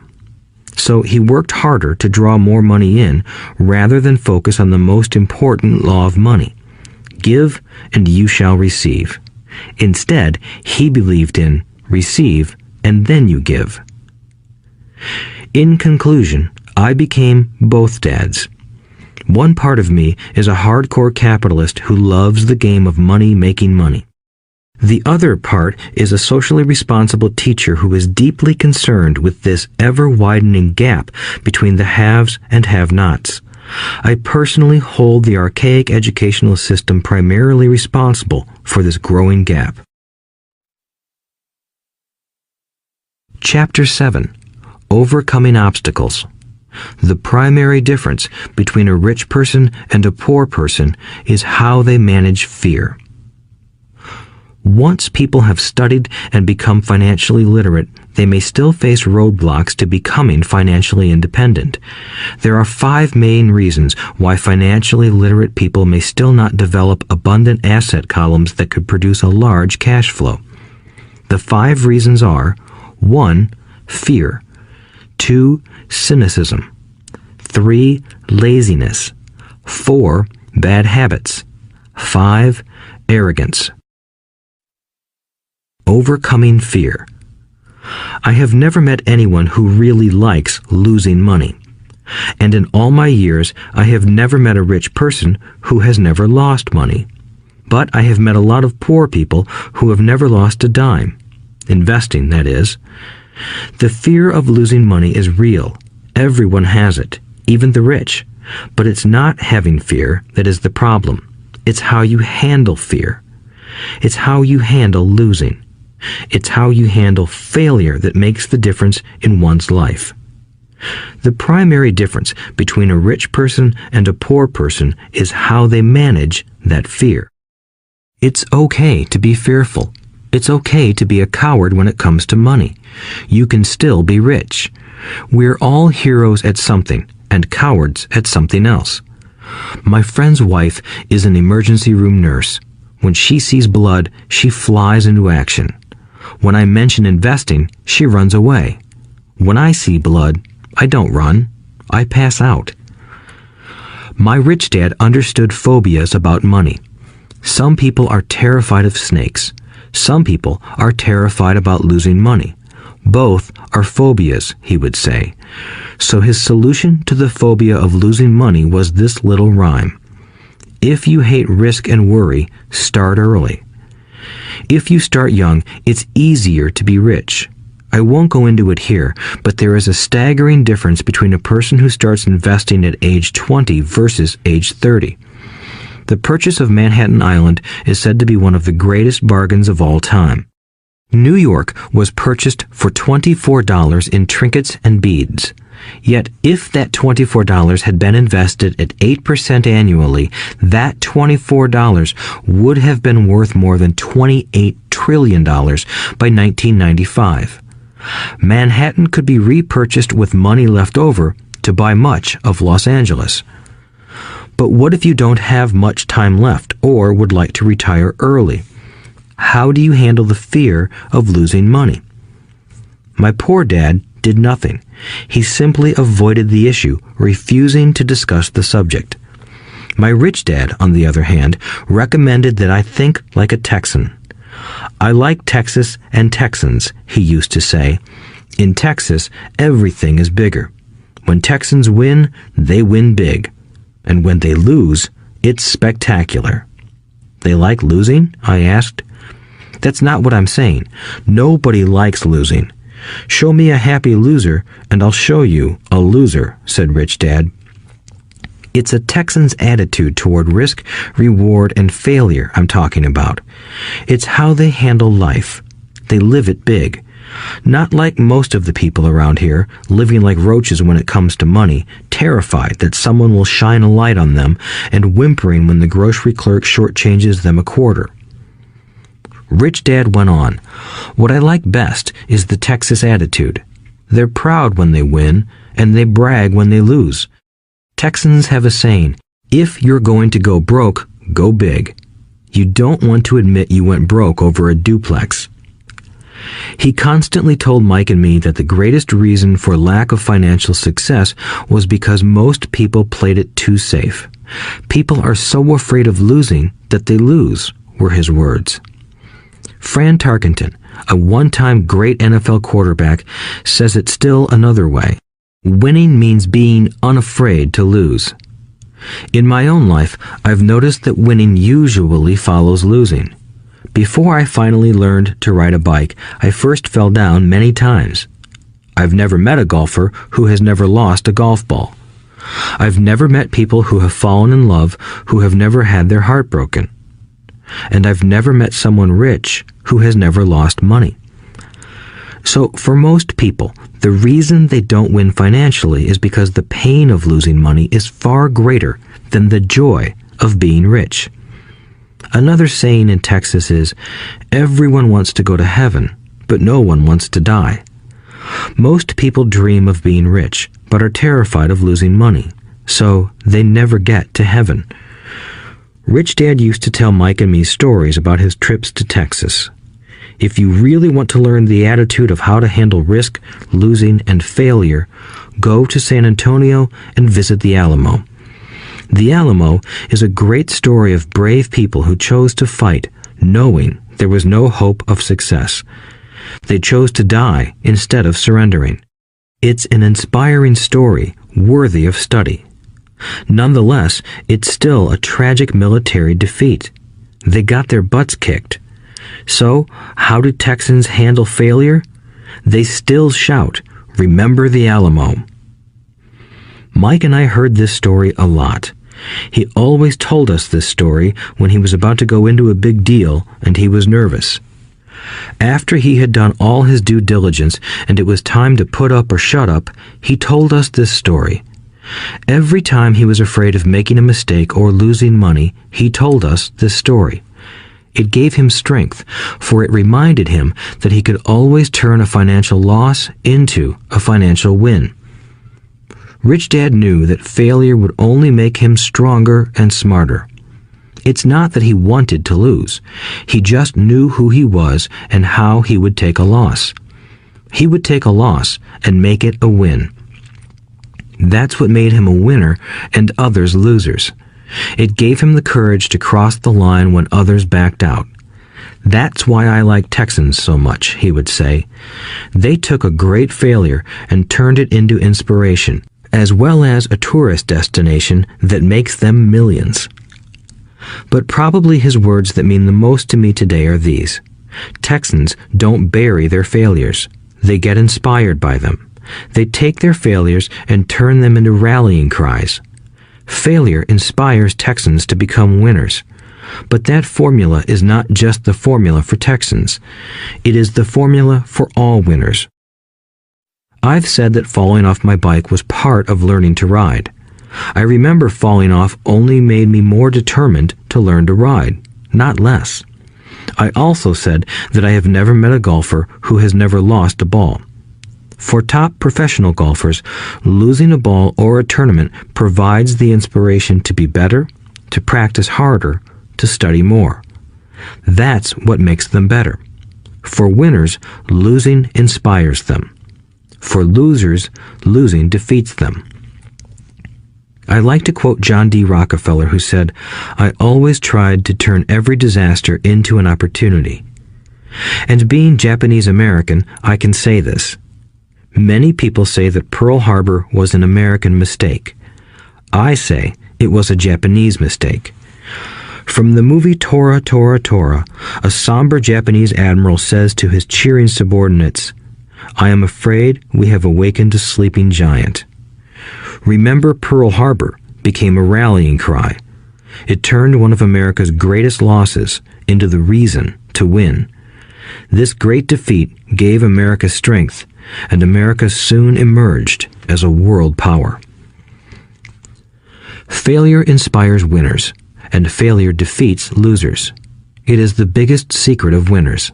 It's the secret that losers do not know. The greatest secret of winners is that failure inspires winning. Thus, they're not afraid of losing. Repeating Fran Tarkenton's quote, "Winning means being unafraid to lose." People like Fran Tarkenton are not afraid of losing because they know who they are. They hate losing, so they know that losing will only inspire them to become better. There is a big difference between hating losing and being afraid to lose. Most people are so afraid of losing money that they lose. They go broke over a duplex. Financially, they play life too safe and too small. They buy big houses and big cars, but not big investments. The main reason that over 90% of the American public struggles financially is because they play not to lose. They don't play to win. They go to their financial planners or accountants or stockbrokers and buy a balanced portfolio.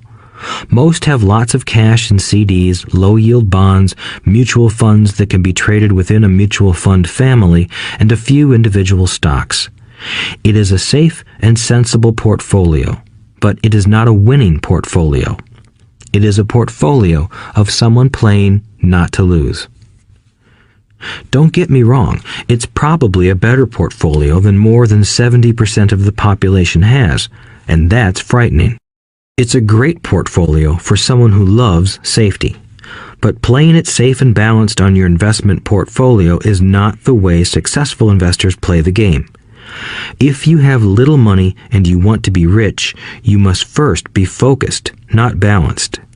If you look at any successful person, at the start, they were not balanced. Balanced people go nowhere. They stay in one spot. To make progress, you must first go unbalanced. Just look at how you make progress walking. Thomas Edison was not balanced. He was focused. Bill Gates was not balanced. He was focused. Donald Trump is focused. George Soros is focused. George Patton did not take his tanks wide. He focused them and blew through the weak spots in the German line. The French went wide with the Maginot Line, and you know what happened to them. If you have any desire to be rich, you must focus. Do not do what poor and middle-class people do, put their few eggs in many baskets. Put a lot of your eggs in a few baskets and focus. Follow one course until successful. If you hate losing, play it safe. If losing makes you weak, play it safe. Go with balanced investments. If you're over 25 years old and are terrified of taking risks, don't change. Play it safe, but start early. Start accumulating your nest egg early because it will take time. But if you have dreams of freedom, of getting out of the rat race, the first question to ask yourself is, how do I respond to failure? If failure inspires you to win, maybe you should go for it, but only maybe. If failure makes you weak or causes you to throw temper tantrums, like spoiled brats who call attorneys to file lawsuits every time something doesn't go their way, then play it safe. Keep your daytime job, or buy bonds or mutual funds. But remember, there is risk in those financial instruments also, even though they may appear safe. I say all this, mentioning Texas and Fran Tarkenton, because stacking the asset column is easy. It's really a low-aptitude game. It doesn't take much education. 5th grade math will do. But building your asset column is a game in which attitude plays a major role. It takes guts, patience, and a great attitude toward failure. Losers avoid failing, and failure turns losers into winners. Just remember the Alamo. Overcoming cynicism. The sky is falling. The sky is falling. Most of us know the story of Chicken Little, who ran around warning the barnyard of impending doom. We all know people who are that way. There's a Chicken Little inside each of us. As I stated earlier, the cynic is really a little chicken. We all get a little chicken when fear and doubt cloud our thoughts. All of us have doubts. I'm not smart. I'm not good enough. So-and-so is better than me. Our doubts often paralyze us. We play the what-if game. What if the economy crashes right after I invest? What if I lose control and I can't pay the money back? What if things don't go as I planned? Or we have friends or loved ones who will remind us of our shortcomings. They often say, "What makes you think you can do that? If it's such a good idea, how come someone else hasn't done it? That will never work. You don't know what you're talking about." These words of doubt often get so loud that we fail to act. A horrible feeling builds in our stomach. Sometimes we can't sleep. We fail to move forward. So we stay with what is safe, and opportunities pass us by. We watch life passing by as we sit immobilized with a cold knot in our body. We have all felt this at one time in our lives, some more than others. Peter Lynch of Fidelity Magellan Mutual Fund fame refers to warnings about the sky falling as noise, and we all hear it. Noise is either created inside our heads or comes from outside, often from friends, family, co-workers, and the media. Lynch recalls the time during the 1950s when the threat of nuclear war was so prevalent in the news that people began building fallout shelters and storing food and water. If they had invested that money wisely in the market, instead of building a fallout shelter, they'd probably be financially independent today. When violence breaks out in a city, gun sales go up all over the country.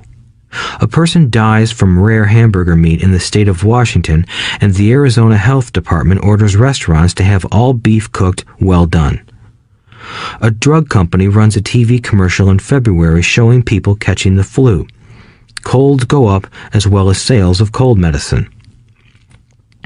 Most people are poor because when it comes to investing, the world is filled with Chicken Littles running around yelling, "The sky is falling, the sky is falling."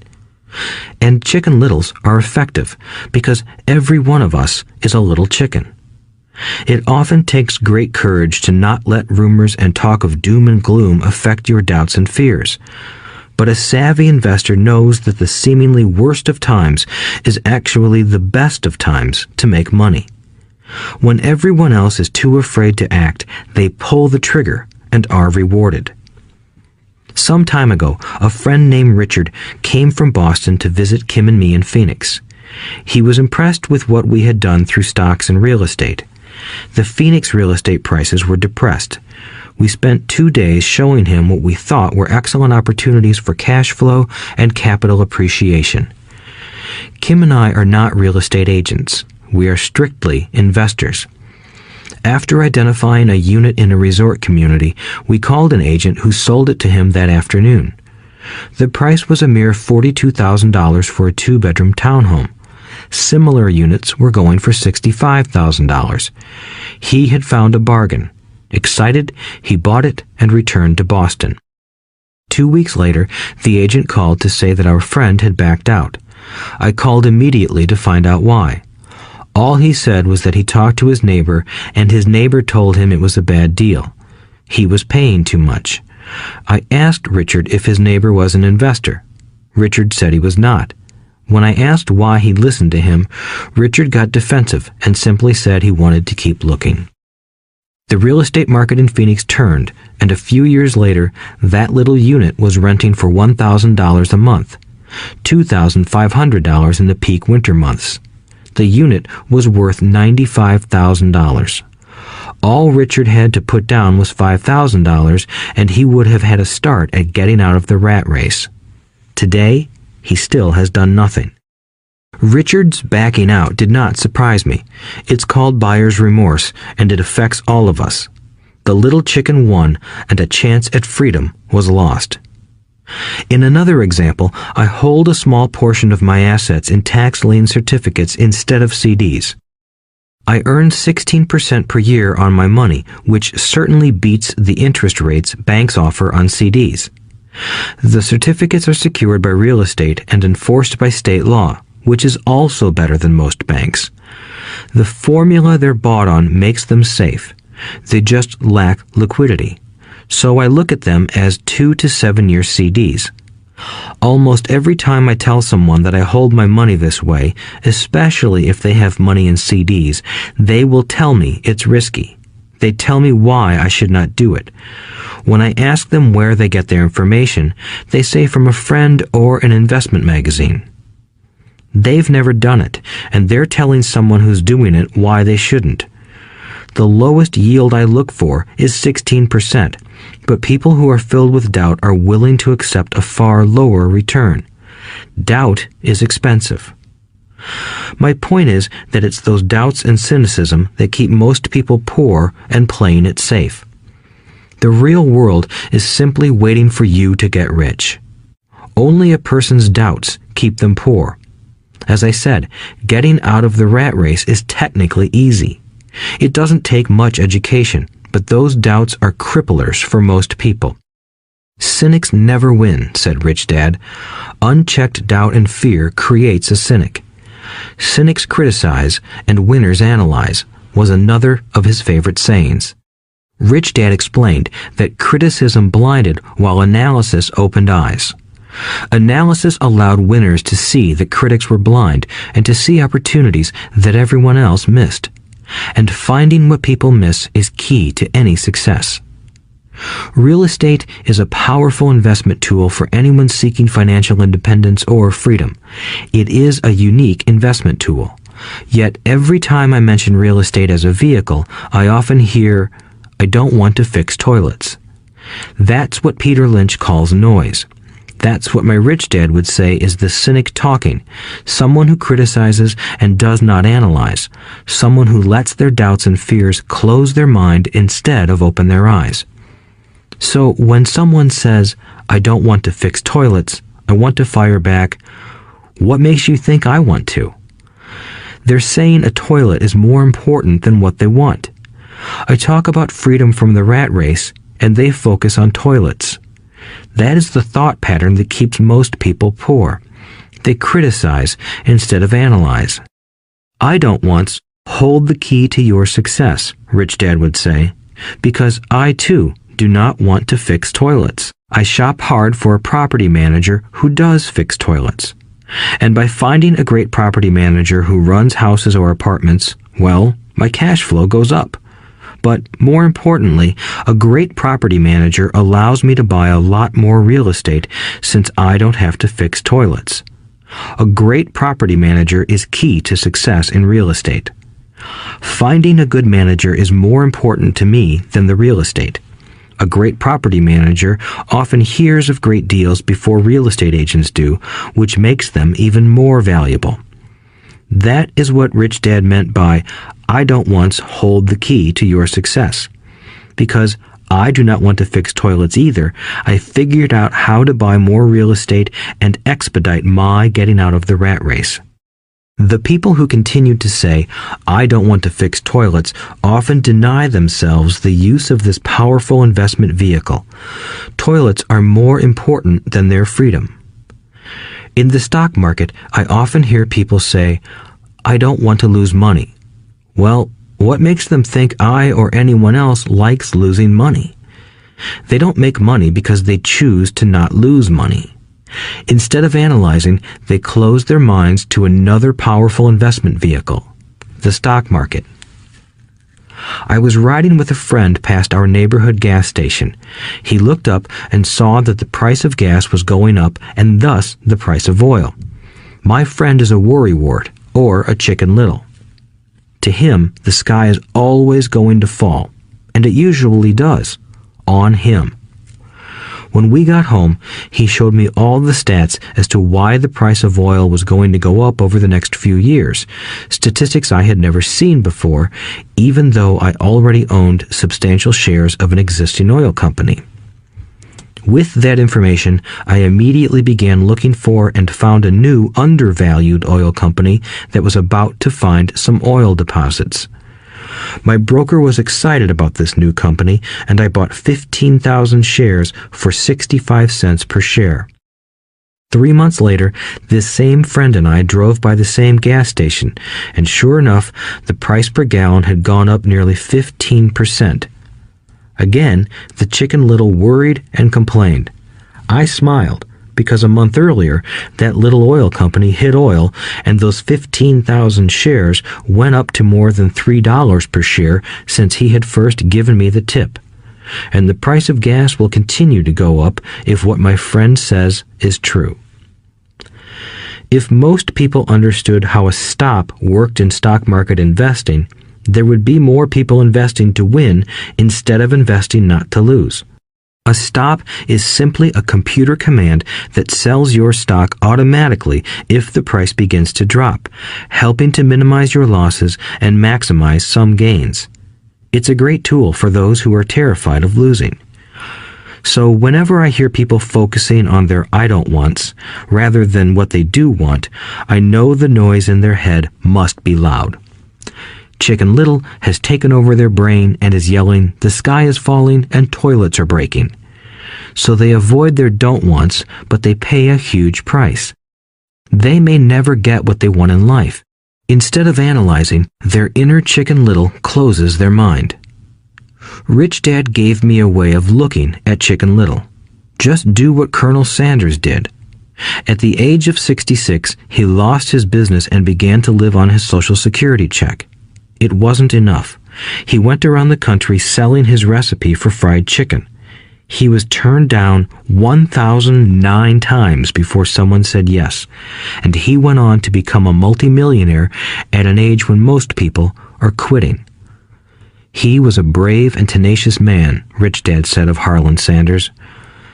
So when you're in doubt and feeling a little afraid, just do what Colonel Sanders did to his little chicken. He fried it. Overcoming laziness.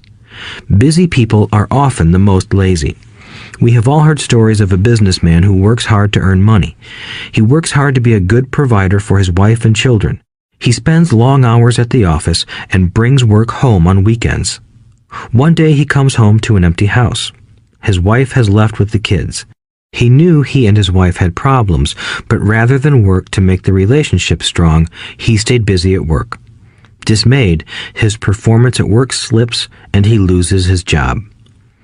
Today, I often meet people who are too busy to take care of their wealth, and there are people too busy to take care of their health.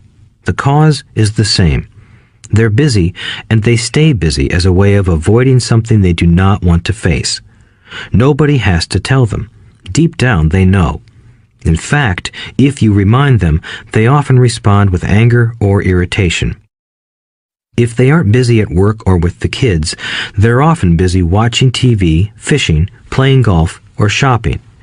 Yet deep down, they know they are avoiding something important. That's the most common form of laziness. Laziness by staying busy. So, what is the cure for laziness? The answer is a little greed. For many of us, we were raised thinking of greed or desire as bad. Greedy people are bad people, my mom used to say, yet we all have inside of us this yearning to have nice, new, or exciting things.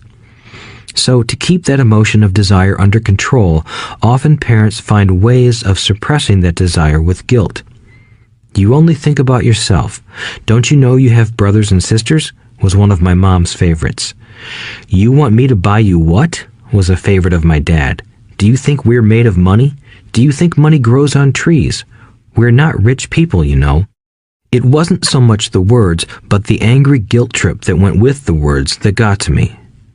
Or the reverse guilt trip was the, I'm sacrificing my life to buy this for you. I'm buying this for you because I never had this advantage when I was a kid. I have a neighbor who is stone broke but can't park his car in his garage. The garage is filled with toys for his kids. Those spoiled brats get everything they ask for. I don't want them to know the feeling of want are his everyday words. He has nothing set aside for their college or his retirement, but his kids have every toy ever made. He recently got a new credit card in the mail and took his kids to visit Las Vegas. I'm doing it for the kids, he said with great sacrifice. Rich Dad forbade the words, I can't afford it. In my real home, that's all I heard. Instead, Rich Dad required his children to say, how can I afford it? He believed that the words, I can't afford it, shut down your brain. It didn't have to think anymore. How can I afford it opened up the brain and forced it to think and search for answers. But most importantly, he felt the words, I can't afford it, were a lie, and the human spirit knows it. The human spirit is very, very powerful, he would say. It knows it can do anything. By having a lazy mind that says, I can't afford it, a war breaks out inside you. Your spirit is angry, and your lazy mind must defend its lie. The spirit is screaming, come on, let's go to the gym and work out. And the lazy mind says, but I'm tired. I worked really hard today. Or the human spirit says, I'm sick and tired of being poor. Let's get out there and get rich. To which the lazy mind says, rich people are greedy. Besides, it's too much bother. It's not safe. I might lose money. I'm working hard enough as it is. I've got too much to do at work anyway. Look at what I have to do tonight. My boss wants it finished by morning. I can't afford it also causes sadness, a helplessness that leads to despondency and often depression. How can I afford it opens up possibilities, excitement, and dreams.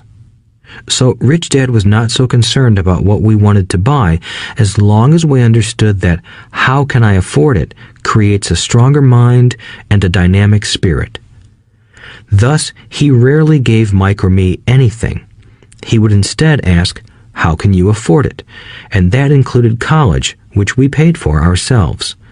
It was not the goal, but the process of attaining the goal that he wanted us to learn. The problem I see today is that there are millions of people who feel guilty about their desire or their greed. It's old conditioning from their childhood.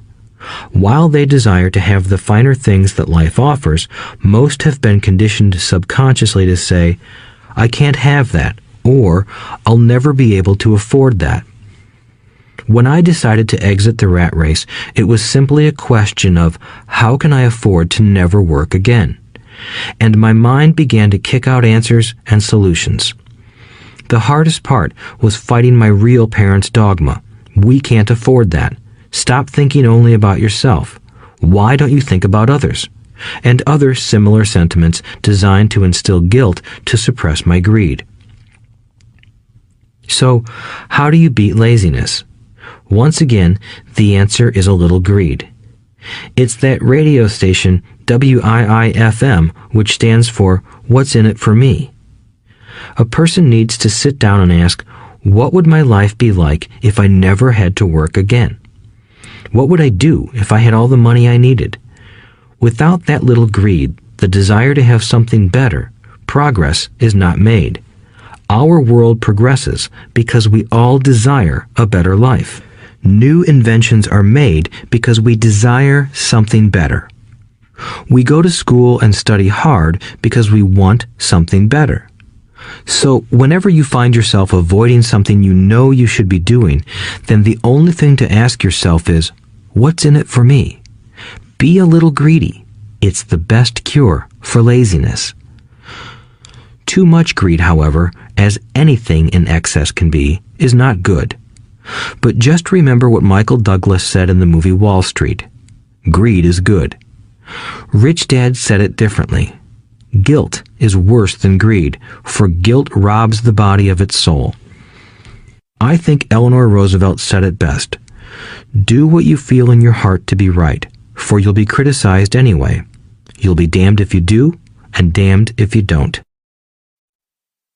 Overcoming bad habits. Our lives are a reflection of our habits more than our education. After seeing the movie Conan the Barbarian, starring Arnold Schwarzenegger, a friend said, "I'd love to have a body like Schwarzenegger." Most of the guys nodded in agreement. "I even heard he was really puny and skinny at one time," another friend added. "Yeah, I heard that too," another one said. "I heard he has a habit of working out almost every day in the gym." "Yeah, I'll bet he has to."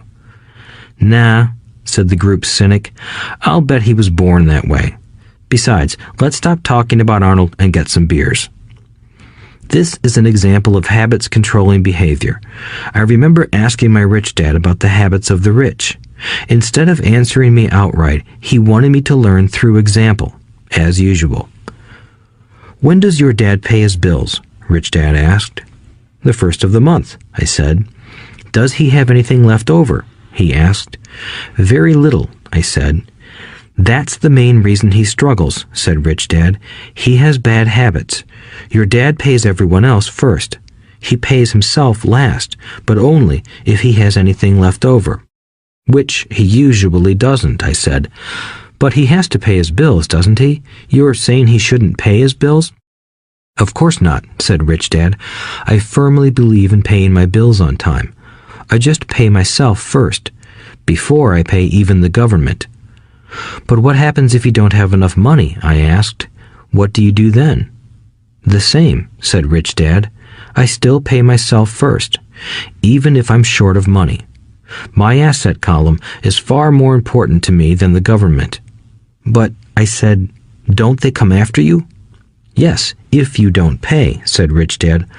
"Look, I did not say not to pay. I just said I pay myself first, even if I'm short of money." "But," I replied, "how do you do that?" "It's not how. The question is why," Rich Dad said.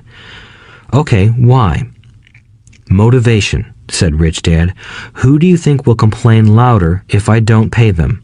Me or my creditors?" "Your creditors will definitely scream louder than you," I said, responding to the obvious. "You wouldn't say anything if you didn't pay yourself."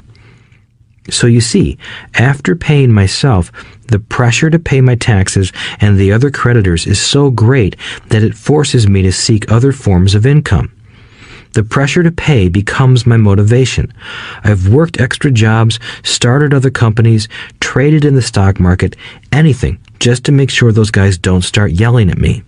That pressure made me work harder, forced me to think, and all in all, made me smarter and more active when it comes to money. If I had paid myself last, I would have felt no pressure, but I'd be broke. So it is the fear of the government or other people you owe money to that motivates you? That's right, said Rich Dad. You see, government bill collectors are big bullies. So are bill collectors in general. Most people give in to those bullies. They pay them and never pay themselves. You know the story of the 98-pound weakling who gets sand kicked in his face? I nodded. I see that ad for weightlifting and bodybuilding lessons in the comic books all the time. Well, most people let the bullies kick sand in their faces. I decided to use the fear of the bully to make me stronger. Others got weaker. Forcing myself to think about how to make extra money is like going to the gym and working out with weights. The more I work my mental money muscles out, the stronger I get. Now, I'm not afraid of those bullies. I liked what Rich Dad was saying, so if I pay myself first, I get financially stronger mentally and fiscally. Rich Dad nodded. And if I pay myself last, or not at all, I get weaker. So, people like bosses, managers, tax collectors, bill collectors, and landlords push me around all my life just because I don't have good money habits. Rich Dad nodded, just like the 98-pound weakling. Overcoming arrogance. What I know makes me money. What I don't know loses me money. Every time I have been arrogant, I have lost money. Because when I'm arrogant, I truly believe that what I don't know is not important, Rich Dad would often tell me. I have found that many people use arrogance to try to hide their own ignorance. It often happens when I am discussing financial statements with accountants or even other investors. They try to bluster their way through the discussion. It is clear to me that they don't know what they're talking about. They're not lying, but they are not telling the truth. There are many people in the world of money, finances, and investments who have absolutely no idea what they're talking about. Most people in the money industry are just spouting off sales pitches like used car salesmen. When you know you are ignorant in a subject, start educating yourself by finding an expert in the field or a book on the subject. Chapter 8. Getting Started. There is gold everywhere. Most people are not trained to see it. I wish I could say acquiring wealth was easy for me, but it wasn't. So in response to the question, how do I start, I offer the thought process I go through on a day-to-day basis. It really is easy to find great deals. I promise you that. It's just like riding a bike. After a little wobbling, it's a piece of cake. But when it comes to money, it takes determination to get through the wobbling. That's a personal thing. To find million-dollar deals of a lifetime requires us to call on our financial genius. I believe that each of us has a financial genius within us. The problem is that our financial genius lies asleep, waiting to be called upon. It lies asleep because our culture has educated us into believing that the love of money is the root of all evil. It has encouraged us to learn a profession so we can work for money, but failed to teach us how to have money work for us.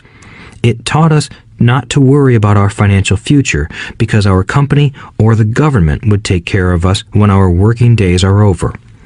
However, it is our children, educated in the same school system, who will end up paying for this absence of financial education. The message is still to work hard, earn money, and spend it.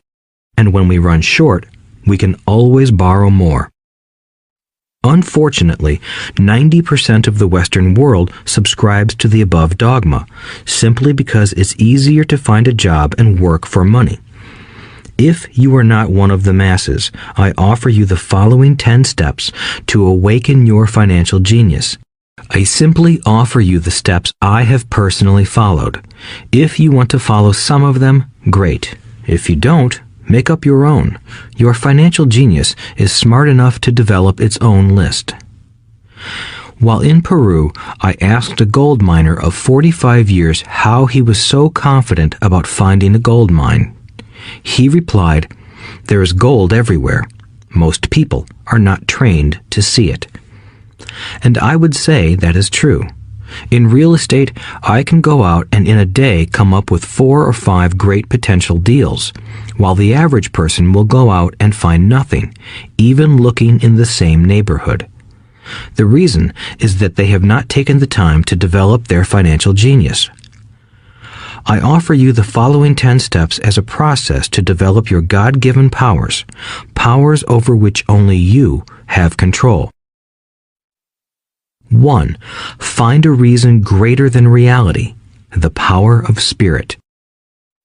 If you ask most people if they would like to be rich or financially free, they would say yes. But then reality sets in.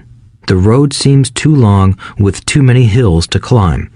It's easier to just work for money and hand the excess over to your broker.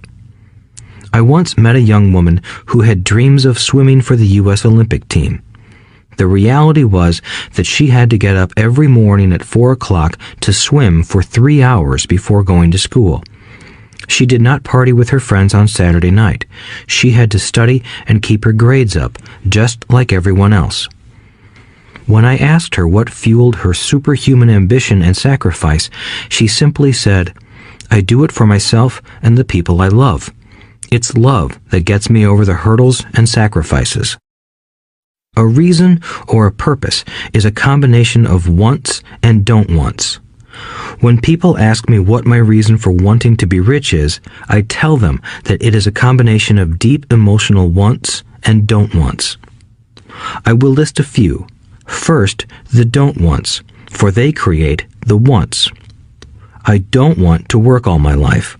I don't want what my parents aspired for, which was job security and a house in the suburbs. I don't like being an employee. I hated that my dad always missed my football games because he was so busy working on his career. I hated it when my dad worked hard all his life and the government took most of what he worked for at his death. He could not even pass on what he worked so hard for when he died. The rich don't do that. They work hard and pass it on to their children. Now, the wants. I want to be free to travel the world and live in the lifestyle I love. I want to be young when I do this. I want to simply be free. I want control over my time and my life. I want money to work for me. Those are my deep-seated emotional reasons. What are yours? If they are not strong enough, then the reality of the road ahead may be greater than your reasons. I have lost money and been set back many times, but it was the deep emotional reasons that kept me standing up and going forward. I wanted to be free by age 40, but it took me until I was 47, with many learning experiences along the way. As I said, I wish I could say it was easy. It wasn't, but it wasn't that hard either. I've learned that without a strong reason or purpose, anything in life is hard. If you do not have a strong reason, there is no sense listening further. It will sound like too much work. 2. Make daily choices. The power of choice. Choice is the main reason people want to live in a free country. We want the power to choose. Financially, with every dollar we get in our hands, we hold the power to choose our future, to be rich, poor, or middle class. Our spending habits reflect who we are. Poor people simply have poor spending habits. The benefit I had as a boy was that I loved playing Monopoly constantly. Nobody told me Monopoly was only for kids, so I just kept playing the game as an adult. I also had a rich dad who pointed out to me the difference between an asset and a liability. So a long time ago, as a little boy, I chose to be rich, and I knew that all I had to do was learn to acquire assets, real assets. My best friend, Mike, had an asset column handed to him, but he still had to choose to learn to keep it. Many rich families lose their assets in the next generation simply because there was no one trained to be a good steward over their assets. Most people choose not to be rich. For 90% of the population, being rich is too much of a hassle. So they invent sayings that go, "I'm not interested in money," "I'll never be rich," I don't have to worry. I'm still young. When I make some money, then I'll think about my future. My husband or wife handles the finances. The problem with those statements is that they rob the person who chooses to think such thoughts of two things. One is time, which is your most precious asset. The second is learning. Having no money should not be an excuse to not learn, but that is a choice we all make daily. The choice of what we do with our time, our money, and what we put in our heads. That is the power of choice. All of us have choice. I just choose to be rich, and I make that choice every day. Invest first in education. In reality, the only real asset you have is your mind, the most powerful tool we have dominion over. Each of us has the choice of what we put in our brain once we're old enough. You can watch TV, read golf magazines, or go to ceramics class or a class on financial planning. You choose. Most people simply buy investments rather than first investing in learning about investing. A friend of mine recently had her apartment burglarized. The thieves took her electronics and left all the books. And we all have that same choice. 90% of the population buys TV sets, and only about 10% buy business books. So what do? I go to seminars. I like it when they are at least 2 days long because I like to immerse myself in a subject. In 1973, I was watching this guy on TV who was advertising a 3-day seminar on how to buy real estate for nothing down. I spent $385, and that course has made me at least $2 million, if not more. But more importantly, it bought me life. I don't have to work for the rest of my life because of that one course. I go to at least 2 such courses every year. I love CDs and audiobooks. The reason? I can easily review what I just heard.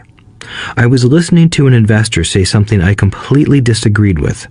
Instead of becoming arrogant and critical, I simply listened to that 5-minute stretch at least 20 times, maybe more.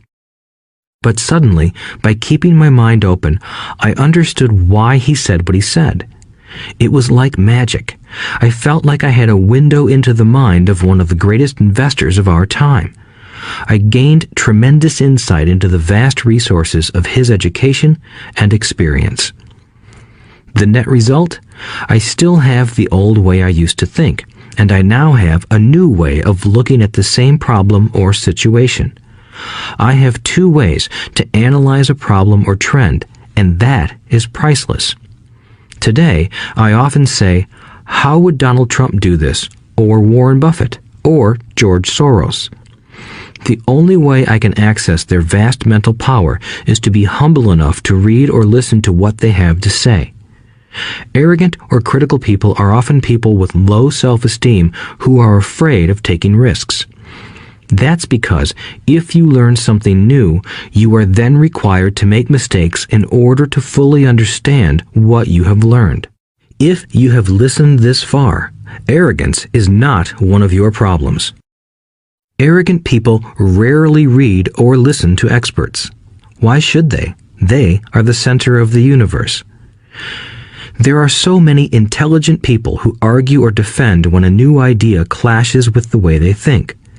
In this case, their so-called intelligence combined with arrogance equals ignorance. Each of us knows people who are highly educated or believe they are smart, but their balance sheet paints a different picture. A truly intelligent person welcomes new ideas, for new ideas can add to the synergy of other accumulated ideas. Listening is more important than talking. If that were not true, God would not have given us 2 ears and only 1 mouth. Too many people think with their mouth instead of listening in order to absorb new ideas and possibilities. They argue instead of asking questions. I take a long view on my wealth. I do not subscribe to the get-rich-quick mentality most lottery players or casino gamblers have.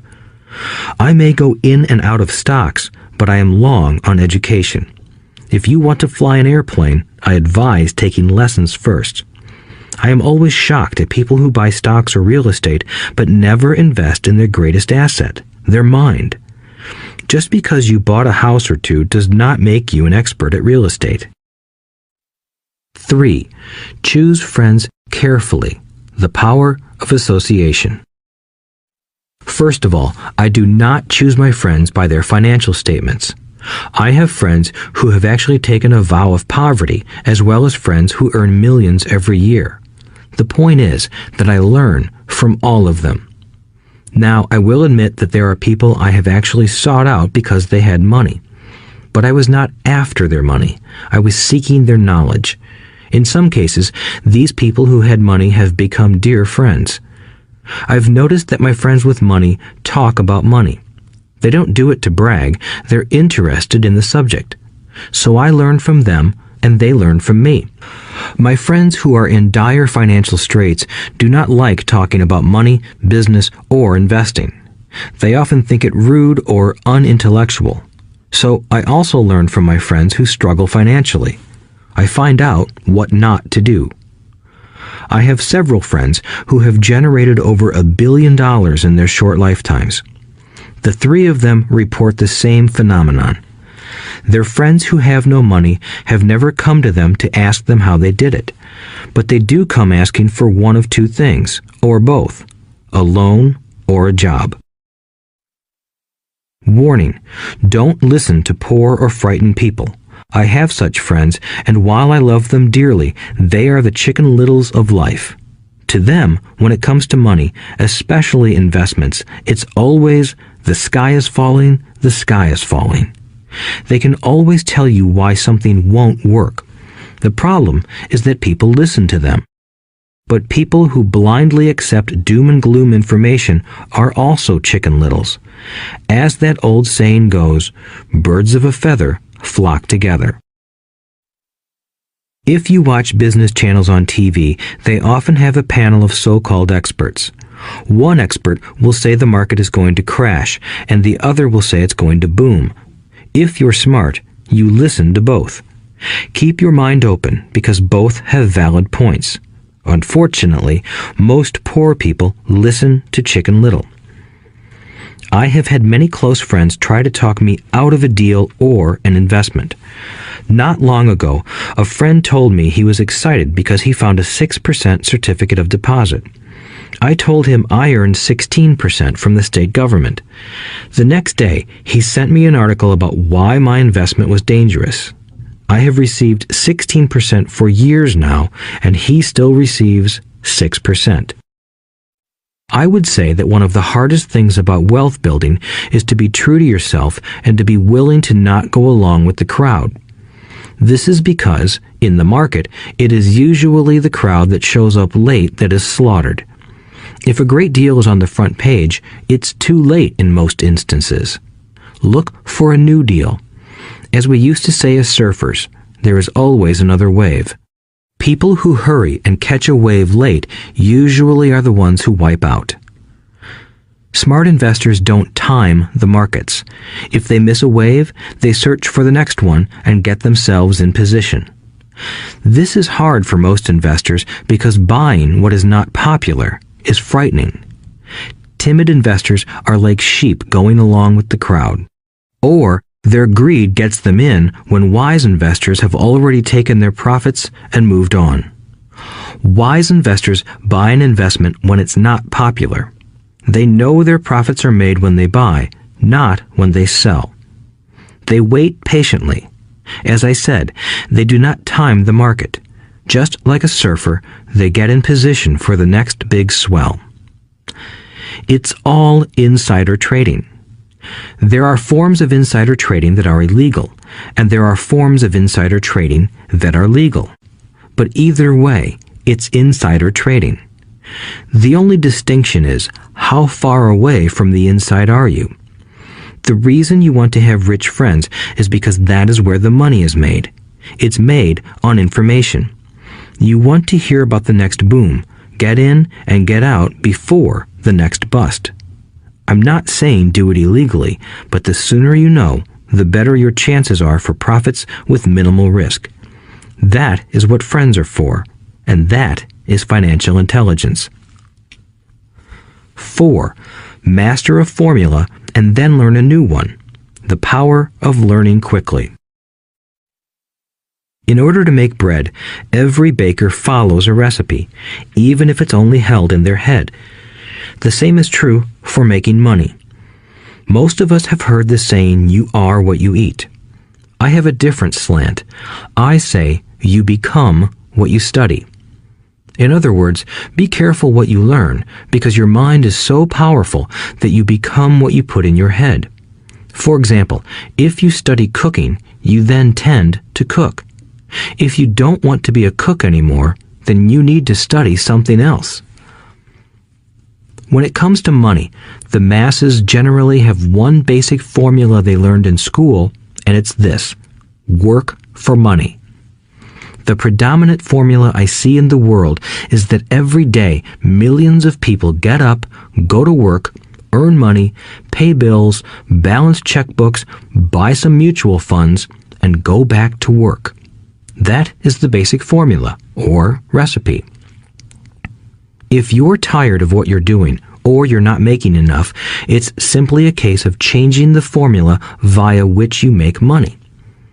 Years ago, when I was 26, I took a weekend class called How to Buy Real Estate Foreclosures. I learned a formula. The next trick was to have the discipline to actually put into action what I had learned. That is where most people stop.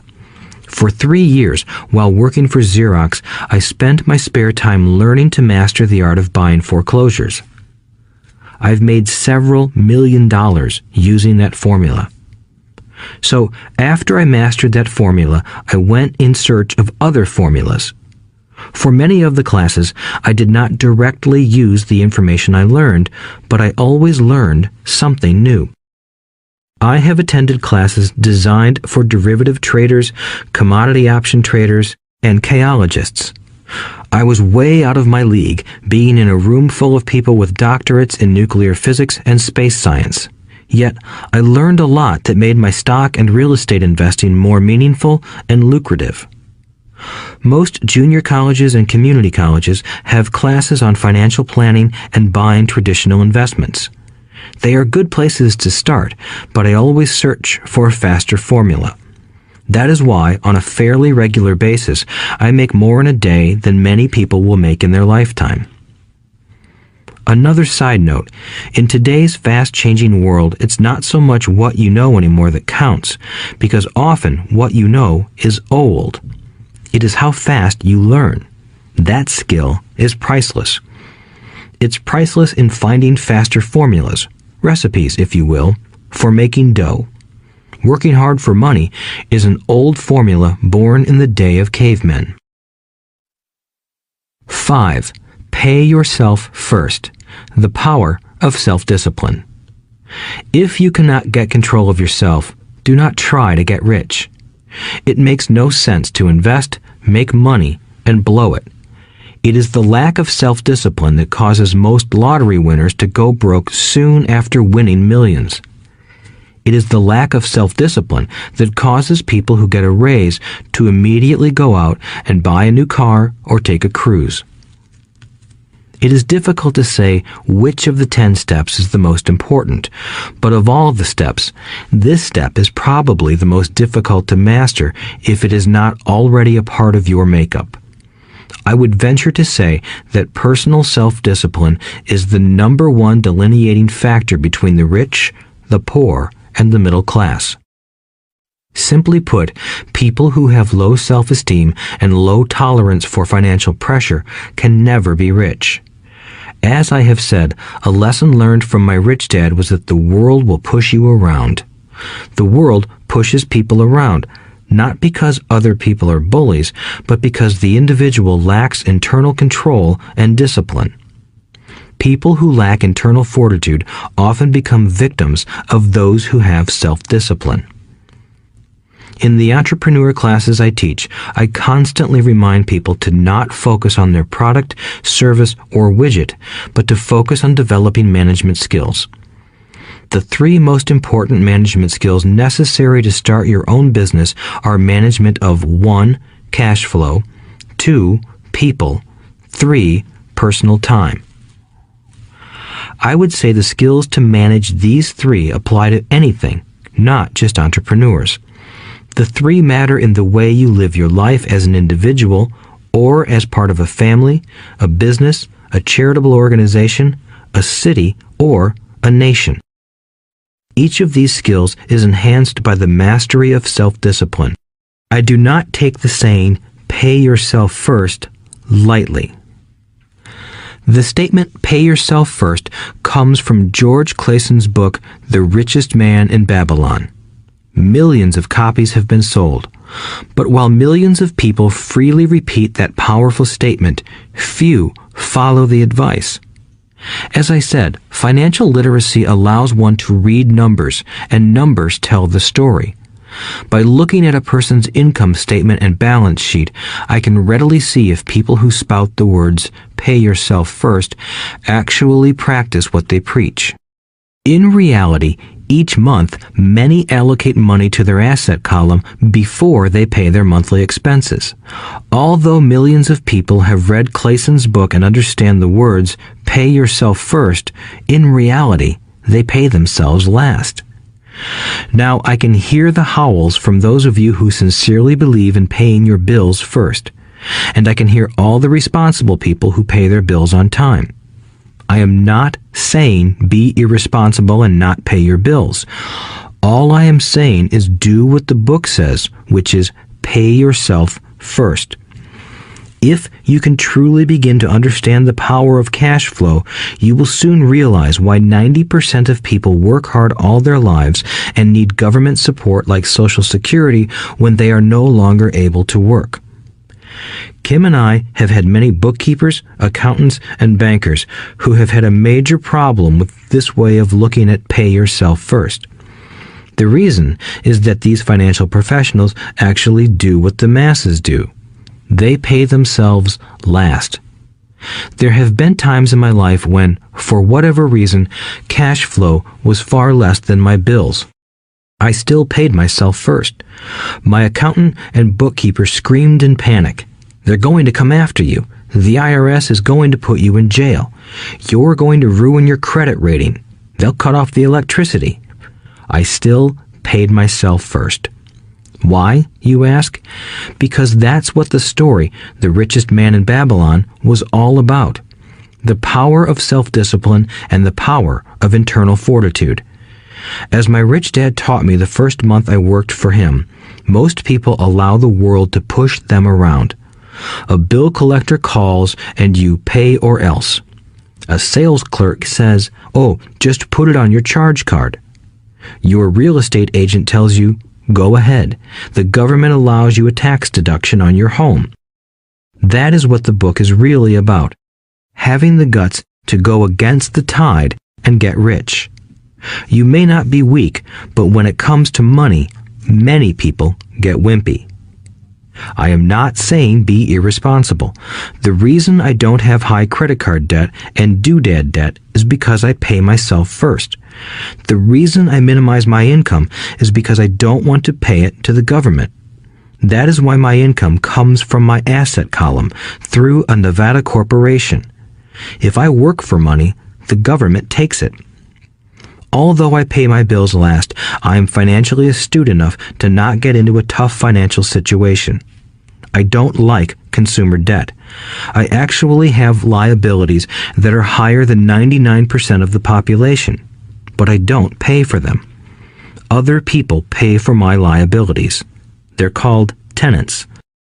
So rule number 1 in paying yourself first is don't get into debt in the first place. Although I pay my bills last, I set it up to have only small, unimportant bills that are due. When I occasionally come up short, I still pay myself first. I let the creditors and even the government scream. I like it when they get tough. Why? Because those guys do me a favor. They inspire me to go out and create more money. So I pay myself first, invest the money, and let the creditors yell. I generally pay them right away anyway. Kim and I have excellent credit. We just don't cave into pressure and spend our savings or liquidate stocks to pay for consumer debt. that is not too financially intelligent. To successfully pay yourself first, keep the following in mind. 1. Don't get into large debt positions that you have to pay for. Keep your expenses low. Build up assets first, then buy the big house or nice car. Being stuck in the rat race is not intelligent. 2. When you come up short, let the pressure build and don't dip into your savings or investments. Use the pressure to inspire your financial genius to come up with new ways of making more money and then pay your bills. You will have increased your ability to make more money as well as your financial intelligence. So many times I have gotten into financial hot water and used my brain to create more income while staunchly defending the assets in my asset column. My bookkeeper has screamed and dived for cover, but I was like a good soldier defending the fort. Fort assets. Poor people have poor habits. A common bad habit is innocently called dipping into savings. The rich know that savings are only used to create more money, not to pay bills. I know that sounds tough, but as I said, if you're not tough inside, the world will always push you around anyway. If you do not like financial pressure, then find a formula that works for you. A good one is to cut expenses, put your money in the bank, pay more than your fair share of income tax, buy safe mutual funds, and take the vow of the average. But this violates the pay yourself first rule. This rule does not encourage self-sacrifice or financial abstinence. It doesn't mean pay yourself first and starve. Life was meant to be enjoyed. If you call on your financial genius, you can have all the goodies of life, get rich, and pay bills. And that is financial intelligence. 6. Pay your brokers well. The power of good advice. Sometimes I see people posting a sign in front of their house that says, "For sale by owner." Or I see people on TV claiming to be discount brokers. My rich dad taught me to take the opposite approach. He believed in paying professionals well, and I have adopted that policy also. Today, I have expensive attorneys, accountants, real estate brokers, and stockbrokers. Why? Because if, and I do mean if, the people are professionals, their services should make you money. And the more money they make, the more money I make. We live in the information age. Information is priceless. A good broker should provide you with information as well as take the time to educate you. I have several brokers who do that for me. Some taught me when I had little or no money, and I am still with them today. What I pay a broker is tiny in comparison with what kind of money I can make because of the information they provide. I love it when my real estate broker or stockbroker makes a lot of money because that usually means I made a lot of money. A good broker saves me time in addition to making me money. Like when I bought the vacant land for $9,000 and sold it immediately for over $25,000 so I could buy my Porsche quicker. A broker is my eyes and ears in the market. They're there every day, so I do not have to be. I'd rather play golf. People who sell their house on their own must not value their time much. Why would I want to save a few bucks when I could use that time to make more money or spend it with those I love? What I find funny is that so many poor and middle-class people insist on tipping restaurant help 15 to 20%, even for bad service, but complain about paying a broker 3 to 7%. They enjoy tipping people in the expense column and stiffing people in the asset column. That is not financially intelligent. Keep in mind that not all brokers are created equal. Unfortunately, most brokers are only salespeople. They sell, but they themselves own little or no real estate. There is a tremendous difference between a broker who sells houses and a broker who sells investments. The same is true for stock, bond, mutual fund, and insurance, brokers who call themselves financial planners. When I interview any paid professional, I first find out how much property or stocks they personally own and what percentage they pay in taxes. And that applies to my tax attorney as well as my accountant. I have an accountant who minds his own business. His profession is accounting, but his business is real estate. I used to have an accountant who was a small business accountant, but he had no real estate. I switched because we did not love the same business. Find a broker who has your best interests at heart. Many brokers will spend the time educating you, and they could be the best asset you find. Just be fair, and most of them will be fair to you. If all you can think about is cutting their commissions, then why should they want to help you? It's just simple logic. As I said earlier, one of the management skills is the management of people. Many people only manage people they feel smarter than and they have power over. Many middle managers remain middle managers, failing to get promoted because they know how to work with people below them, but not with people above them. The real skill is to manage and reward the people who are smarter than you in some technical area. That is why companies have a board of directors. You should have one too. That is financial intelligence. 7. Be an Indian giver. The power of getting something for nothing. When the first European settlers came to America, they were taken aback by a cultural practice some American Indians had. For example, if a settler was cold, the Indian would give the person a blanket. Mistaking it for a gift, the settler was often offended when the Indian asked for it back. The Indians also got upset when they realized that settlers did not want to give it back. That is where the term Indian giver came from, a simple cultural misunderstanding. In the world of the asset column, being an Indian giver is vital to wealth. The sophisticated investor's first question is, how fast do I get my money back?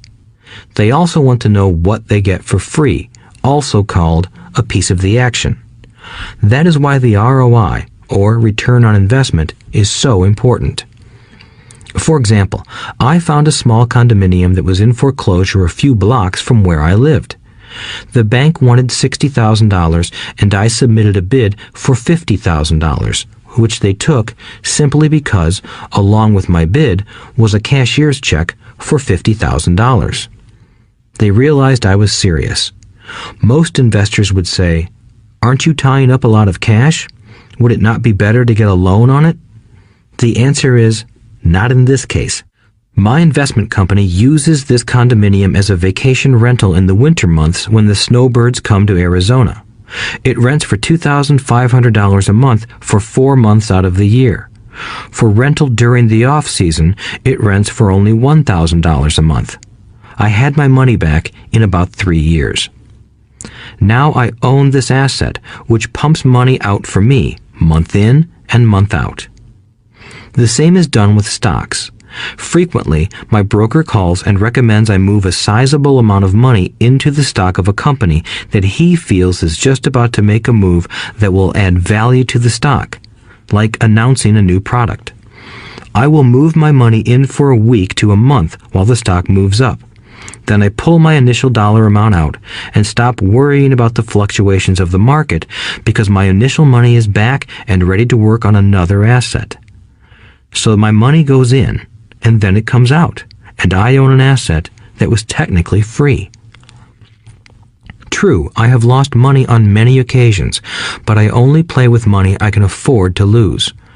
I would say, on an average 10 investments, I hit home runs on 2 or 3, while 5 or 6 do nothing, and I lose on 2 or 3. But I limit my losses to only the money I have in at that time. People who hate risk put their money in the bank. In the long run, safe savings are better than no savings. But it takes a long time to get your money back, and, in most instances, you don't get anything for free with it. On every one of my investments, there must be an upside, something for free, like a condominium, a mini storage, a piece of free land, a house, stock shares, or an office building. and there must be limited risk or a low-risk idea. There are books devoted entirely to this subject, so I will not talk about it here. Ray Kroc, of McDonald's fame, sold hamburger franchises, not because he loved hamburgers, but because he wanted the real estate under the franchise for free. So wise investors must look at more than ROI. They look at the assets they get for free once they get their money back. That is financial intelligence. 8. Use assets to buy luxuries. The power of focus. A friend's child has been developing a nasty habit of burning a hole in his pocket. Just 16, he wanted his own car. The excuse? All his friends' parents gave their kids cars. The child wanted to go into his savings and use it for a down payment. That was when his father called me and then came to see me. Do you think I should let him do it, or should I just buy him a car? I answered, it might relieve the pressure in the short term, but what have you taught him in the long term? Can you use this desire to own a car and inspire your son to learn something? Suddenly, the lights went on and he hurried home. 2 months later, I ran into my friend again. Does your son have his new car? I asked. No, he doesn't, but I gave him $3,000 for the car. I told him to use my money instead of his college money. Well, that's generous of you, I said. Not really. The money came with a hitch. So what was the hitch? I asked. Well, first we played your cash flow game. We then had a long discussion about the wise use of money. After that, I gave him a subscription to the Wall Street Journal and a few books on the stock market. Then what? I asked. What was the catch? I told him that $3,000 was his, but he could not directly buy a car with it. He could use it to find a stockbroker and buy and sell stocks. Once he had made $6,000 with the $3,000, the money would be his for the car, and the $3,000 would go into his college fund. And what are the results? I asked. Well, he got lucky early in his trading, but lost everything a few days later. Then he really got interested. Today, I would say he is down $2,000, but his interest is up. He has read all the books I bought him, and he's gone to the library to get more. He reads the Wall Street Journal voraciously, watching for indicators. He's only got $1,000 left, but his interest and learning are sky high. He knows that if he loses that money, he walks for 2 more years. But he does not seem to care. He even seems uninterested in getting a car because he's found a game that is more fun. What happens if he loses all the money? I asked. We'll cross that bridge when we get to it. I'd rather have him lose everything now than wait till he's our age to risk losing everything. And besides, that is the best $3,000 I've ever spent on his education. What he is learning will serve him for life, and he seems to have gained a new respect for the power of money. As I said earlier, if a person cannot master the power of self-discipline, it is best not to try to get rich. I say this because although the process of developing cash flow from an asset column is easy in theory, what's hard is the mental fortitude to direct money to the correct use. Due to external temptations, it is much easier in today's consumer world to simply blow money out the expense column. With weak mental fortitude, that money flows into the paths of least resistance. That is the cause of poverty and financial struggle. The following example illustrates the financial intelligence needed to direct money to make more money. If we give 100 people $10,000 at the start of the year, I believe that at the end of the year, 80 would have nothing left. In fact, many would have created greater debt by making a down payment on a new car, refrigerator, electronics, or a holiday. 16 would have increased that $10,000 by 5 to 10%.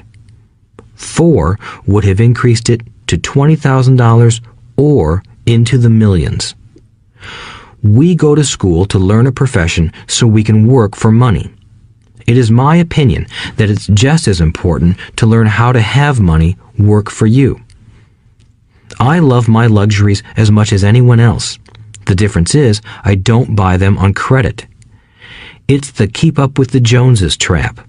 When I wanted to buy a Porsche, the easy road would have been to call my banker and get a loan. Instead of choosing to focus in the liability column, I chose to focus in the asset column. As a habit, I use my desire to consume to inspire and motivate my financial genius to invest. Too often today, we focus on borrowing money to get the things we want instead of focusing on creating money. One is easier in the short term, but harder in the long term. It's a bad habit that we as individuals and as a nation have gotten into. Remember, the easy road often becomes hard, and the hard road often becomes easy. The earlier you can train yourself and those you love to be masters of money, the better. Money is a powerful force. Unfortunately, people use the power of money against themselves. If your financial intelligence is low, money will run all over you. It will be smarter than you. If money is smarter than you, you will work for it all your life. To be the master of money, you need to be smarter than it. Then money will do as it is told. It will obey you. Instead of being a slave to it, you will be the master of it.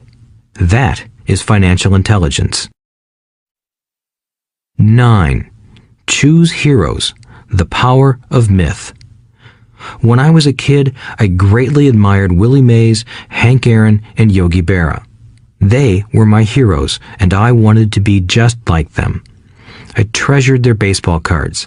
I knew their stats, the RBIs, the ERAs, their batting averages, how much they got paid, and how they came up from the minor leagues. As a 9-year-old kid, when I stepped up to bat or played first base or catcher, I wasn't me. I pretended I was a famous baseball player. It's one of the most powerful ways we learn, and we often lose that as adults. We lose our heroes. Today, I watch young kids playing basketball near my home. On the court, they're not little Johnny.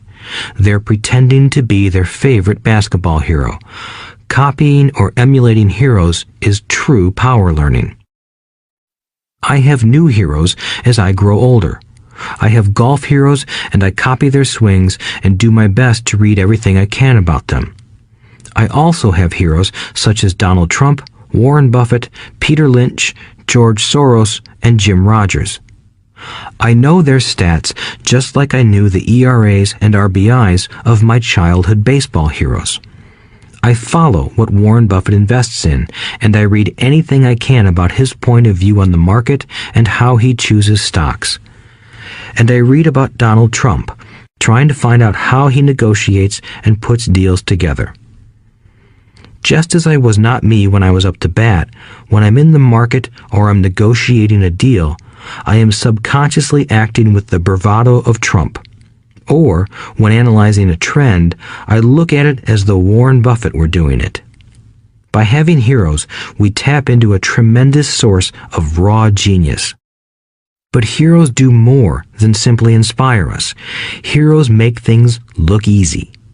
Making it look easy convinces us to want to be just like them. If they can do it, so can I. When it comes to investing, too many people make it sound hard. Instead, find heroes who make it look easy. 10. Teach and you shall receive. The power of giving. Both of my dads were teachers. My rich dad taught me a lesson I have carried all my life, the necessity of being charitable or giving. My educated dad gave a lot of his time and knowledge, but almost never gave away money. He usually said that he would give when he had some extra money, but of course, there was rarely any extra. My rich dad gave money as well as education. He believed firmly in tithing. If you want something, you first need to give, he would always say. When he was short of money, he gave money to his church or to his favorite charity. If I could leave one single idea with you, it is that idea. Whenever you feel short or in need of something, give what you want first, and it will come back in buckets. That is true for money, a smile, love, or friendship. I know it is often the last thing a person may want to do, but it has always worked for me. I trust that the principle of reciprocity is true, and I give what I want. I want money, so I give money, and it comes back in multiples. I want sales, so I help someone else sell something, and sales come to me. I want contacts, and I help someone else get contacts. Like magic, contacts come to me. I heard a saying years ago that went, God does not need to receive, but humans need to give. My rich dad would often say, poor people are more greedy than rich people. He would explain that if a person was rich, that person was providing something that other people wanted. In my life, whenever I have felt needy or short of money or short of help, I simply went out or found in my heart what I wanted and decided to give it first. And when I gave, it always came back. It reminds me of the story of the guy sitting with firewood in his arms on a cold, freezing night. He is yelling at the pot-bellied stove, "When you give me some heat, then I'll put some wood in you." And when it comes to money, love, happiness, sales, and contacts, all one needs to remember is to give first. Often, just the process of thinking of what I want and how I could give that to someone else breaks free a torrent of bounty. Whenever I feel that people aren't smiling at me, I simply begin smiling and saying hello.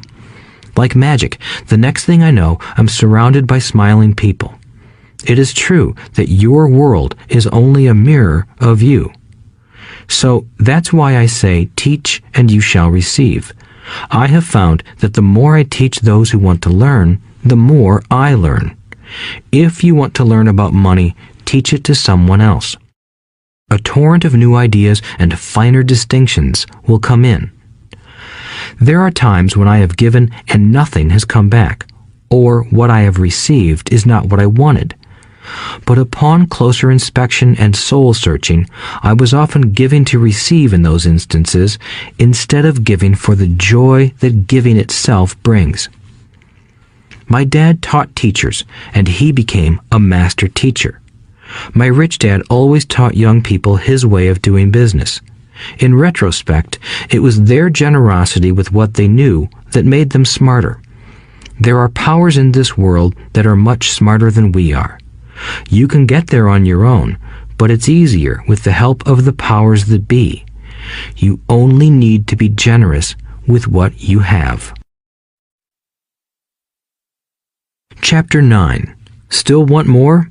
Here are some to-dos. Many people may not be satisfied with my 10 steps. They see them more as philosophies than actions. I think understanding the philosophy is just as important as the action.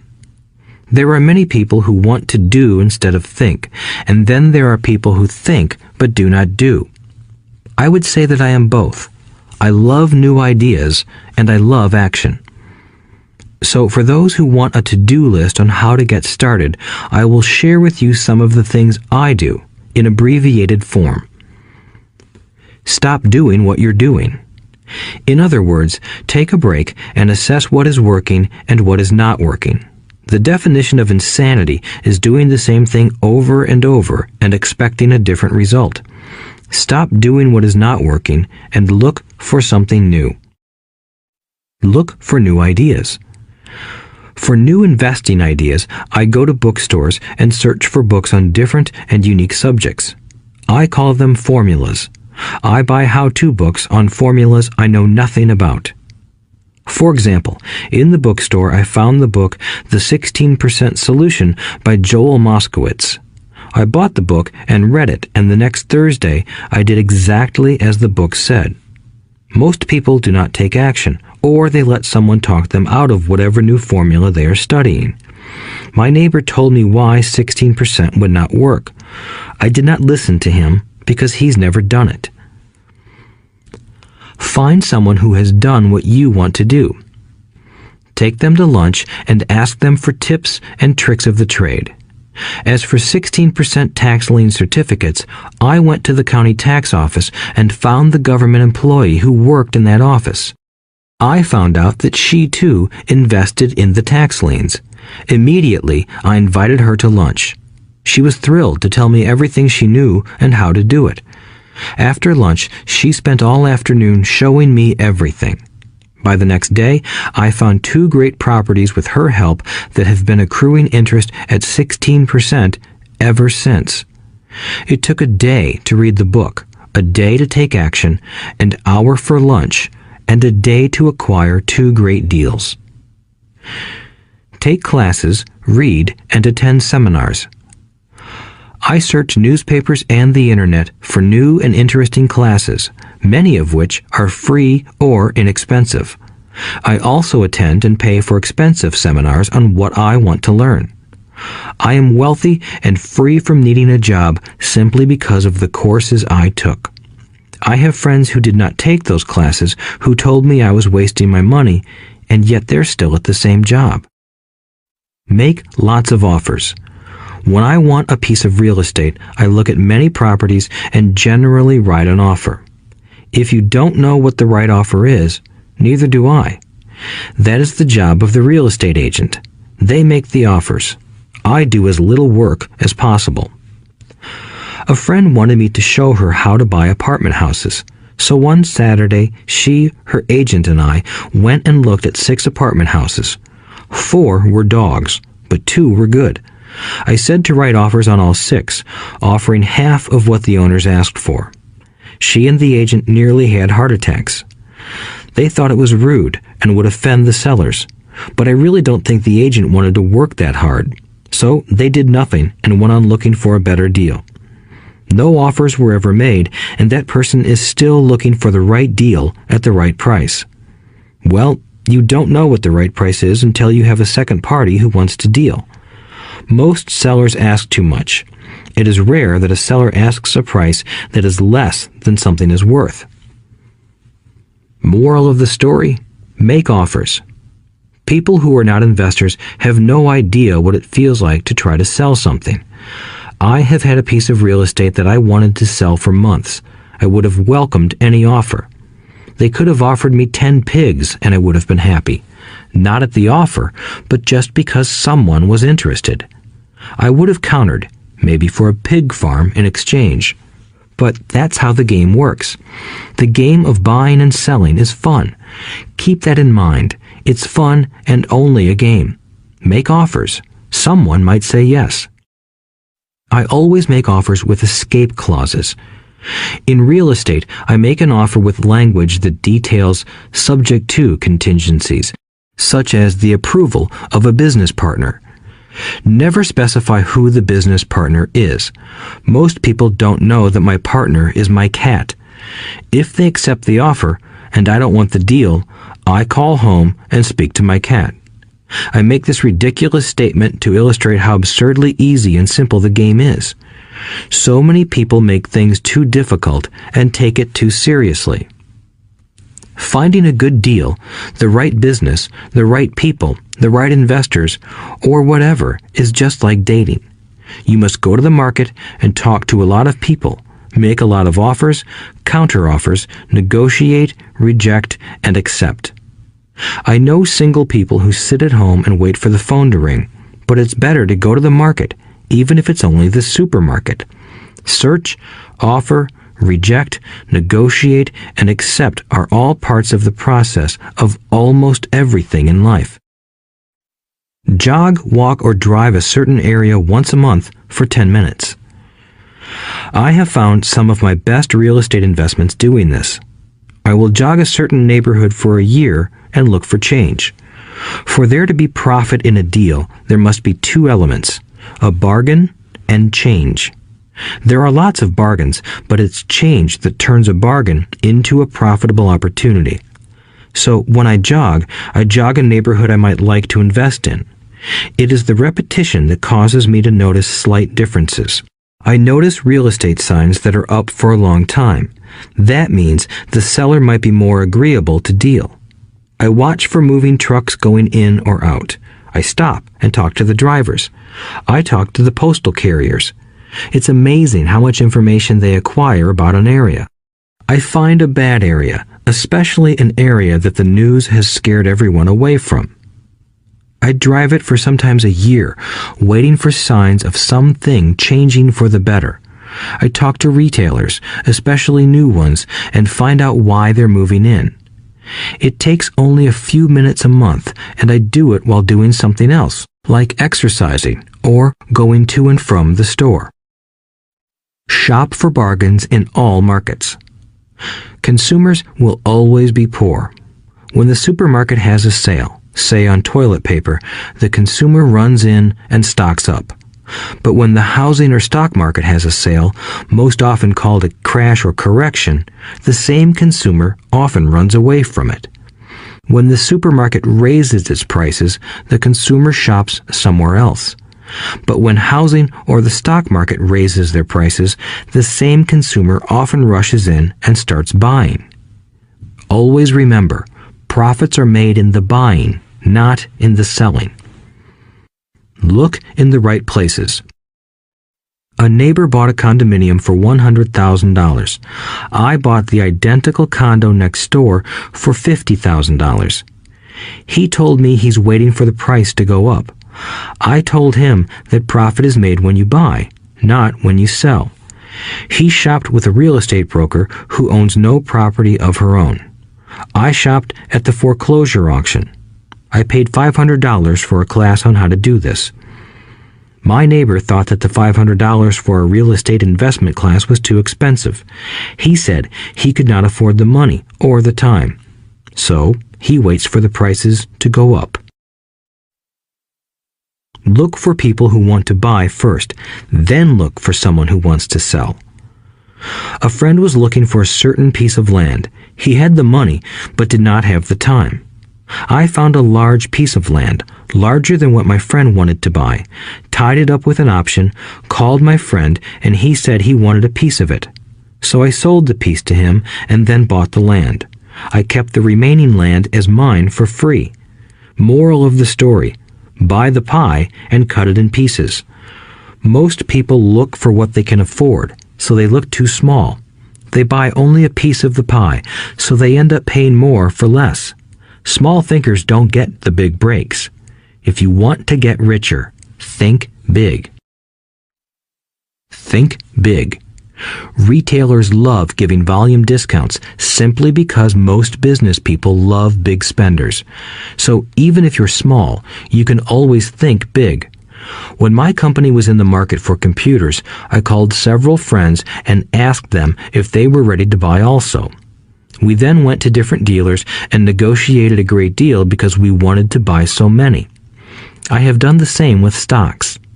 Small people remain small because they think small, act alone, or don't act at all. Learn from history. All the big companies on the stock exchange started out as small companies. Colonel Sanders did not get rich until after he lost everything in his 60s. Bill Gates was one of the richest men in the world before he was 30. Action always beats inaction. These are just a few of the things I have done and continue to do to recognize opportunities. The important words are have done and do. As repeated many times throughout this audiobook, you must take action before you can receive the financial rewards. Act now. Final thoughts. I would like to share some final thoughts with you. The main reason I wrote this book, and the reason it has remained a bestseller since 2000, was to share insights into how increased financial intelligence can be used to solve many of life's common problems. Without financial training, we all too often use the standard formulas to get through life. Work hard, save, borrow, and pay excessive taxes. Today, more than ever, we need better information. I use the following story as an example of a financial problem that confronts many young families today. How do you afford a good education for your children and provide for your own retirement? It requires using financial intelligence instead of hard work. A friend of mine was griping one day about how hard it was to save money for his 4 children's college educations. He was putting $300 away in a college fund each month and had so far accumulated only about $12,000. He had about 12 more years to save for college since his oldest child was then 6 years old. At the time, the real estate market in Phoenix was terrible. People were giving houses away. I suggested to my friend that he buy a house with some of the money in his college fund. The idea intrigued him, and we began to discuss the possibility. His primary concern was that he did not have credit with the bank to buy another house since he was so overextended.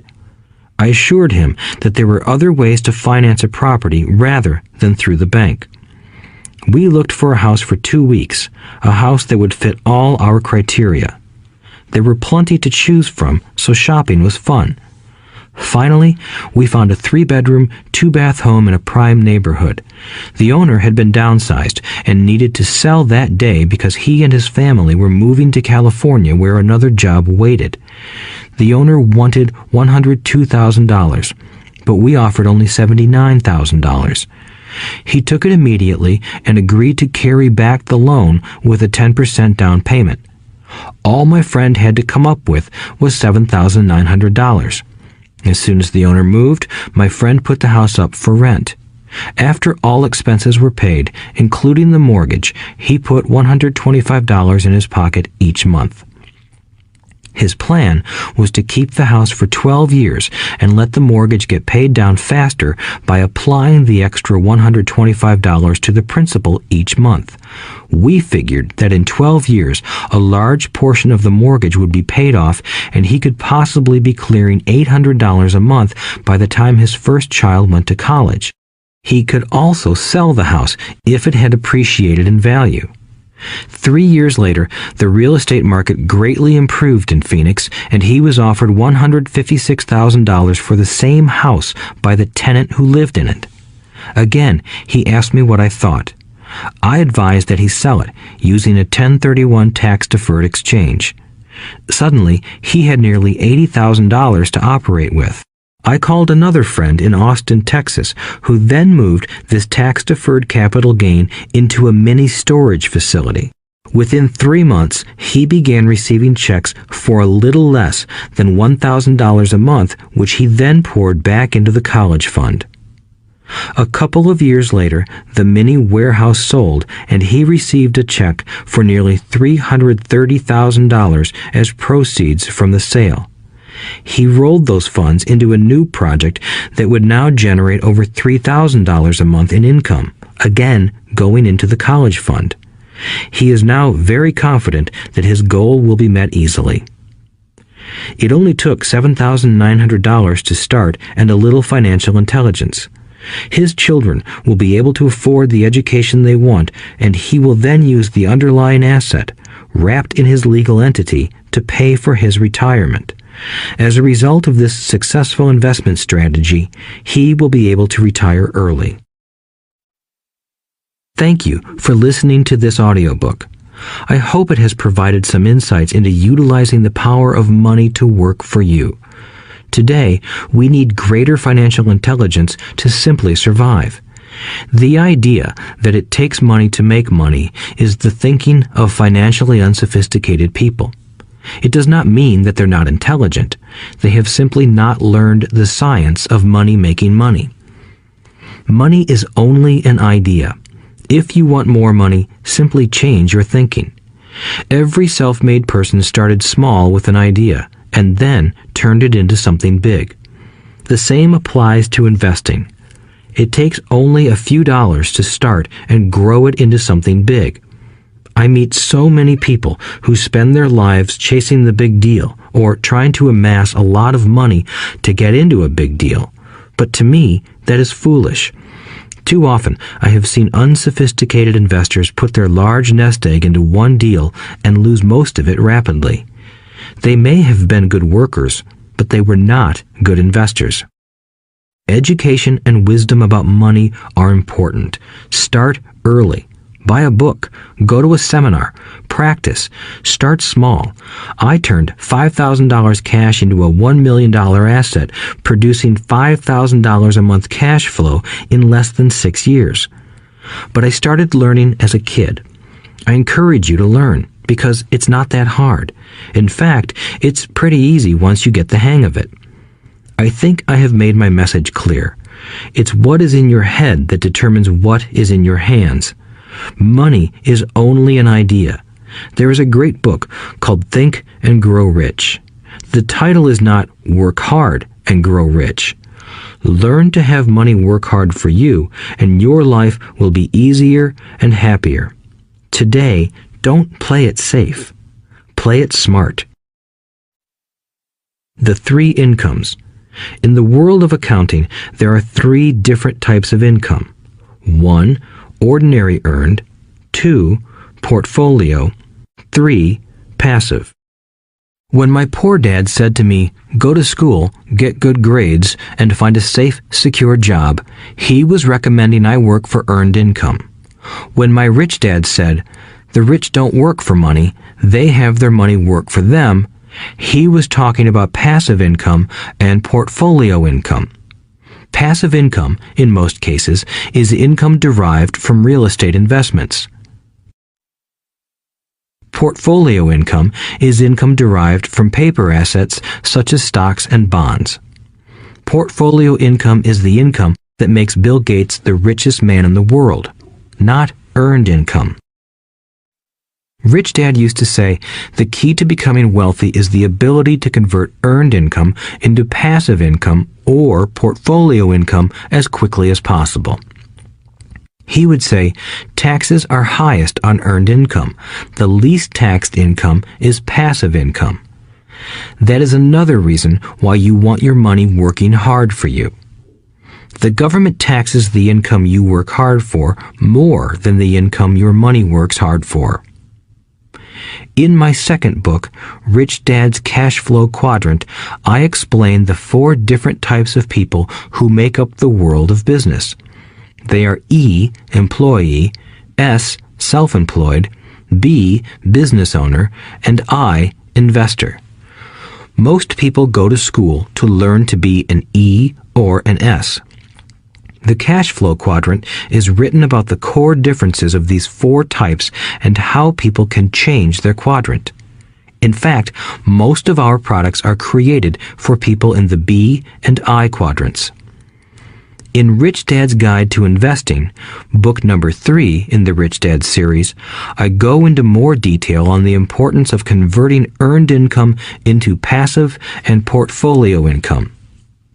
Rich Dad used to say, all a real investor does is convert earned income into passive and portfolio income.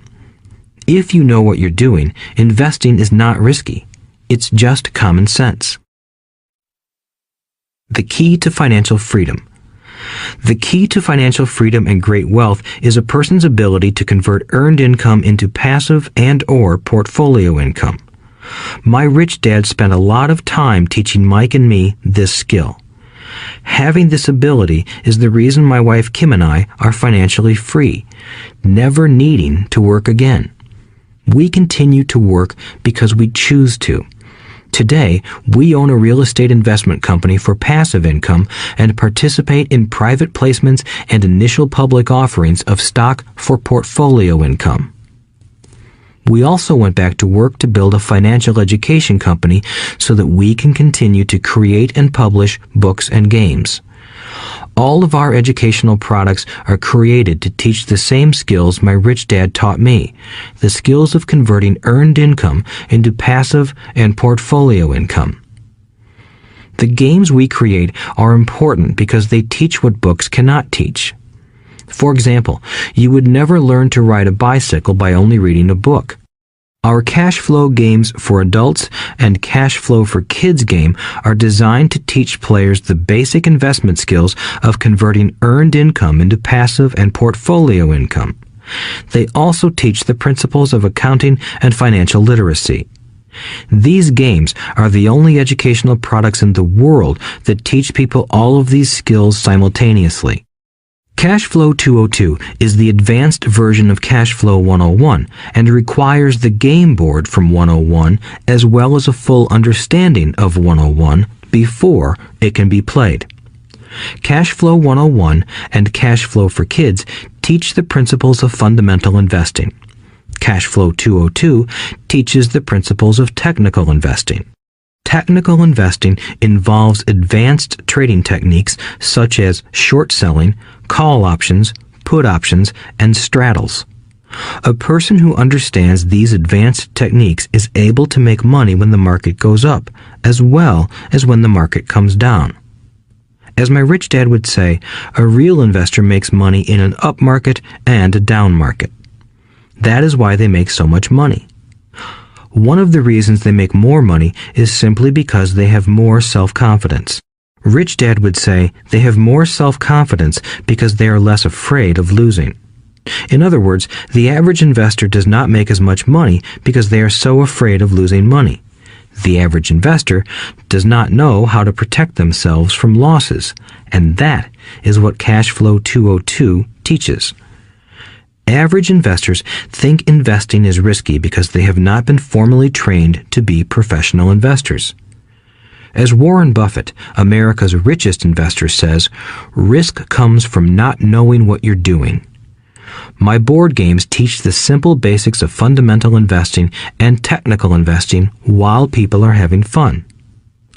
I occasionally hear someone say, your educational games are expensive, which poses the question of ROI, the return on investment, or the value returned for the price paid.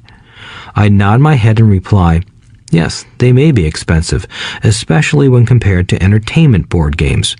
But my games are not as expensive as a college education, working hard all your life for earned income, paying excessive taxes, and then living in terror of losing all of your money in the investment markets.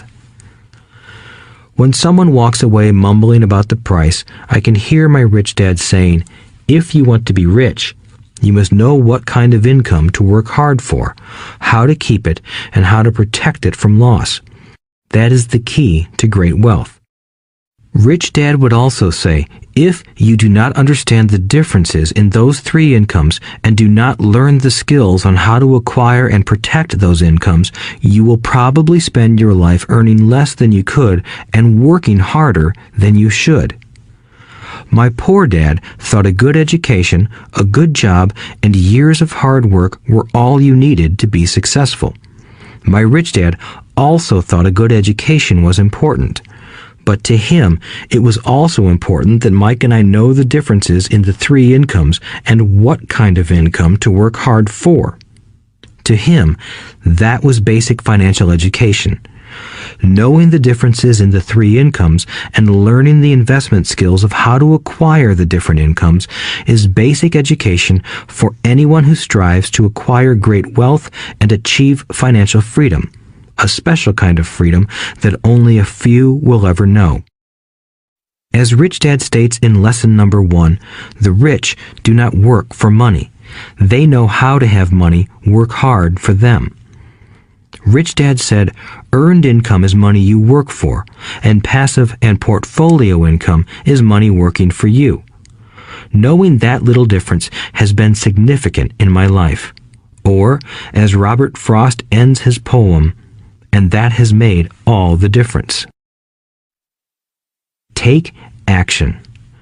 All of you were given two great gifts, your mind and your time.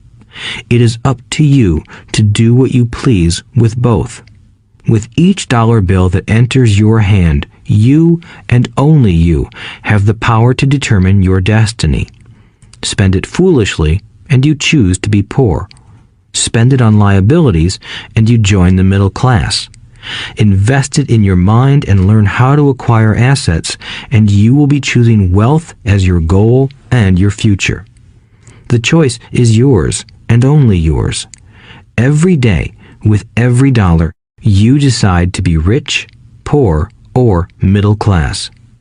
Choose to share this knowledge with your children, and you choose to prepare them for the world that awaits. No one else will. You and your children's future will be determined by choices you make today, not tomorrow. I wish you great wealth and much happiness with this fabulous gift called life. Robert Kiyosaki.